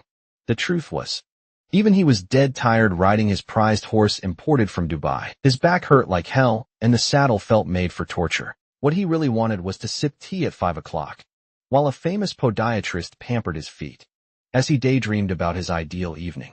Maybe a soak in the hot tub followed by an acupuncture session. He decided to check on the prisoner. He told his soldiers to stay alert while he rode ahead, but from the look on his face, the soldiers knew their boss just wanted an excuse to rest and maybe get a manicure. Inside the caravan was the beast man. Princess Xena, still furious and defiant. Sagan approached to check on her condition, informing her that they'd soon arrive in the city, where she'd be sold into slavery forever. Her people wouldn't be able to do anything to save her. Senna snapped back that the caravan was shaking horribly the entire trip and called it miserable. Sagana didn't like that complaint at all. He told her that if her federation behaved and followed orders, she might be released eventually. But the princess spat back that his words were worthless as long as she remained a prisoner. Her people would never bow to demons. Zaganda coldly said she didn't understand her role in the war, reminding her that she was the daughter of an important leader. But Xena, fully aware of what she'd left behind, told him he was nothing but a fool. If he thought such words could break her people's spirit, her defiance made Zaganda's composure crack, and fury began to burn in his eyes. Acting on pure impulse, Sagana grabbed her clothes, tearing the top half right off. In a fit of deranged frenzy, he decided to do something unspeakably vile. But even facing that danger, the princess didn't flinch. She watched his fat, stubby fingers reaching toward her body, and before he could touch her, a blinding flash lit up the night outside. Zagana froze, his panic rising as he tried to make sense of what was happening. When he saw his soldiers panicking, he realized they were under attack by humans. A shocking turn of events. He never imagined enemy forces could be lurking here. More explosions followed, tearing through his troops and wiping out the weaker ones instantly. Zagana scrambled onto his horse to save himself, barking orders for his men to counterattack at once. Soon the forest was engulfed in chaos. The candidates for hero status were proving their worth. They completely overwhelmed the demon forces. Even though Zaganda's unit was supposed to be elite, they were being crushed. Calmly stepping forward, Orishur approached him and asked if he was really a high-level demon. Drawing his weapon, Zaganda sneered and demanded to know who this red-haired brat was. Orishur refused to answer, saying his opponent wouldn't live long enough for that to matter. Furious, the fat demon shouted that humans were always so arrogant, then unleash a massive, destructive attack that blew up everything around them. The explosion accomplished nothing.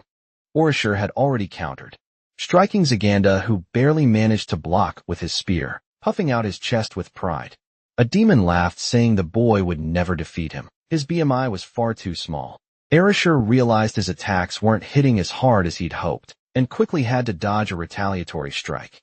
Keeping his distance, he studied his opponent carefully. The demon was strong, not on Stone Guy's level, but still powerful. If Orishur wanted to inflict real damage, he'd have to pour an immense amount of mana into his blows. He could only manage 7 more explosions. After that, he'd be drained, and that would be the end. So he decided the best option was a direct, lethal strike straight to the heart. Meanwhile, Zagana surveyed the battlefield. Judging by their strength, these were clearly hero candidates. He knew these kids had taken down other high-level demons, so they have to be careful. Tightening his grip on his spear, he prepared to charge forward on horseback. Thanks to his not-so-useless observation skills again, he quickly figured out what was happening. The enemy team was here to rescue the captured princess. Luckily, he'd already stationed several guards around her. They were entirely focused on her protection, which would make the humans' job much harder. Realizing the tide could turn if he didn't act fast, Zagana decided to finish off the one who seemed to be leading them. He charged with his spear, convinced this strike would decide the battle. Orishur narrowly dodged, though his clothes were ripped in the process. Despite his opponent's not-so-modest body mass, the demon was fast, probably thanks to his powerful steed. Now Orishur felt his blood pumping. The bulky demon had wandered right into a minefield. Moments later, a series of explosions erupted all around them. The poor horse went down first, blown apart in the chaos. Saganda, wounded and disoriented, realized too late he'd fallen into a trap. Dust and debris filled the air, cutting off his vision. Erasure had used those blasts only as a distraction. Their firepower wasn't strong enough to kill, but that was exactly what he needed. Now all he had to do was strike from the shadows with a clean, fatal hit. The only problem was that Sagana was already anticipating his next move. Sagana lunged forward, thrusting his spear straight at him. There was no way Erasure could dodge that in time. He took the hit square in the chest. His friends panicked, realizing the hothead was getting absolutely wrecked. Even injured Erasure forced himself back to his feet, furious, yelling for the others to focus on their own jobs. Saganda tried to taunt him, though deep down, he was shocked the boy had managed to block that attack, on pure instinct like some kind of wild animal. Still, he'd seen enough to understand Arashi's fighting style. Anything the kid touched could explode, as long as he kept his spear in hand. Victory was possible. All he needed was to control the distance. With a sly grin, Arashi realized the fool had fallen right into his trap. The fat demon charged, striking over and over with his spear. Arashi dodged every single one, and the demon grew overconfident, convinced the advantage was his. That arrogance was all Arashi needed. His hands started to glow, and he unleashed an explosion right from his palm. The fight was going exactly how he planned. He blasted the demon with an energy surge so strong it looked straight out of a classic 80s action movie. The poor oversized demon was engulfed in flames and blown to pieces. Arashi let out a sigh of relief, noticing his powers had leveled up after the battle. Mayor was impressed. Somehow the half-dead fool had actually won, and once the demons saw their leader defeated, they went right back to being dumb beasts. The extras celebrated wildly, morale shooting through the roof. Those without names charged ahead, leaving nothing but bodies in their wake. Meanwhile, working unseen in the shadows, our protagonist had already made his move. He slipped into the caravan where the princess was held, spotting her with her hands bound. Sina was startled to see a human appear out of nowhere. She'd asked if he'd come to save her, and he casually replied something like that. After a short exchange, he drew his knife and cut her free. Finally able to move again, she demanded to know what he wanted. He told her plainly he wanted the same thing the demons did, to use her for his own goals. His blunt honesty left her stunned, but lying wouldn't help anyone, given that the princess decided she'd rather fight than play along. In an instant her hand morphed completely. That was partial bestification. She was about to slash his throat, when he darted out of the carriage like lightning. Ready to fight back, the princess lunged at him with her clawed hands, fast and fierce. Luckily, his agility outclassed hers, though her speed still caught him off guard. He was witnessing firsthand the power of a beastkin, but once he unleashed his lightning, the poor princess froze on the spot, her body stiff with electricity. She couldn't tell what kind of power that was, but guessed it had to be magic. He took the chance to knock her off balance with a kick, sending her crashing into the floor, completely still in one smooth motion. He pinned her down with a clean judo hold. Yeah, it was technically an arm lock, but if it were jiu-jitsu, he would have done it way better. After all, jiu-jitsu is a martial art. Judo's just a sport. Our protagonist was honestly shocked by the effect of that electric strike. Thanks to him, he was able to completely disarm his opponent. Now subdued and defeated, the princess couldn't stop wondering how a human could possibly be this strong. With the upper hand, our protagonist asked if she had any idea of the power gap between them.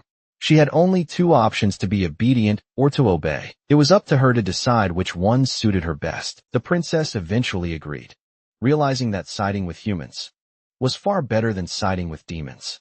Meanwhile, on the battlefield, the hero candidates continued wiping out the remaining enemies. One terrified demon tried to flee, trembling as he questioned what these people even were. They were worse than monsters.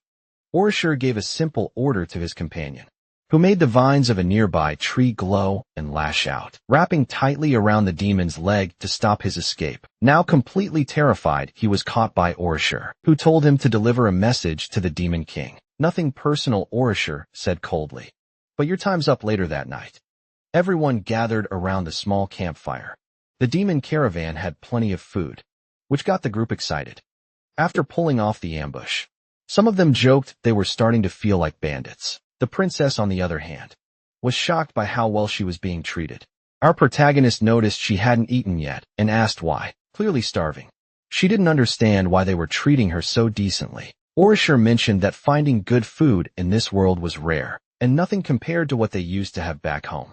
Our protagonist reminded her that he still needed something from her, and it'd be a real problem if she suddenly decided to die. Hearing that, the princess cautiously took a bite of the food, and was immediately amazed by how delicious it was. Everything cooked by the black-haired girl tasted incredible, or so the hero candidates claimed.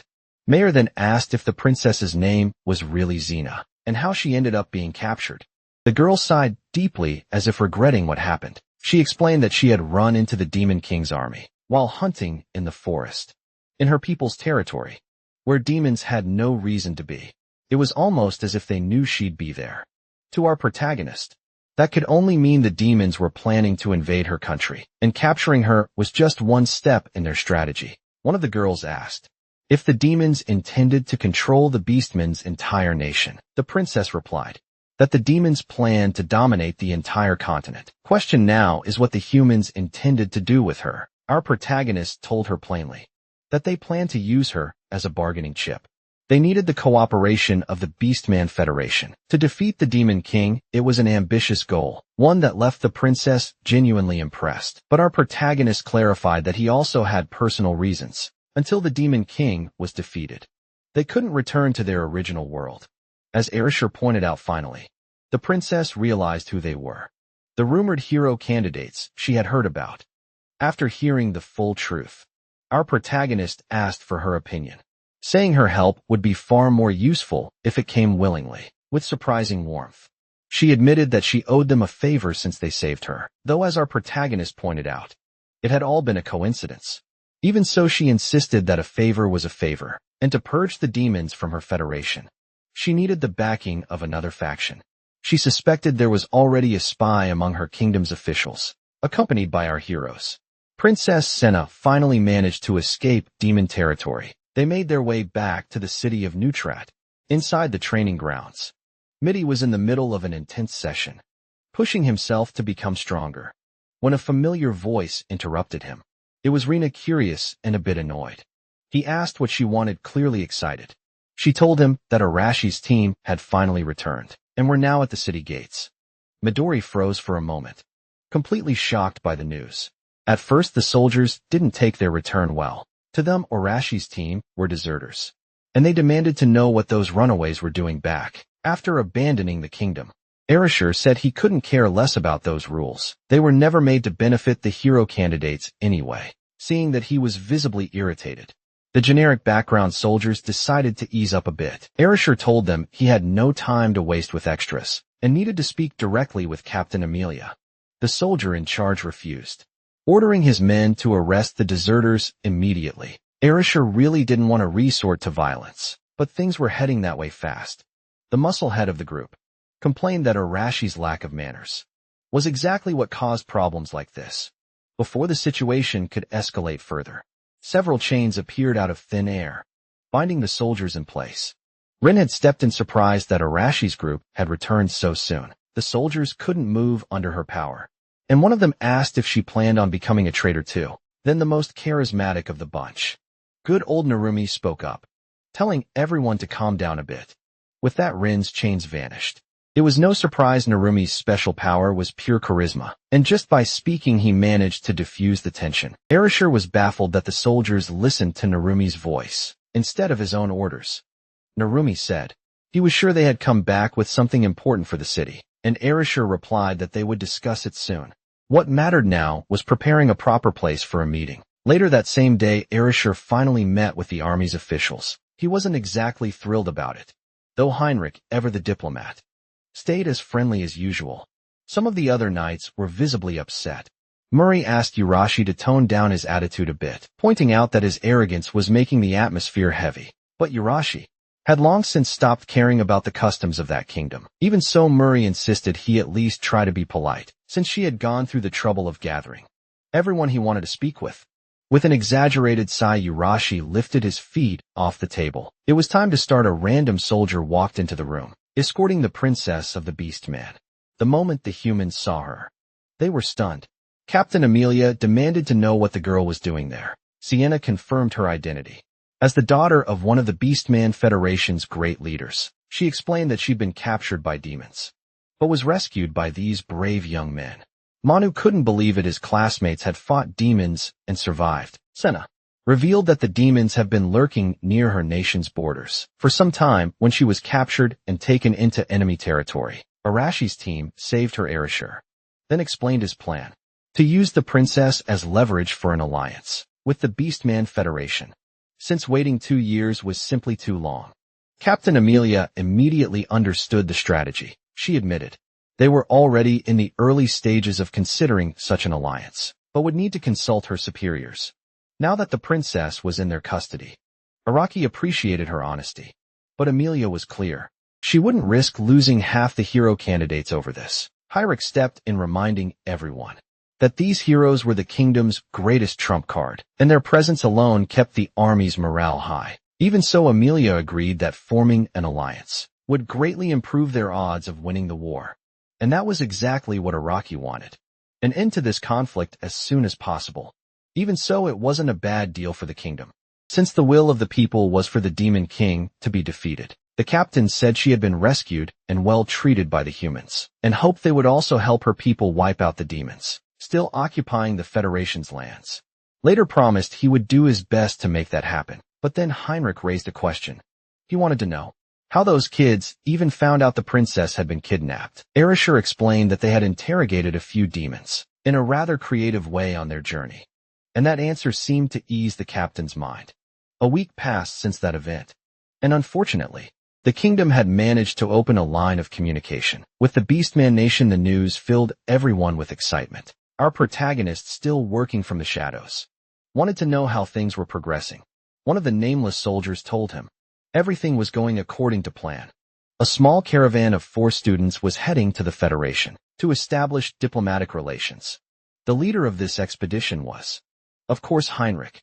Alongside him were a few soldiers and some administrative staff. Our protagonist asked about Urashi, how he was handling all this.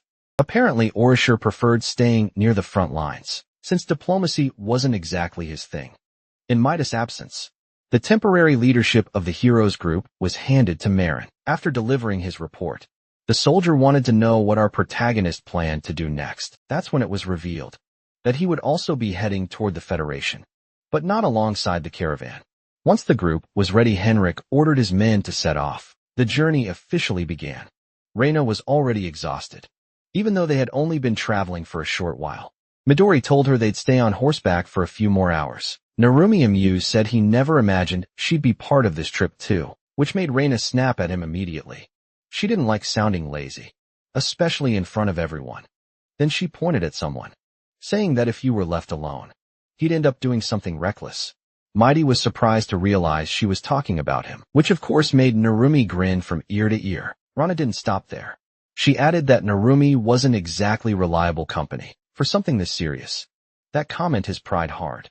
Farther back in the caravan, Rin muttered to herself about how noisy her classmates were. She knew that our protagonist was also heading toward the Federation, and she couldn't help wondering if he was nearby. Heinrich noticed her distant look and started to grow suspicious. The truth was the little caravan was being watched, hidden among the tall grass. Our protagonist observed everything alongside Mare. Even though maps of the region existed, he chose to tail the caravan since he wasn't familiar with the terrain. It was a safer approach. After several hours of travel, the group entered a dense forest. Rin was still on edge, scanning her surroundings, constantly seeing this. Heinrich asked why she kept looking around so nervously. She didn't have a clear answer, saying only that she was worried about possible monsters nearby. Narubi tried to reassure her, reminding her that he and Midu were there to protect everyone, which seemed to calm her a little. Heinrich then shifted his focus to Midu. He pointed out that Orishir had returned to the city in just a few days after leaving, and admitted that he still found the whole thing suspicious, especially how Orishir got the information about the princess's abduction so quickly. Mino reminded him that Orishir said he got it from interrogating some demons. But Heinrich thought the timing was too convenient, too smooth to be a coincidence. I wanted to know exactly what made the captain so doubtful. The captain told the group that someone out there must be gathering intelligence independently, moving in the shadows, and the look on the boy's face said it all. He was sure there were things being kept secret. Narumi realized this whole situation was getting complicated, since the captain's suspicion was actually true. And to the kingdom, their protagonist was still considered a criminal. If the higher UPS found out about their cooperation, they could all be punished.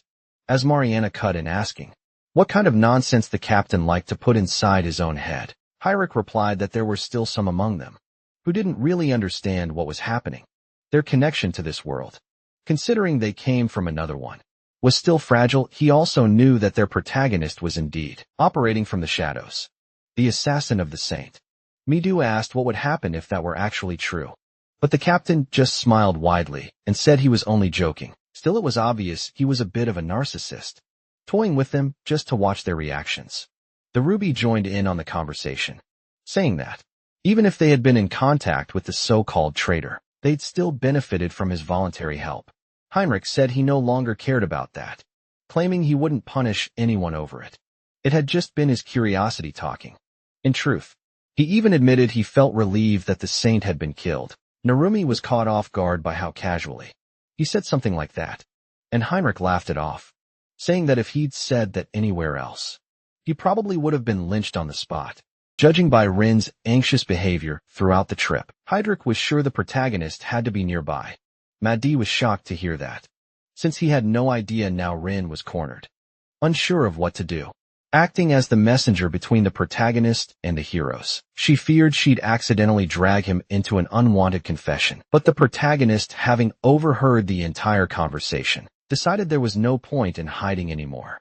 He revealed himself to everyone in the caravan. The princess immediately spoke up, saying he was the one who had rescued her. Heinrich was astonished that his suspicions had turned out to be correct, while the soldiers quickly raised their weapons toward the supposed traitor. The protagonist, however, was impressed that the captain had pieced everything together with so little information. Heinrich explained that he also had his own network of informants. He knew Wimber had been taken down by a mysterious hooded figure. Protagonist claimed he'd never even heard that name before, and added that he didn't defeat that enemy alone. He had help from Mary, a spellcaster. The moment Rina laid eyes on the girl, she exploded with anger. She demanded to know how the protagonist even had the nerve to come back to them. Mino tried to calm her down, but she was furious, accusing him of being too lenient and reminding everyone that they were standing in front of a traitor. Outraged, she asked the protagonist what he had to say in his defense, but he made no attempt to deny it. He admitted outright that he had betrayed them. Narumi tried to diffuse the tension with his charisma, but Rana shouted for him to shut up, then conjured a massive ball of fire aimed directly at her enemy. The protagonist hadn't expected things to escalate so fast. He glanced at Merv and noticed Rin preparing to support him as well. The fiery orb came flying his way, but he told everyone not to interfere.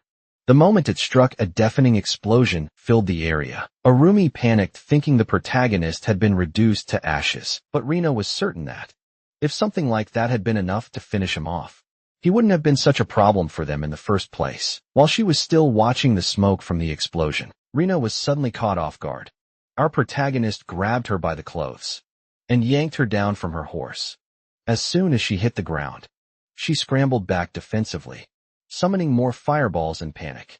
This time, however, our protagonist was done playing. He unleashed his lightning, completely electrocuting the agitated girl. The shock was strong enough to make her lose control of her flames and collapse helplessly onto the ground. Still paralyzed, she demanded to know what kind of power he was using. The truth was he couldn't cast spells easily without divine protection. Magic didn't come naturally to him. But even without talent, nothing was impossible for someone willing to work hard. He took the opportunity to tell her that, despite all the privileges she'd enjoyed in this world, she was still weaker than him because she never trained properly. Everyone around was stunned that he subdued Rana so effortlessly. Me too, who had been watching everything, realized that the protagonist wasn't just fast, he was incredibly efficient in combat, and had clearly gained another skill. Weakened, Rina got up, insisting she would never accept him again. But for the protagonist, her approval had been meaningless from the start. That only made her angrier, since she hated being ignored or dismissed. Seeing the tension rise, Rin summoned her chains to restrain her friend, asking her to calm down. Later that night, everyone gathered around a campfire to talk. Heinrich knew they were being cornered in their current situation, and he finally understood why the protagonist had decided to eliminate Leonora. Back then he was forced into an impossible position. Mito also understood his reasoning, admitting that the protagonist had taken the blame on himself to protect everyone else. Rina, however, still couldn't accept that explanation. She argued that the protagonist hadn't acted out of friendship, and he admitted that was true. Keeping the scene alive would cause endless problems. The simplest option was to end her life quickly. The more he explained, the more defiant Rina became, saying she refused to believe a word from that so-called criminal. Still, she had a few other questions, ones that actually mattered. She wanted to know if the protagonist really was searching for a way for everyone to return home safely. And of course, she wanted to know who the elf girl beside him was. The protagonist admitted he hadn't found any clue about returning home yet, and that the elf had chosen to accompany him of her own free will. Either way, Mino pointed out that to catch the spies infiltrating the Beastman Federation, they would need everyone's cooperation. Heinrich didn't mind working with the protagonist, since he was the one responsible for reporting back to the kingdom. All he had to do was omit a few details from his reports. Everyone turned toward Rina, worried she might stir up more trouble. But she stayed silent this time, realizing it wouldn't change anything. The truth was, despite everything, their goal was still the same. As the fire crackled, the group continued talking quietly. A short distance away, Manhwa had gone into the forest to speak privately with the protagonist. He wanted to know if it was really okay to share this information with the captain. What had happened with Saint Leonora was a serious matter, but Manhwa still believed Heinrich was trustworthy. Even so, the protagonist warned him that there were some things that should never be entrusted to anyone. Manhwa replied that he'd take full responsibility for whatever came next. After all, Heinrich had already been reaching that conclusion on his own. Hiding it any longer would have been pointless. To the protagonist, that was simply Manhwa's way of handling information. The next morning, the delegation continued on their journey. Heinrich informed everyone that they had officially crossed into the Federation's borders. The princess suggested they head straight to the nearest tower, but just as she spoke, our protagonist sensed someone approaching to greet them. A single arrow struck the ground right in front of Midas' course. The boy instantly tensed, looking around, only to realize they were completely surrounded. One of the beastmen demanded to know what humans were doing in their territory now. Every word mattered. One wrong move, and they'd be wiped out in the blink of an eye. Desperate, Mew stepped in front of everyone, explaining that they hadn't come to fight, but to form an alliance. The woman leading the ambush didn't believe a single word, and the beastmen around her scoffed, calling humans deceitful and vile. Rina quickly realized this negotiation was going to be far more difficult than expected, while Narumi, ever the optimist, tried to cheer everyone up by saying they should stay positive. Then the princess finally revealed herself, stepping down from the carriage. The beastman froze in shock. Upon seeing Sheena again, she explained that the humans had rescued her, but her words were ignored. The beastmen believed the humans had taken her hostage and decided they had to reclaim their princess at any cost. The blonde beast woman leading the group lunged forward to attack. Heinrich, understanding there was no avoiding a fight, ordered his soldiers to defend themselves, but not to use lethal force. Within seconds, the battlefield erupted in chaos as humans and beastmen clash. Our protagonist turned to Sheena and asked if she couldn't stop this before things got worse. But the princess explained that the blonde warrior wouldn't listen to anyone. In her current state, she just asked that they disable her without killing her. Since most of the beastman soldiers there were inexperienced, knowing that our protagonist called out to Mido, telling him it was his time to shine. The boy, sword in hand, had been waiting for that signal. With just a few swift movements, he disarmed his first opponent and turned his focus on the ones nearby. Thanks to his agility, he had maneuvered several enemies, striking with precise and fluid blows. His eyes gleamed with intensity, lightning surging through his body like raw energy. One by one, he knocked his opponents unconscious, leaving the beastman terrified. From across the battlefield, our protagonist shouted for Rin to focus on the archers at the back line. Immediately, she sent her chains flying through the air and snaring the archers. Before they could retaliate, more beastmen dropped from the trees, charging forward to rescue the princess. That's when our protagonist ordered Mayer to join the fight. She unleashed her wind magic, non-lethal but powerful enough to send approaching enemies Tumbling through the air, Narumi watched in awe. Realizing the elf girl wielded the same element as him, our protagonist noticed Rina's flames flaring up and immediately told her to stand down. Annoyed, she protested. But he reminded her that if she hit anyone with fire magic, the result would be fatal, and that would make things much worse. Realizing he was right, she grudgingly kept quiet. Finally, the blonde beast woman noticed that her unit was being overwhelmed by the humans. Midu told her they had only come to talk, and that they had no intention of killing anyone. But she was stubborn and refused to listen. She charged at him, slashing with her sword. Midu stopped her blade with his bare fingers. The woman stared in disbelief. She couldn't even pull her weapon free from his grip. And then, to her utter confusion, she saw the princess, calmly walking through the middle of the battlefield. Looking at the blonde girl, Sheena asked her to be patient and listen to what the humans had to say. Once the misunderstanding was cleared up, the beastman bowed deeply, apologizing for what they had done. Midu, clearly embarrassed, urged them to stand, insisting that such formalities weren't necessary. The blonde warrior hadn't realized she was attacking the very people who had rescued the princess, and now she felt humiliated for her foolishness. Considering the delicate relationship between the two nations, Henry understood why she was acting this way. The poor girl seemed desperate to punish herself, just to find some peace of mind. But our protagonist calmly suggested that, if she truly wanted to make amends, she could start by becoming their guide through the region. Since it was time for the two races to discuss an alliance immediately, after all, Sheena owed her rescuers a favor, and the princess confirmed that before her people, asking them to treat the humans with respect. The blonde girl accepted her words, promising to guide them to the capital. Tears welled up in her eyes as she confessed how relieved she was to see Sheena safely back in the beastman's lands. The princess, too, was happy to have returned home unharmed. After that brief clash and tense exchange, the caravan continued toward the capital. Their permission was to establish an alliance with the beastmen. The Federation was ruled by several tribal chiefs, and all important matters were discussed and approved by the parliament. Located in the capital city, Mainslia, Medio couldn't help but be impressed by the stunning architecture surrounding them. The blonde warrior apologized once more, explaining that she could only escort them this far, as much as she wanted to express her gratitude further. She couldn't go against the Empire's laws. For Medievan, that was already more than enough. From there, it was up to them to make it to the capital on their own. When the human caravan finally entered the beastman's Tibi, their presence immediately drew attention. It was an extremely rare sight. The citizens stopped to stare, visibly irritated by the unexpected visitors. Medievan tried to stay calm, taking in all that hostility around them. To our protagonist, the reception wasn't as bad as he'd expected. There was more than hatred in those stares. You could feel fear, curiosity, and tension mixed together. Mayer noticed the same thing. The people weren't just angry. They were afraid of Rumi. Ever the Charmer tried to use his charisma to ease the tension, but Heinrich pointed out that the people here weren't warriors. They were just ordinary citizens unprepared for conflict. As he said that, someone suddenly shouted the princess's name at the top of their lungs. A man in royal attire came sprinting toward her, panic written all over his face.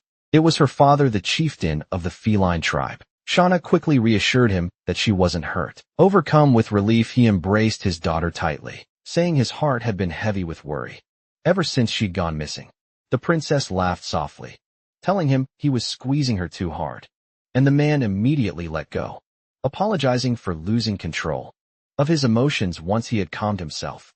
His eyes turned to the group of strangers standing nearby. He quickly realized these must be the humans who had rescued his daughter, something Sheena confirmed right away. Grateful beyond words, he invited them to stay in his mansion as honored guests. Introducing himself properly, the chieftain said his name was Alto, father of Sheena and leader of the feline tribe. Speaking with formal dignity, he expressed his deep gratitude to the humans and promised to repay their kindness. Haggard then introduced himself as a captain from the Holy Kingdom and said there was something he wished to ask. With great enthusiasm, Alter told him he could request whatever he wished, and just like that, everyone was escorted to a grand meeting room. Because of course in this story, no matter what happens, it always ends with people sitting around a table. Hero presented the human kingdom's proposal to form an alliance between the two nations. Alter said he owed them a favor for saving his daughter, so he agreed to the proposal. Edgar, chief of the wolves, acknowledged that the demon threat was growing, and the attacks were becoming more frequent. Camilla, representative of the bird folk, still believed an alliance with humans was absolute madness, saying they were forgetting who they really were. Max, leader of the fish folk, agreed with her. His father had been enslaved and killed by prejudiced humans. The dog tribe's leader admitted that he owed gratitude for the princess rescue, and said they would repay that properly. But they still couldn't ignore what had happened in the past. Confused by that stance, Alto hesitated, and the DOB chieftain reminded everyone. It was the humans who started the discrimination, separating beast folk from those considered normal, a point Camilla and Max immediately endorsed, since they also dislike humans. Hybrids of the past absolutely couldn't be forgotten, but right now they shared the same goal. Defeating the demons. Max erupted, declaring he would never cooperate with bigots. At that, Edgar called for silence. He'd already received word that the war's momentum was shifting. He wanted to know what kind of cooperation the humans were actually asking for. I drew a long breath to lay out the terms. But Midu answered first, stating their intent was to eradicate the demon realm completely and take the demon king's head. His words were so firm and unflinching that the beast folk fell silent. Edgar then began to smile. He saw truth in Midu's eyes and found it very interesting. Camilla asked what he meant. He revealed his information. Humans already held the advantage in this war. In other words, they weren't timid or desperate.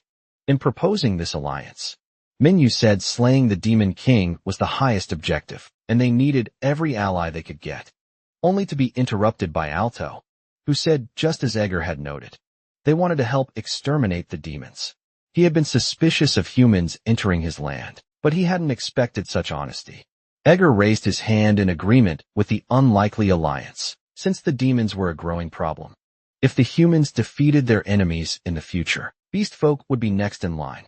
So they needed to seize this chance to forge an alliance. Those words made the students light up with relief. Camilla, even after hearing all that, refused. She said they'd never know when humans would betray them again. Max also rejected the pact, insisting humans couldn't be trusted. The dog chieftain shared their view, saying such an alliance would only sacrifice their own people. The princess noticed he had changed a lot. He used to lean towards supporting humans, but over time the dog leader's thinking had shifted. Alter realized more voices in the room still needed convincing. He confirmed it would be unwise to decide something this important right then. He also wanted to hear more details about the visitor's proposal. Alto said he would host the human caravan in his own residence. After all, they were his daughter's saviors. The princess stressed again that she wouldn't change her mind, and Max accompanied her. Our protagonist used his gaze at that table to search for the traitor. He coolly analyzed the dog chieftain, as if he particularly suspected him. After that intense meeting, the group of humans was at the princess's father's house, enjoying a hearty meal completely drunk. Alto said it was his way of repaying their good deed. I do, speaking for everyone, expressed his gratitude, while the girls curiously asked what kind of food they were eating. It looked like arthropods. Without a second thought, our protagonist cracked open the shell of the first one and ate it like it was nothing out of the ordinary. Mary was eating some fruit instead. Apparently elves in this world don't eat meat either. The beast folk present were already getting along with Narumi, urging him to drink more since he was such a fun person. The princess, keeping her composure, told her father to get straight to the main point. He explained to his daughter that the politics regarding their future needed to be discussed, which immediately caught everyone's attention at the table. According to the princess, the demons were getting dangerously close to the capital, something that should never have been possible. They'd even pinpointed her location with uncanny precision. She was certain she'd been ambushed. One of the men might have understood if it had happened at the borders, but near the capital that couldn't be a coincidence.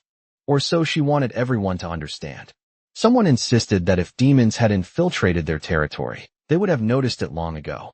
But the princess quickly silenced him with a cold glare. Alto explained that the beast folk had an extremely sharp sense of smell, making it almost impossible for demons to go unnoticed. That meant the presence of a spy was all but certain. Our protagonist said there must be someone collaborating with the enemy, feeding them valuable information while covering their own tracks, because he said it so assertively.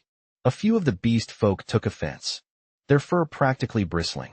Alto immediately ordered everyone to calm down, reminding them they were only discussing possibilities. After witnessing his authority, the bystanders apologized.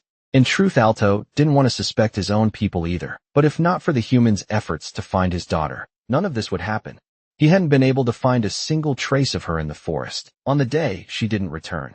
He'd had a terrible feeling, as if someone inside the Federation had been leaking information. Heydrich realized how dangerous the situation was. The informant might have already exposed them. Understanding that, Rin grew worried. Remembering how important their meeting earlier that day had been, Narumi then asked if any of the tribal chiefs themselves could be the traitors. Alto dismissed the idea. The chiefs were responsible for discussing the nation's future, and he didn't want to cause unnecessary chaos. With the little information they had, hearing that the lesser members of the group understood, they needed to stay quiet for now.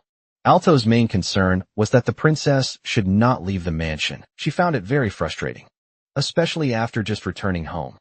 Mito quickly reminded everyone they still needed to decide the fate of the alliance. A heavy silence filled the room. Alter ran a hand through his hair and apologized. He had expected his peers to be a bit more receptive. So far, only he and Edgar were in favor of the alliance. That worried me deeply. Without a majority of votes, they couldn't establish it. Negotiations would have to continue, persuading the other tribal leaders. Heydrich understood this perfectly and planned to use every bit of his diplomatic skill to make it happen. Later that night, our protagonist stood quietly gazing over the city, lost in thought. He was surprised when the princess approached him, asking if he wasn't tired at that hour. But our protagonist was deep in thought. He wanted to gather more information, yet he couldn't move freely in a foreign nation. The princess agreed his scent alone would give him away immediately, so he had a favor to ask of Sina. Earlier, he had used the power of his red eyes to observe the canine leader closely and discovered that the man had fallen victim to brainwashing. When he shared this with the princess, she was immediately shocked. Our hero explained that his crimson eyes allowed him to see the status of any individual, and unlike demons or humans, these folk weren't as accustomed to the use of magic. It was clear that what had happened to that man was the work of a demon. Only then did the princess realize that the canine leader's manner of speaking had changed slightly. He'd always been in favor of an alliance with humans, so now she wanted to know if she should tell her father about this discovery. However, our protagonist relied solely on his own ability to prove his words, so it was better to keep everything secret for now. Sitting down, the princess said her father was already much more open to the idea of an alliance after being saved by the humans. Hearing that, our protagonist agreed to eventually speak with Alto himself. During their talk, his sharp ears caught something unusual. Alto had overheard the entire conversation and commented that the boy was underestimating the beast folks. Sense of hearing now that he had been completely exposed, the protagonist asked if he could just get straight to the point. Alto didn't mind. It wasn't every day he got to negotiate with his daughter's savior. Besides, he had also noticed the strange behavior of the canine leader. Because of that, he entrusted our protagonist with uncovering the truth, promising to provide him with full support in return. The protagonist vowed to start gathering all the necessary information, beginning the next morning, while Midu and Alto would focus on persuading the other tribal leaders. That was the agreement they reached that night. Night fell over the city, and everything outside was calm. Meanwhile, the canine leader secretly met with someone of authority, the demon Bright, to deliver information. Now aware of everything, Bright realized the situation was becoming troublesome. Just when he thought the Federation's chiefs were under control, everything had changed overnight. Slamming his fist on the table, Bright growled that he hadn't expected humans to interfere with his plans. Zaganda was nothing but a worm. He had failed at the simplest task and was a disgrace to his entire race. The canine leader growled back that the humans in their territory were shameless. They had even proposed an alliance, something he would never accept. Bright seemed pleased to see that attitude from his subordinate. They needed to stop that alliance from happening at all costs. Standing up, the canine leader declared the humans were mortal enemies of their people. The next day, something happened in the aquatic tribe's domain. The fishman chief sat on his throne, surrounded by guards ready to hear what Alto had to say. But from the start, he made it clear no matter what was said, he wouldn't change his mind.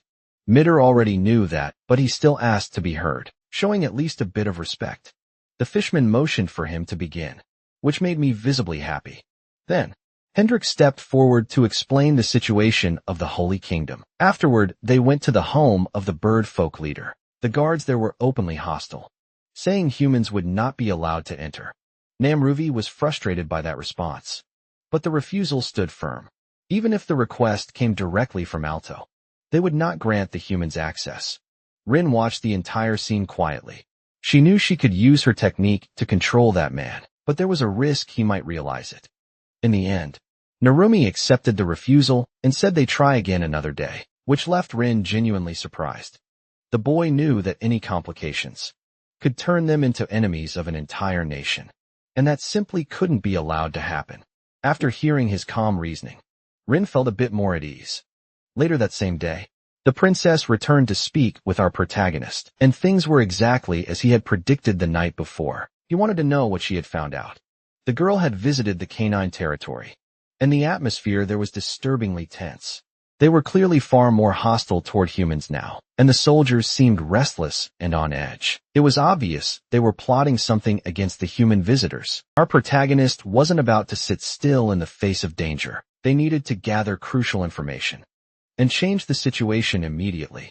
That night he decided to leave alongside the princess to conduct a proper investigation. The girl only asked him to be careful. Finally, under the cover of darkness, they slipped out to begin their search. At first, none of the guards sensed their presence. The steps of the silent assassin were nearly weightless, his movements precise and stealthy. Leading the way, the princess whispered that the chief's chambers were just ahead. She opened the door, realizing no one was inside. The canine leader must have been in his personal quarters. Conveniently, that gave them time to search freely for any evidence. As she approached the throne, her expression froze. She caught the same scent as the one from the person who had kidnapped her in the first place. Moments later, shouts echoed through the mansion and the princess panicked. She immediately found the canine leader, who was furious after discovering an intruder in his room. Still shaken, the princess begged him to come to his senses, but the man didn't seem to understand a word. She told him he was being controlled by demons, that he wasn't even aware of what was happening. Thinking it was a lie, he warned her to watch her words, because he was going to arrest her himself. Within seconds of his shout, several guards burst into the chamber. The leader raged at the sight of intruders, and his soldiers were determined to capture the princess, no matter what, trying to avoid being caught. She bolted, diving through a window and landing in freedom, while angry guards yelled behind her. Somewhere else, in a hidden chamber, a demon calmly sipped wine. He hadn't expected any intruders, and now wondered whether the humans had discovered his presence. He had been moving carefully in the shadows, managing to infiltrate the capital undetected. It was possible he was already under investigation, but he didn't think it would happen this soon. To him, everything still seemed under control, until our protagonist appeared right behind him, ready to offer him an involuntary haircut. The demon barely had time to react before feeling his underwear shredded apart by the sudden flash of that blade, and a moment later the carpet beneath them was stained. Back in the mansion, the canine leader was still furious about the intruders, but the princess managed to escape easily across the rooftops. She also realized that our protagonist had already vanished. Now she wondered if he had managed to find the demons. Suddenly she heard a familiar voice. Among the soldiers stood the blonde girl, the same one who had first encountered the human caravan in the forest. The princess hurried over to her, asking what she was doing there. The blonde explained she had been assigned by Alto to keep watch and prevent anything worse from happening. Seeing the feline tribe soldiers there made the canines even angrier. They still want to capture the intruder. Faced with their outrage, the blonde girl turned to the princess and asked what they should do next. The princess told them to fight back, but without taking anyone's life, since they were only confused by what was happening. Meanwhile, our protagonist hadn't managed to finish off the demon. The creature dodged the fatal strike, but ended up injured. And now our protagonist was determined to end it once and for all. He threw his dagger, piercing straight through the demon's arm. While distracted by the pain, the demon grabbed the first thing within reach, a flower vase, and hurled it toward the boy. With a swift motion, our protagonist sliced it clean in half, only to see the demon leaping out the window in retreat. There was no way he'd let his enemy escape like that. Now both of them were on the rooftops, locked in a relentless chase. Wright couldn't allow his existence to be exposed. That would draw far too much attention. Using his mind control techniques, he called out to the canine leader. The man now knew his superior was in danger, but it would be nearly impossible to reach him under the current circumstances. Alto joined the fray, and in true cat and dog fashion, he was about to give his co-worker the beating of his life. The canine demanded to know if Alto understood how serious this was. He couldn't forgive the princess, but Alto wasn't about to let that happen. He was there to knock some sense into his old friend.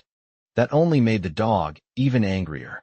But Alto ignored the complaints of the poor, brainwashed fool. Driven by rage, the canine lunged at him, convinced violence would solve everything, which honestly only made Alto more fired up. The two began trading blows in the middle of the plaza, and a surge of raw power spread across the city. Watching all this unfold, Narumi realized that things were finally heating up. Still, they couldn't interfere in an internal dispute. It could easily create more problems for the alliance. Rin, however, was deeply worried about our protagonist's safety, and Romy tried to reassure her, saying he was probably carrying out his mission with full focus, searching for demonic traces and clues to Rin. It would be better if they helped him since that task couldn't be easy, but Narumi knew that even if they tried, they'd only slow him down. So the poor side characters could do nothing but wait for the story to play out. Even so, late that night, someone was still out searching for our protagonist, running through the dimly lit streets. Rai was trying to escape his pursuer. Boy realized they were being drawn toward a deserted area. Bright knew his wound was deep. He could barely move his arm properly, and fighting might not even be possible anymore. As he fled, a group of women caught sight of him, terrified, not wanting to leave witnesses. He silenced them in cold blood. Our protagonist knew he had to stop the demon before more innocent people got hurt. Channeling mana into his legs, he drastically increased his speed. Within seconds, he was right beside the demon again, striking with his dagger and sending Bright flying backward. With a powerful kick, the wretched creature spat blood, realizing the dagger had just been a feint. After slamming into a wall, Bright knew he was losing. This was the power of a hero candidate. Bleeding and desperate, the demon wanted to know how he'd been discovered. Our protagonist told him his eyes held abilities beyond description. Bright cursed his luck, thinking he had simply run into the worst possible opponent at the worst possible time. Still, he grinned, muttering that as long as he erased this hero from existence, his plan could still move forward. That twisted smile on his face, he prepared to make his final move, both his crimson eyes glowing. Our protagonist already knew the demon was planning a surprise attack. Meanwhile, the fierce battle between the cats and the dogs continued to rage. Some of the soldiers were still confused. They wanted to know why they were even fighting their own kind. The blonde girl told those who hesitated to back out of the battle immediately.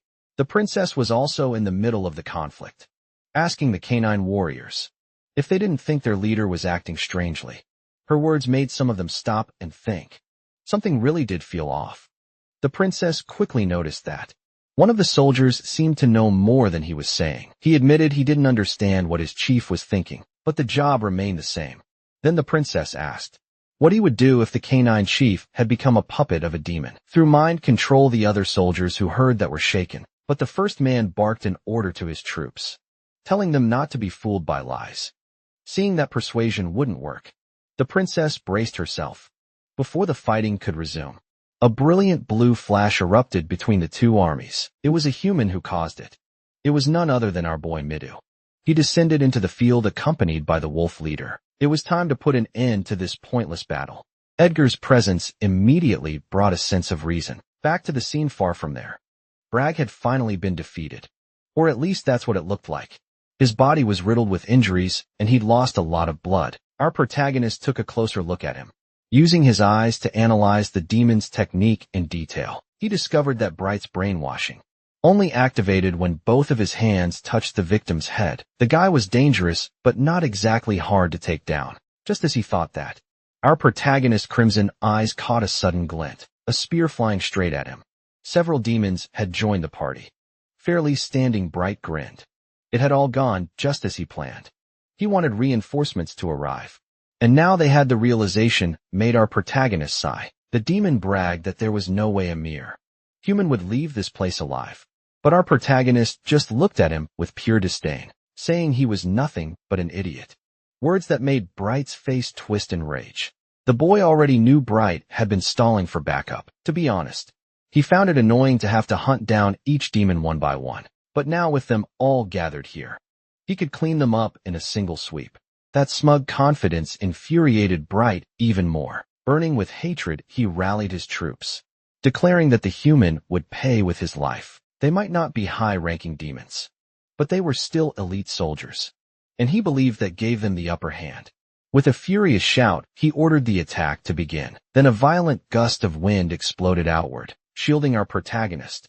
Every demon was thrown into the air, and the nameless grunts couldn't comprehend what just happened. Of course, our protagonist would never fight a demon alone. That's why he brought Mary along just in case. Bright wasn't impressed, though. To him, 2 opponents still meant nothing. Ignoring his arrogance entirely, Mayor calmly asked our protagonist whether he preferred big rocks or small ones before hurling a storm of boulders at the enemy army, crushing demon after demon into paste. One of them barely managed to defend himself, feeling proud for surviving, only to be instantly stabbed through the chest by the boy's dagger. He already knew these soldiers were weak. Furious Bright shouted for his army to close their ranks, while one of his soldiers stepped forward, empowered by the other's energy. It was an illusion spell, but our protagonist couldn't tell which copy was real, so he simply aimed and hit the one who tried to strike him. His accuracy was flawless, hitting vital points like that was child's play for him. Another grunt decided to use wind magic, launching a high-speed projectile toward the boy. But before it could hit, Mayor intercepted it, effortlessly floating in the air. As she surveyed the fight, the calm authority, she called upon the spirits of wind to end it, piercing the poor fool's body with countless wind lances. Severely injured Bright realized he was only delaying the inevitable. That's when Mayor noticed something strange in the battlefield, and our boy turned to see what was coming up in the sky. Several winged beastmen were approaching, led by none other than Camilla. He hadn't expected her to show up, and immediately suspected that she might be collaborating with the demons. Camilla admitted she hated humans. To tell the truth, I despise them, she said. Concerned Mayor wondered if she had also fallen victim to brainwashing, but our protagonist wasn't sure, since he hadn't used his appraisal on her yet. It could very well be that she was willingly working with her enemies, which would make the situation even worse. The demons believed the Federation would soon fall completely under their control, which would tip the war against humanity in their favor. Bright, relieved, chuckled when Camilla arrived late to the fight. She mocked him, saying that demons could never win on their own. Bleeding and exhausted, he admitted he wouldn't complain about getting help with a sly grin. Camilla flexed her claws and said he was awfully needy for a supposed demon commander. Now our protagonist was facing 30 flying enemies, and things were about to get messy. Back on the ground, Mayor looked worried, but he simply said they had to defeat every single one of them. Camilla ordered her troops to attack at once. The other tribes couldn't find out what happened here. The winged beastmen dove toward him with their claws, ready to tear him apart, but before they could reach him, a massive earth-shaking punch exploded nearby. Turns out we jumped straight into another fight. Alta was going head-to-head with the canine leader. Their battle looked like something straight out of Super Saiyan 2. Goku versus Majin Vegeta. The shock waves from their punches shattered nearby windows and made the city trees tremble. Alta was thoroughly enjoying the brawl, and even though the dog was completely crazed, he seemed to be having the time of his life too. Then unexpectedly the canine leader landed a hit, but Alto only grinned mockingly. Compared to him, the dog was weak. One solid punch to the jaw set the poor guy crashing to the ground, dazed and struggling to stand. As he staggered to his feet, he felt strange. His thoughts were clearing up. Slowly Alta realized that, through the miraculous power of getting punched in the face, his opponent was regaining his senses. The wolf leader was shocked that one of the Beastman chiefs had been under mind control. But that was exactly what the princess confirmed. A demon had infiltrated their territory. Middle wanted to know if they had found the culprit yet, but the princess said no. Our protagonist had taken that responsibility and was currently missing. Hearing that, New concluded that the boy was probably practicing violence somewhere in the city. Edgar, on the other hand, felt like everything was happening way too fast that night. Poor wolf brain couldn't keep up. Despite the chaos, the blonde girl suddenly drew everyone's attention, and the princess asked what was wrong. The girl said she had spotted a group of harpies flying north, which made Edgar very uneasy. Harpies never flew at night. Midhu, realizing something was off, decided to investigate the area himself. Meanwhile, Narumi and the beautifully drawn girls were watching the city's destruction from afar. Rin remained anxious and wanted to jump into the chaos, but Narumi's logic wasn't wrong. They needed to stay out of the conflict. Still, someone nearby spoke up about it, confident that our protagonist would defeat the demons, and Narumi fully believed he would. Worried, Rin wanted to know what would happen if he ended up losing. My roommate hadn't even considered that possibility. He read a few chapters ahead in this story and was convinced things would turn out fine. But Rin couldn't break the fourth wall like him. She just wanted to help their protagonist. Rina understood her point of view, but she had no idea where he could be, which crushed whatever hope Rin had left. Clasping her hands against her chest, Rin tried to gather every ounce of her energy to do something miraculous. She wanted to become his strength. And that's when a mysterious voice echoed inside her head. Startled, she let out a small gasp that scared everyone around her. Using her ability, she managed to reach out to our main character, though he couldn't clearly tell where he was. The truth is, this was a new power of hers. She could hear his voice directly in her mind, almost like they were speaking over a telepathic phone call. Once again, she asked where he was. He told her he was somewhere north of the city, and that things were getting complicated. He could sense that she wanted to be his strength. After all, he could literally read her thoughts, which left Rin blushing furiously and feeling flustered. Our protagonist was getting beaten badly, and told her to bring everyone there as soon as possible. He needed her strength right away. Reina, hearing Rin talk to herself, assumed she finally lost her mind. Then Rin explained that thanks to her new power, she had managed to contact him and now knew his location. It was time for them to join the chaos too. Meanwhile, the birdmen were furious, determined to rip our protagonist apart. Mayor used her wind magic to keep them away, forming a barrier that pushed them back. It worked for a moment, but then she resorted to one of the oldest tricks in the book, throwing rocks at birds, launching several large stones. She hit the poor flying extras, who quickly realized that at this rate, they'd never reach their targets. Among them, though, were birdmen armed with bows. They loosed a flurry of arrows toward her, but Mare once again summoned her wind magic, deflecting every projectile midair. That only enraged the enemy even more, frustrated that all their efforts kept failing. One of them, apparently a bit more self-aware, thought to himself that elves use spirit energy, and that meant she would soon tire out. Indeed, the elf girl was nearing her limit. Her wind magic was almost depleted, and she needed to change elements fast. The Birdman realized the battle might drag on, but Mary's goal wasn't to win. It was to hold them off until her allies arrived. On the ground below, demons were being wiped out mercilessly. The terrified ones could only watch as their comrades were torn apart. But our protagonist didn't care in the slightest. He just provoked them further, feeding their rage with his brutal efficiency. Some tried to counter with dark magic, but it was useless.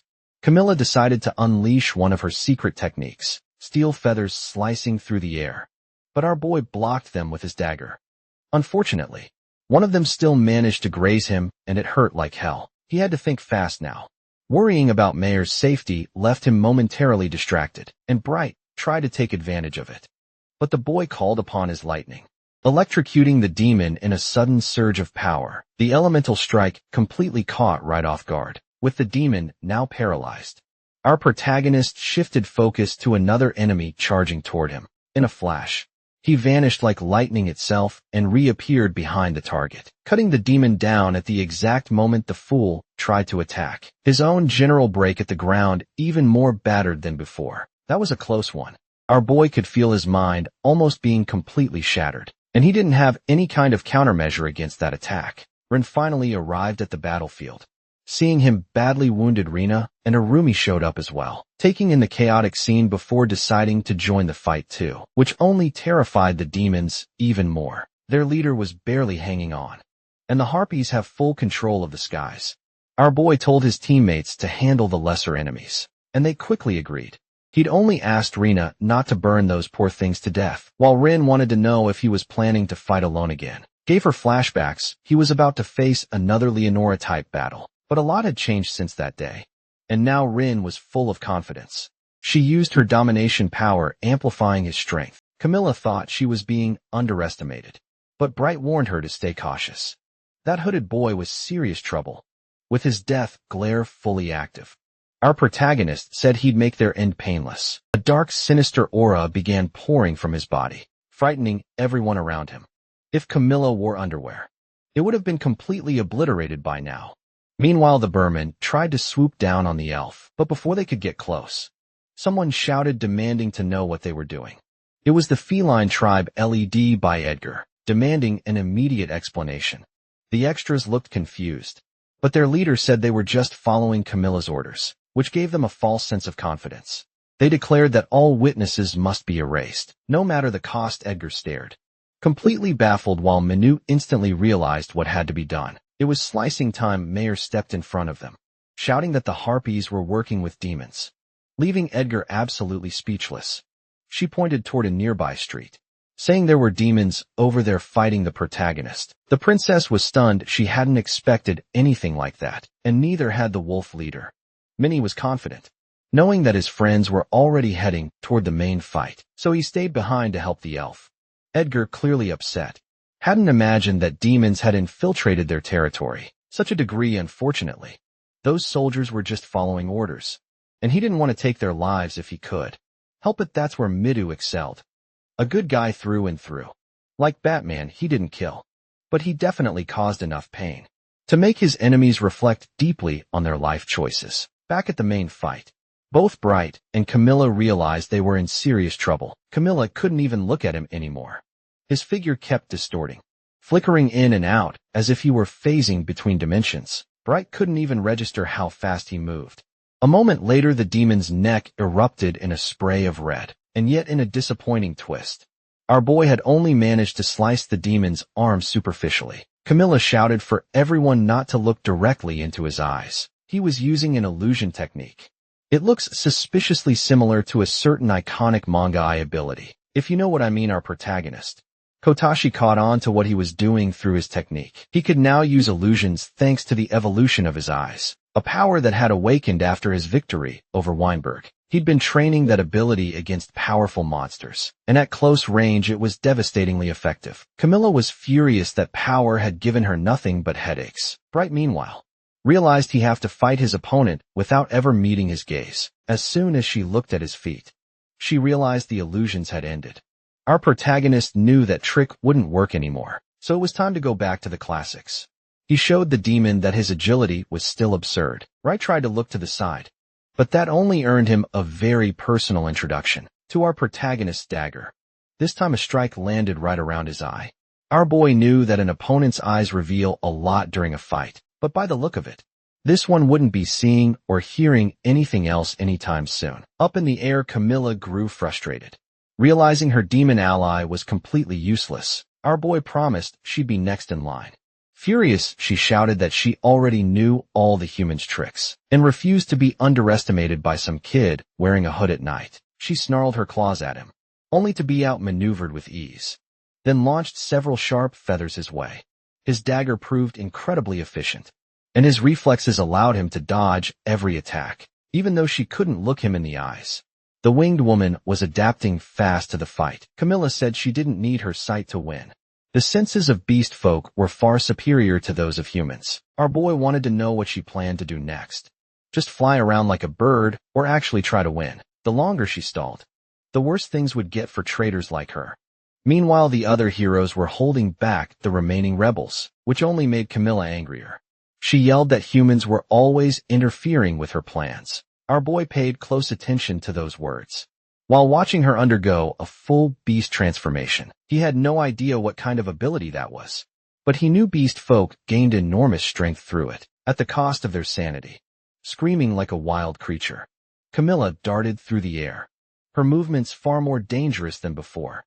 He had to be extremely careful, activating his cursed eyes again. He could now see her future movements. He dodged her first strike, but she was still too fast, driven entirely by rage. This time she attacked using her steel feathers. He knew the transformation wouldn't last long. Eventually her instincts would consume her completely, leaving no way to return to normal. Still, he was running low on mana and needed to finish the fight quickly, using his eyes to scan for weak points. He found the best way to end it. If he couldn't use this power in moments like this, it would be useless gathering lightning around his body. He unleashed it to pierce through his enemy. Electricity surged through Camilla's body, paralyzing her midair. Our boy slashed her repeatedly, his blade carving deep into her flesh until she crashed to the ground, badly wounded at that point. There was no chance she'd be flying again. After that brutal attack, her transformation began to fade, and she fell unconscious. Likely for good, all that remained now were the regular soldiers, and our protagonist was still burning with vengeance. With the demons defeated, it became much easier to explain everything to the beast folk. The battle between the heroes and the harpies had also come to an end. Once Camilla was down, the remaining soldiers surrendered, with the demon gone. The brainwashing caused by his techniques was finally broken. As the sun rose, the shadow's influence faded completely. Few days later, in good grief. The author really loves this recurring. Everyone sitting at the table scene. Hagrid wanted to know what had happened to the Harpy tribe. Not everyone had been infiltrated. Only those who were directly involved in the battle. According to Edgar Still, those who took part in it couldn't just walk away without punishment. They would certainly face consequences. Our protagonist was now at the mansion of the feline chief, wanting to know what would happen to the dog tribe. Other influential figures were also present. Unfortunately, the chief would be punished. Even though he had been brainwashed, his actions still counted as treason against the nation. To the princess, it was his own carelessness that led to it, so he had to take responsibility. And as ironic as it was, being kidnapped by demons was also considered punishable. In that kingdom, meanwhile, unusual things were happening in the Fishman district. Their leader refused to believe that the dog chief had been brainwashed or that the harpies had cooperated with demons. He was hearing all this for the first time, and Narumi didn't even expect him to believe it. The Fishman leader was shocked when he learned the truth. Narumi, on the other hand, grew uneasy when that massive shark of a man suddenly lunged at him. But it turned out to be just a hug. The shark admitted that these humans were good people, thanks to their heroic deeds. The nation had been saved, and he would never forget it, promising his tribe's cooperation with the humans. Narumi asked if the decision was really fine, considering how sudden it was. But if there was one thing the shark hated more than humans, it was demons themselves. Narumi quickly realized that talking to this guy was pointless. Only listen to his own thoughts anyway. Several days later, the tribal leaders gathered again, this time to finalize the alliance with the humans. Also expressed his deep gratitude for everything that had happened, saying it was a debt you could never truly repay. They also confirmed that the demons were retreating from their lands. News brought by the dog chief. Finally, they reached the main point of the meeting. Alto announced that they had agreed to form an alliance with the humans. All the leaders raised their hands in approval, filling the heroes with joy. They celebrated immediately, knowing this could change the entire course of the war. Afterward, they could finally return to the capital. Rana double-checked that nothing had been left behind, while Narumi admitted he wasn't ready to say goodbye to that land. At the gates stood the leaders of each tribe, promising to lend their aid whenever needed. Everything had finally been settled. Looking toward our protagonist, Mayor asked what the next step would be. He replied that they'd achieved their goals. For now, all that remained was to wait and see what came next. The princess asked if he would remain in the Federation, and indeed he planned to stay for a few days, since returning to the kingdom might cause trouble, given his status as a criminal. The princess was overjoyed by this news. Much to Mary's jealousy, his ultimate goal was still the same: to defeat the Demon King and return to his homeland. When the time came, he would go straight for his enemy. The princess promised to assist him in that journey. Hearing that, Mare was caught off guard. While our boy asked what exactly the princess hoped to achieve, she explained that as her father's only daughter, she would eventually inherit leadership of her people and wanted to strengthen herself further. Before that day came, our boy told her that the war was only getting fiercer, and she could definitely benefit from the experience, especially since he operated in the shadows. What truly caught her attention, though, was his determination to defeat the Demon King. She wanted to help him accomplish that. It would be a legendary feat. Hearing their conversation, Alta requested that she be allowed to accompany him on this journey. He imagined the boy might be hesitant to take on another companion, but as the daughter of a chief, she was bound to be quite talented. For For our protagonist, the greatest source of concern is the danger that the ongoing war might bring to them all. But the princess understands that they have to resolve this issue. As soon as possible, becoming stronger isn't a choice. It's a necessity.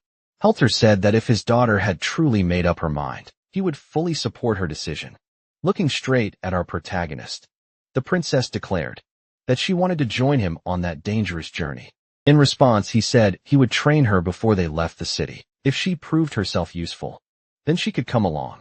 Those were his terms. Far away in the demon capital, fire and sulfur filled the sky.